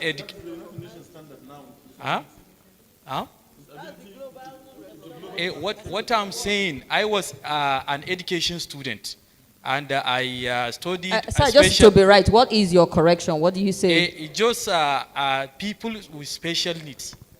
Oh. Ma'am, what is it?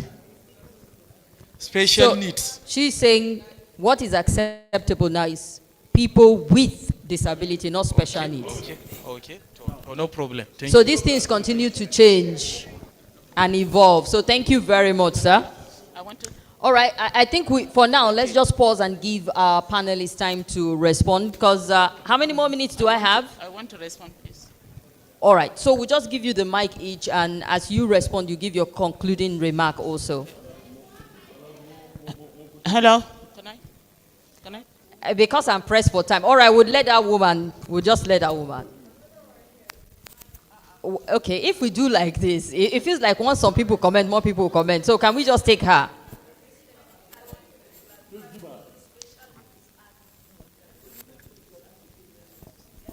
Thank you. Two different contexts. Okay.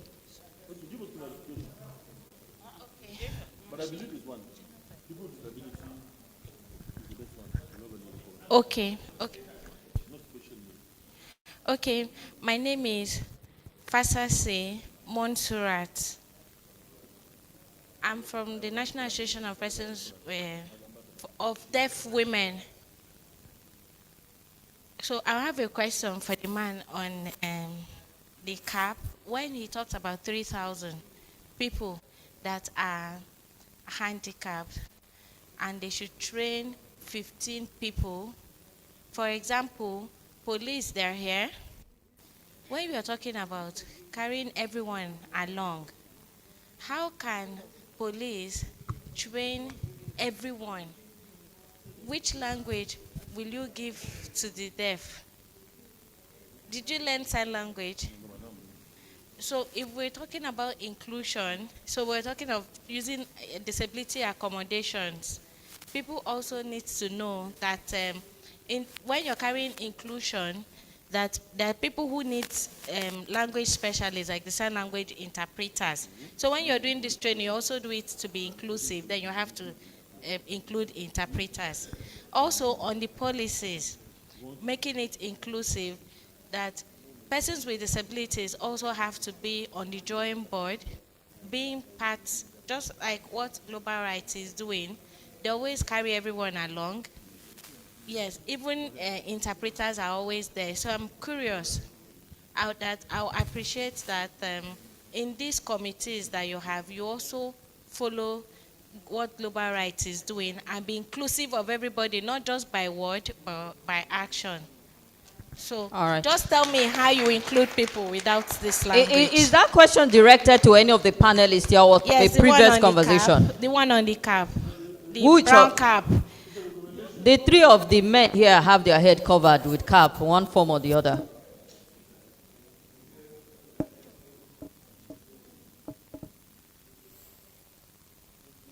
Mr. Emmanuel. Okay. So can I? All right. So, ma'am, hello. Please give this madam. She wants to clarify persons with disability and persons, the different persons with special needs. Let's just get that. Thank you very much for the opportunity. I think I just want to clarify, and with all due respect, we all have different backgrounds. I happen to be a doctor in education. And I know that these two terms, and I'm also a worker in development. I know that these two terms are used in special contexts. For example, if you talk about people with disability, you are referring to those who have challenges like we have discussed today, of physical, maybe speech, and so on.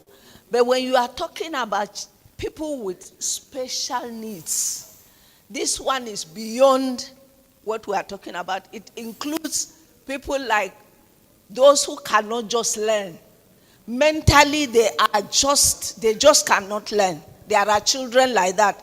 Autism, and then there are Down children syndrome. that have autism and all this. They are referred to it. And we use special needs mainly in education. All right. In development work is people with disability. Thank you very much. Very much. Thank you for that clarification. So please, we'll hang a mic to our panelists. We all have like a minute as we give a response to whatever questions. I want to.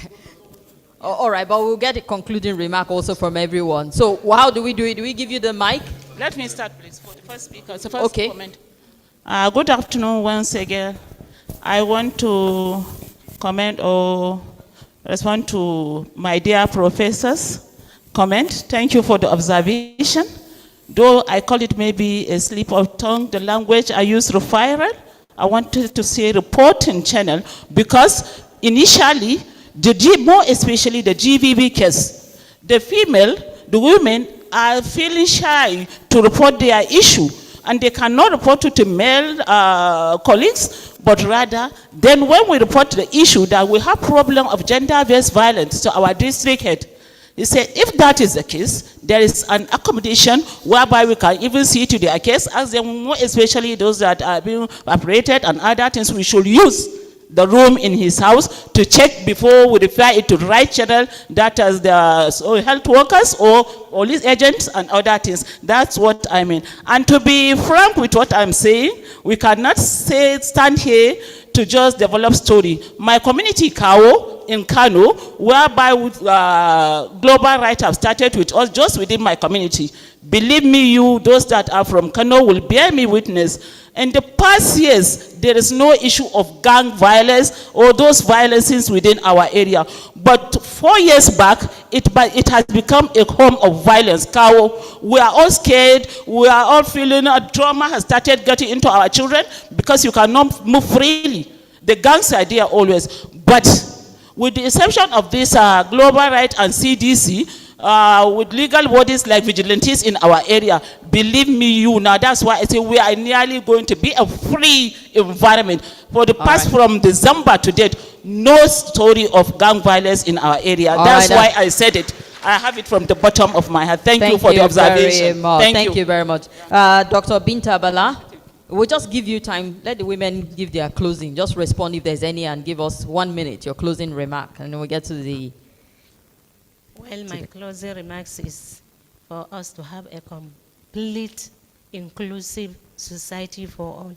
A society that will cater all our needs, all our wants, all our demands.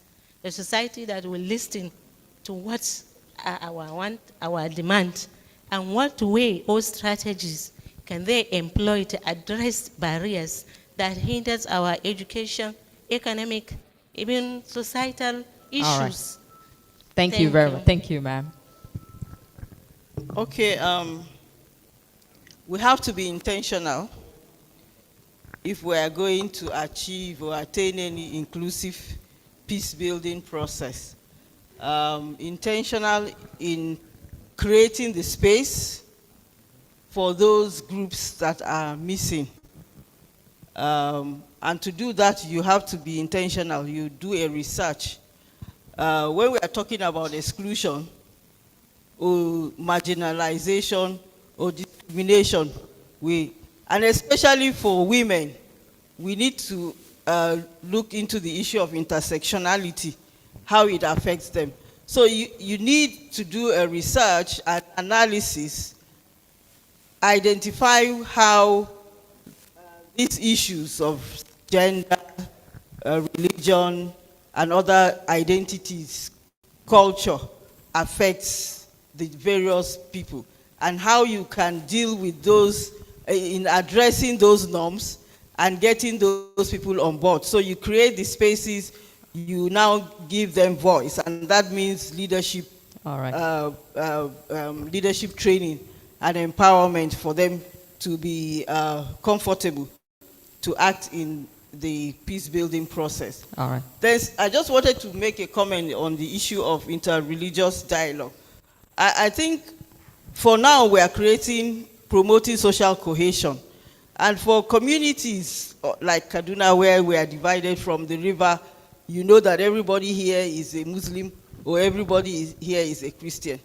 And we've been holding Ramadan. During Ramadan, they go and break fast. During Christmas, you go and feast. I think we need to go beyond that, playing football. You need our children, like my daughter. She has few, because of the area we are, she has few Muslim classmates. And so she doesn't understand things about Muslims, and likewise people from the other side. And so we need to bring more of the young people to interact very well, to understand each other's faith, and promote tolerance. And those things will have a rippling effect in promoting social cohesion, reducing conflict, or even suspicion about other people we interact with. Thank you very much, ma. Thank you very much. Mr. Emmanuel? Yes, so if I were to answer the question that was referred to me, so I'll give an example. In 2022, we worked with the previous administration to talk around inclusion in Kaduna State, and we used data. We went to the Bureau of Statistics and identified certain things that involve everybody. And once we say everybody, we're talking about the public. So how do people interface with the public? You wake up in the morning, you need to go and pay your taxes, you go to KD IRS. You want to pay NEPA bill, you go to NEPA. You want to buy recharge card, you go to the offices. You are looking for money, you go to the bank. You are hungry, you go to the market. So we identified all of these things and then said, which one of them have access for persons with disability? Having streamlined all of this, we went to the governor and asked him that we need to work with agencies that give approvals, like to build this hotel, because this is a public facility. And from that moment, we reviewed the law before you get your building permit and included inside that law with all the agencies, that's builders, architects, engineers, and all of that. And they reviewed the Kazubda law to include that if you have a stage like this without a ramp, you will not get building permits. Because buildings that are already in Kaduna have been done before 2022. But going forward, new approvals, filling station, markets, public facilities like this will begin to have, if you don't have that in your approval, you would be condemned and you see the X. So that's the example of what I was saying. But since you were specific about police, a typical example is if you go to the police station and there is a fight between somebody that is deaf and a neighbor, who interprets in the filling station, in the police station? Nobody. So the idea is to say, police commissioner, this is one of your major issue for persons with disability. They would lie for the deaf person if nobody is there to understand what is there. So can we train your IPOs? In the bank, when somebody is blind and wants to open and we rolled CBN asked all the banks. They came, we trained their customer service officers. At what cost? Almost next to nothing. So why I was referring to what I was saying is that it shouldn't stop there. So when we have finished our training, just like every other partner here, what is government waiting for them to continue what we're saying? If you truly believe that persons with disability have been disenfranchised with these physical facilities, for instance, and it costs next to nothing, because in almost every local government, there's one CSO or the other that has the capacity to do these trainings that I'm saying without almost paying anything to the police, to the civil defense, and to all the agencies. And it is then that we discovered that in all the filling stations that we have in Kaduna, only one had a public toilet that you can enter with a wheelchair and go and do that. And we didn't know. And then when we found that, we called all the media to applaud them and encourage them so that others can follow suit. All So right. this is the kind of example that I was giving for us, for government to show interest by deploying resources and also taking certain decisions that will be for the benefit, because they understand, not because one organization is telling them that that's All right, what sir. they need to do. Thank you very much.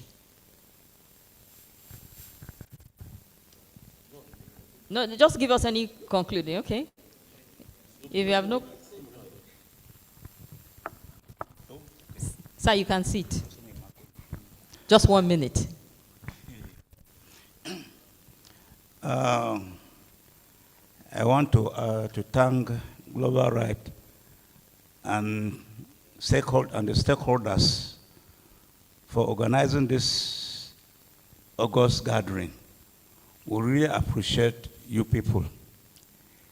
On behalf of my colleagues here, we really appreciate you, the impact of knowledge you have put on us, and we want to assure you that we are going to implement the best with our own knowledge. Thank you. Thank you very much, sir. So for me, is that, like I said, we need more link between the CDC and the local government council. And as well, we need to also more deeply sensitize the community to identify the role of the government, demand accountability from the government, so that in everything we can address corruption. Because whenever there is corruptions, the money, because the money we justify, we use, supported maybe in the training by Global Right, cannot be sufficient for local government to hold similar meeting. If we use 2 million to do one town hall meeting, if the local government conduct, it will consume 10 million. So that means value for money need to be also sensitize the community members to know how to hold accountable the government. And then the issue of women empowerment, it requires robust male involvement to have a better understanding of the benefit of women inclusion. We are including women. We cannot include them. And what kind including? They are only part of us. Some of us here have 2 wives, 4 wives, 3 wives. So we can't survive without women. We cannot say include them. They are already part of us. We have to add more inclusion into program. And in traditional institution, you hear one of my colleagues, he said in his palace, he have seat for the women in the palace. That we are working to see our peculiarity, if that can be workable. All our traditional institutions, we see it, because in our area, it's accepted to engage the women, and they are part of it right from the 200 years back of Sheikh Osman Ibn Fodio. The daughter of Sheikh Osman Fodio is a councillor of the palace of Sokoto. But we have the housemaid in the palace. We have other women that can coordinate the women activities in everywhere. We listen to women. We work everywhere toward promoting better, good messages. We want to extend this to thank the Global Right Impact for what they did to us. We want the government to be taken over and ownership. Thank you very much. He had to reiterate his points there about the need to bring the government in. I want to say a very big thank you to our amazing panelists who have looked at this topic from all sides and also shared with us in real terms what they're doing. And I love the fact that Alhaji Sani Umar is one who is telling you as it is. When he touched on corruption, you all agreed. I saw your faces.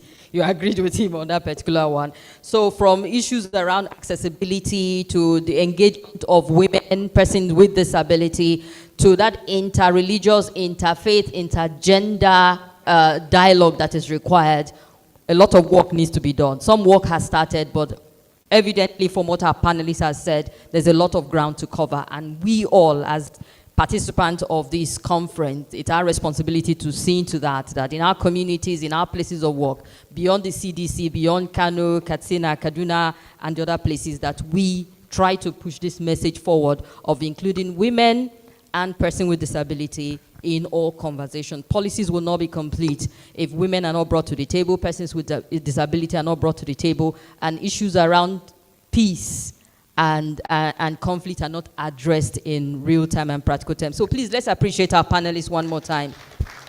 A big thank you to Alhaji Sani Umar Jabi Serikin Yaki Gagi, His Royal Highness Luke Johanna Adankat Hakimi Ungwangaya, Mr. Emmanuel Bonnet, Director Aid Foundation, to Dr. Halima Usman Abdullahi, Secretary, KAO CDC, Dr. Binta Bala, Founder, Future Edge Educational and Entrepreneurship Foundation, and Mrs. Rebecca Sako John, Permanent Commissioner, Kaduna State Peace Commission. Please appreciate them all.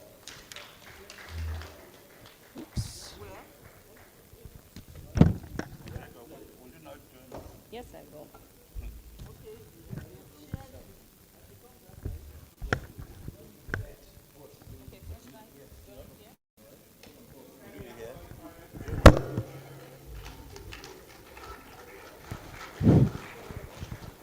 Yes, please join the photograph. Thank you.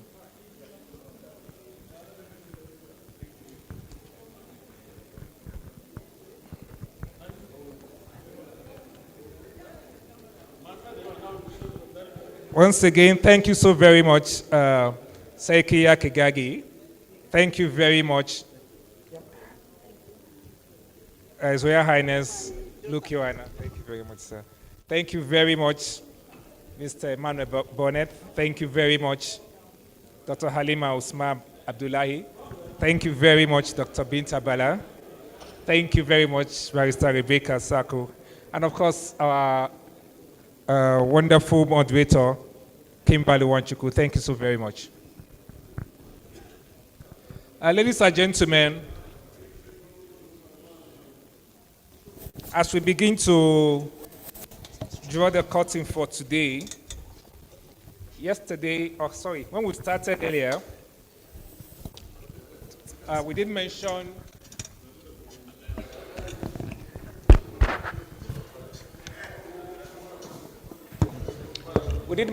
that we are conscious of the fact that the Holy Month have started, and some of our people are already started the fasting period. And so the plan is to see that each day we do not go beyond 2 to 30 at the most, so we could break for the day. But just to mention again that there were 2 things we're supposed to do today, which we didn't take today, that we'll do it tomorrow.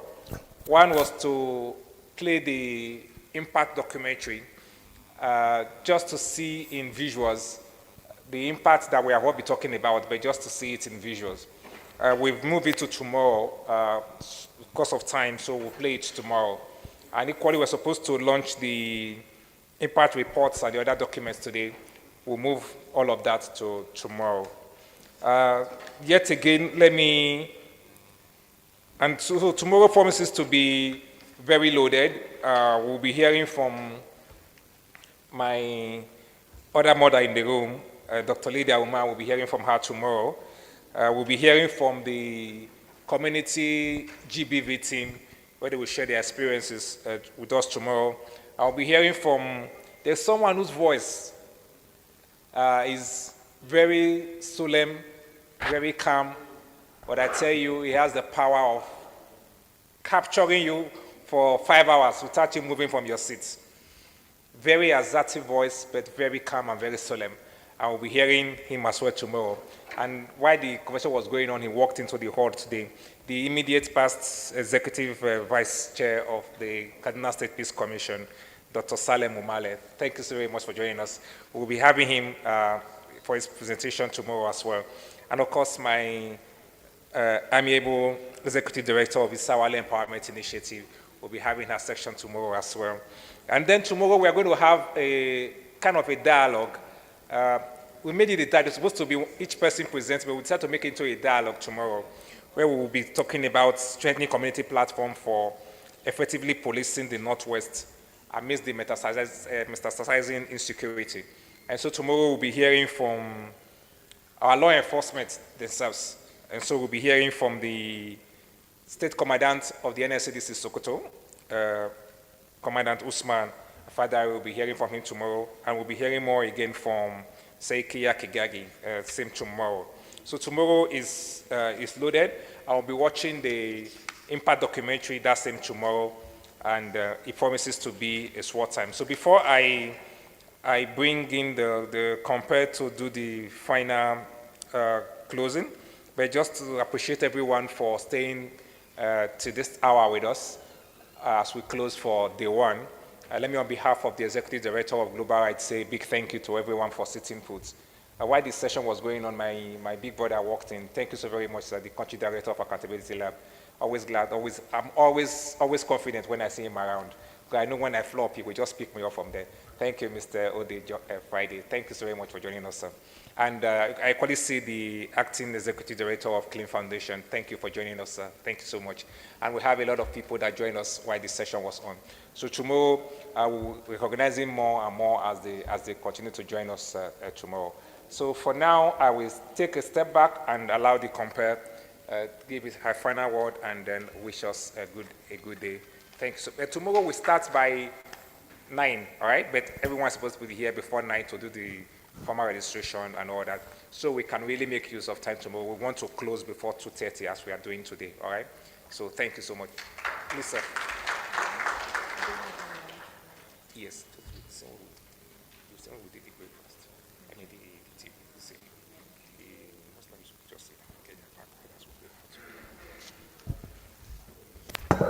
Thank you so very much to all to our moderator. She's left. Thank you so much. That was a great session. So we have come to a close of today, and I want to say a big thank you to everyone for being part of us today, and you all are sitting all beautiful.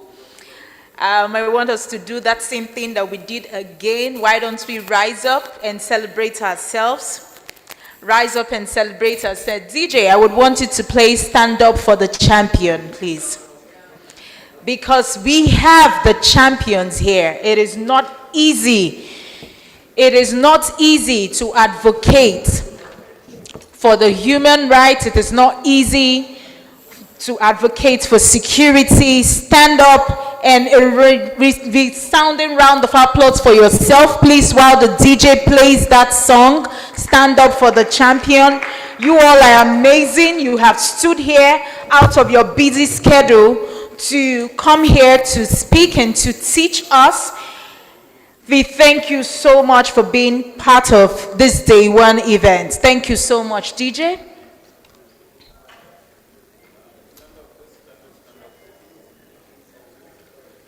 Okay, so while we're still waiting for the DJ, let's give a resounding round of applause for ourselves. Please, let's do that. Let's do that. I know we're all tired. Please, let's do that. Please, with smiles. With smiles. Please, let's do that. Let's do that with smiles. Thank you so much for being here with us. And again, we're having our lunch. So want to say a big thank you for everyone. My name is Lisa V. Carson. While I sign out, DJ, we're still waiting for you. And we take our leave. I want to say a big thank you. We have the lunch break there. And again, there's something being packaged for... I understand. There's something being packaged for us because we know that we're observing our Ramadan. So thank you for being part of us. Tomorrow, let's not forget, 9 a.m. we start. So let's be here early. Thank you so much for being part of us. DJ, we are waiting for you to jam us with the song. You all are the best. A round of applause for yourself. This song is for you all. As we depart, this song